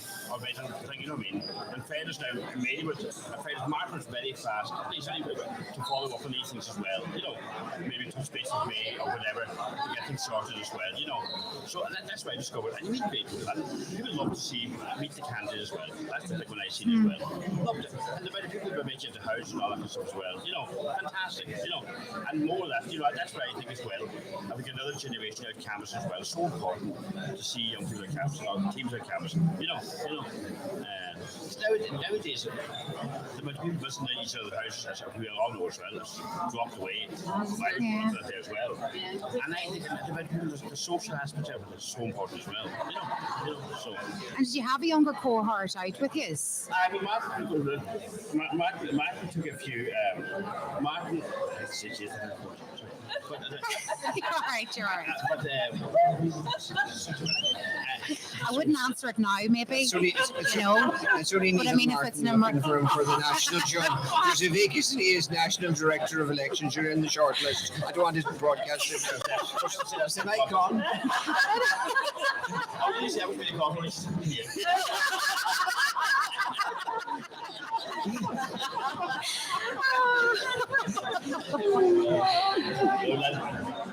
You happy with that? You're still on air, you know, Donald. You're still on air.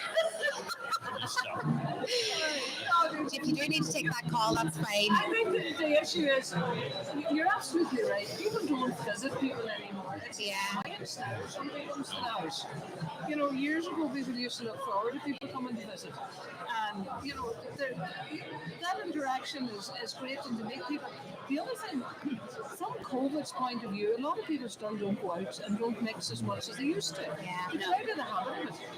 You know, and going to things and occasions and things like that. There's people that you wouldn't have seen for ages because they're not normally in a circle or whatever. So, you know, it is like, as you said, you had great fun. Like, we had a couple of good evenings now out canvassing. Now, the weather wasn't great. You could get sunburned and drowned at the same time, you know, but that's just the way it is. I think it's so important for people out to canvas that there as well, you know, to keep it alive as well. Because like I grew up in Letters were raised Dutch in the Call House, and in fairness, that both in our house for a year or two, my mother was one of the presiding officer, and at that, I mean, the people from both parties checking off the register. And the excitement, you know, I mean, one year there, the guard was there was Riley from Ballyshannon, I think it was. My two younger brothers had played football, you know. It was fantastic, the whole buzz of it, you know what I mean? Yeah, you know, the interest. The interest was big, you know, it's so important for people as well to go out and vote as well. You know, it might sound a simple thing to say, but that's the reality of it as well, you know. And Mary touched on yesterday and today about the poor turnout as it relates to the vote. Is that disappointing for you as well? I don't even know the percentage. What was the percentage turnout? 30, was it? It's 56. 56. Compared to like 65, 70. That's quite low, isn't it? Yes, it is. Yeah, you know. It's usually 64, 66. Yeah, you know, so people have to get out and vote, you know what I mean? At the end of the day, you know. Because that's what makes the difference. That's what makes the difference. Well, thank you very much for joining us. Thanks very much as well. You're very kind. I'll let you ring that person back Tom Jordan, now. He insisted that you would join us. I hope I didn't look for this. No, not quite. Not quite. We leave that at Mary Coffin. I'm getting on the hard questions here. You're wearing me jacket. Come back with my jacket. Always away with your jacket. We'll have to ring the guards. Right, so there's Noel coming out. We're joined now by Sinn Féin candidate Noel Jordan. Noel, very good afternoon to you. How are you feeling? I'm feeling very well after Yes. yesterday. When I seen the vote that I got, and I'm extremely grateful to everybody that came out and showed their faith. This is the third time, of course, and they've showed their faith throughout the parish and throughout a good vote throughout the whole municipal district. You did. I know this time around we had three candidates in the race, and I was more kind of confined to a canvass area, but we still got the vote out. I actually increased my vote by 3 votes, believe it or not, from the last election, which was almost enough to top the poll the last time around, and extremely grateful to the people that have backed me once more in the area. We actually were commenting yesterday about a box that opened, I think, in Donegal ELA, where you got we were commenting yesterday about a box that was opened in Donegal ELA where you got quite a good return there. And we were kind of thinking then, was it because of how well you campaigned for the safety measures outside the school, do you know? And you've been integral with that for the last few months. Yeah. For the last 5 years, I've worked with a lot of groupings in Donegal ELA. I got a lot of funding in Donegal ELA, whether through the Alton J Club, through the Donegal ELA Community Centre, and on the day-to-day issues, I'm dealing with a lot of day-to-day issues right throughout the municipal district, and then people showed their faith in me. I know that it might be outside my, say, confined canvas area, but I was listening to the radio yesterday when people were kind of saying, where did they get that 236 votes out of Keelogs? Well, it's just my home place. Yes. That's my home, and they always support me down there, and I'm very, very grateful for it. How do you feel then about, Linda Boyle as well? Like it's a pity for her today. Of course, and Linda's a very, very capable woman. The party had decided this time, Sinn Féin had decided that they would run additional candidates in every municipal district, and all being women apart from one. And these ladies are all capable women and wanted to get into politics. And you don't always get elected first time around, but she's for Linda, her first time out, a very, very good showing. Are you surprised at how things are kind of faring generally for other candidates today, and how maybe some people, namely like sitting councillors, might have a struggle on their hands when all is said and done? Yeah, look, it was unusual. It was unusual because we sat here 5 years ago, and we were sitting in a position that we were well ahead of the pack. This is the most unusual that I've been involved in. I know where you have say 6 or 7 candidates that polled very, very strongly, and any of them candidates you would have thought could get over the line. It's there's a saying out there for a lot of people, like it's squeaky bum time, as they say, but that had come out. However, that's the way the electorate vote. The last time round, we've been well ahead of the chasing pack. We've been 4, maybe 500 ahead of the chasing packs, so it's a bit unusual, yeah. How do you think Sinn Féin are faring generally right across the county?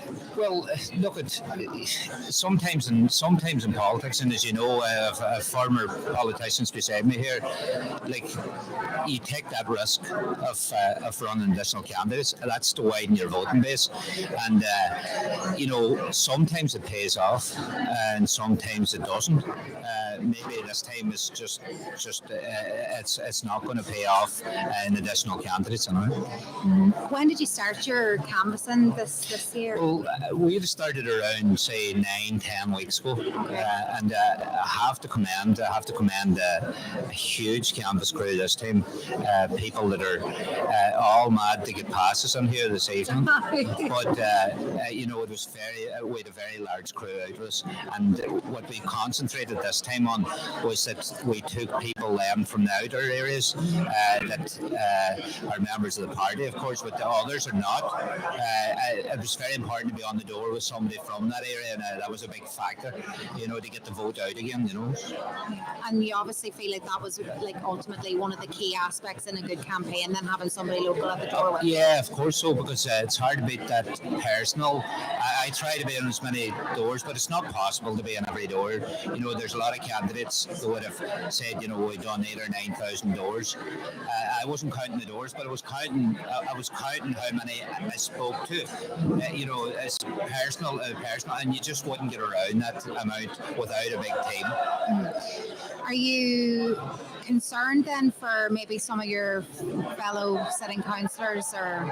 Yeah, well, look at I'm not getting the full tallies. No. Not getting the full tallies, but we're looking at maybe one of them being in the seat that was vacated in Lifford St. doesn't look that too safe at the minute, but the rest should return. Okay. Brendan had tallies from earlier, but they're like for 10th. It was a 10th count sort of scenario, which paints a picture. Again, it's very much speculation. Brendan, where was Noel on in terms of that tally? Well, in fairness to Noel, he's well beyond any danger zone, so there's no squeaky bum time for you. Look, these are only projections, and after a count or two, you might have to reconfigure the entire projection. But it looks like the real contest is between Corey Kennedy, Niamh Kennedy, and Barry Sweeney on this occasion, and it'll be determined probably by the elimination of one of those. More inclined to look like the possible elimination of Corey Kennedy at this stage, but again, that can change with the transfer patterns, which, bearing in mind, we haven't even a first count declaration, so it's very speculative, but I think you can relax, Noel. Yeah, well, I'm glad to hear that. That's the first bit of good news I hear for a long time. There's on the figures, I think you're well safe at this stage. Yeah. You kind of are relaxing a couple of hours with a number of hours in. Again, looking at your campaign was good. The votes you got was good, because this time, as you said, you had Linda and Aaron and Linda did very well for the first time, the first time, So it was good performance, and as I say, It's interesting when we get down to what's left here. It's going to be possibly a contest between two sitting councillors for the last seat. It looks like it's heading that way. I don't know if you had a chance to look at the figures, what your thoughts is on it. Yeah, I was just looking somewhere, or we're getting just some rough tallies, and that's probably the way it's going to pan out. And unfortunately, you know, politics it sometimes can be cruel,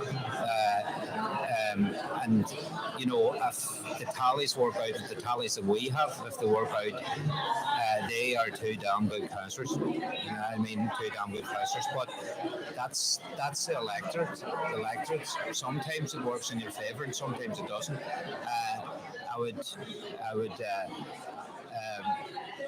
I wouldn't be choosing between politicians. They're two very good politicians, and I wouldn't like to say one over the other, you know, but done huge works for their own communities. But again, say in the regard of Councillor Sweeney or the outgoing councillor in Ballyshannon, you'd have thought that there would be a bigger vote. There's a bigger voting base there, but maybe this time the unfortunate thing for Barry, I think it was Ballygrimes that ran the last time, and it was a huge lift when Bally was eliminated. It was a huge lift to take Barry home, because there is, I don't know what the full electorate up there is, but it's a huge vote. It's a quota and a quarter in Ballyshannon. Yeah. But the problem, and you touched on it there, Noel, the turnout averaged in Ballyshannon at 51%, which is 5% below the average, and 5% mightn't sound much to listeners, but if there's 3,000 on the register, 5% is a lot of votes, and he could well lose out here by a margin less than 100. I'm not saying that that's what's going to happen, but seats are narrowly lost. I was going to ask a question when Sean asked you, this is your third election.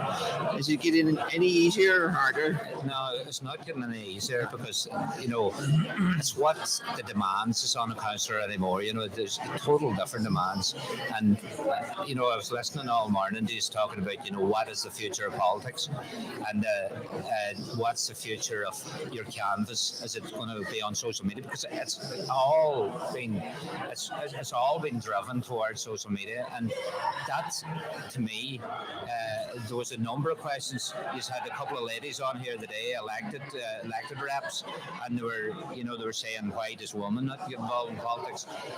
Men's feeling the same way at the present minute, because it can be toxic at times. It can be toxic. Now, I'm not saying I be attacked numerous times on social media, but you just see. They know that's right. They know they're not going to get a chance, but I don't know. But that man has a quota in his own house. But it takes. It has become toxic, politics, and the fear of somebody young coming in. But, you know, I was chatting to a few of our younger candidates yesterday, I chatted to them a number of times, and they were really anxious to get into politics, like really, really anxious, and they love the sound of politics, and it's just different when you get in there. I feel it's different when you get in there. Sometimes it's not a nice place to be, but I suppose if you get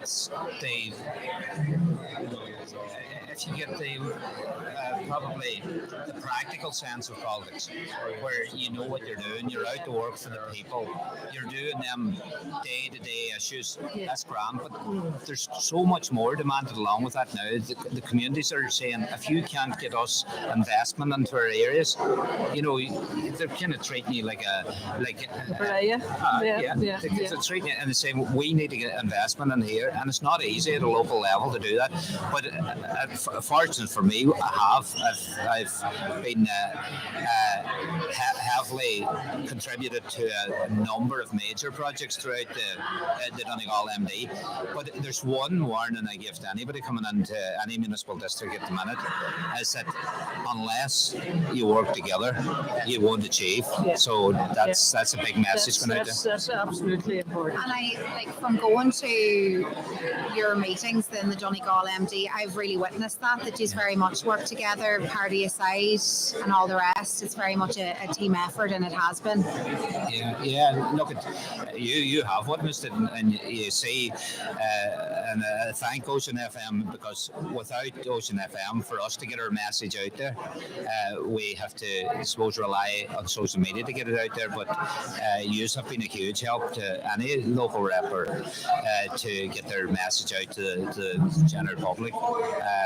But it is about working together within the municipal district. I wouldn't like to see people coming in and doing a solo run, because it doesn't work. It doesn't work. I think that was one of the things we were discussing about the makeup of the new council. Noel will be quite different. You'll have a lot of people that have no real incline about politics at all. They not know about PACs, they not know about committees and things like that, or things that are important like the budget and the county development plan and the planning acts and all the policies. So, it could be difficult, and you've had a difficult council now, I have to say, and it should be said, the elected representatives and the staff of Donegal County Council have had quite a tumultuous time in the council, and it's very hard to concentrate on your job when you're concentrating on other things. So you're on about the full council, not the county. And I'm just hoping that at the end of the day, there's a job of work to be done by the people that are elected,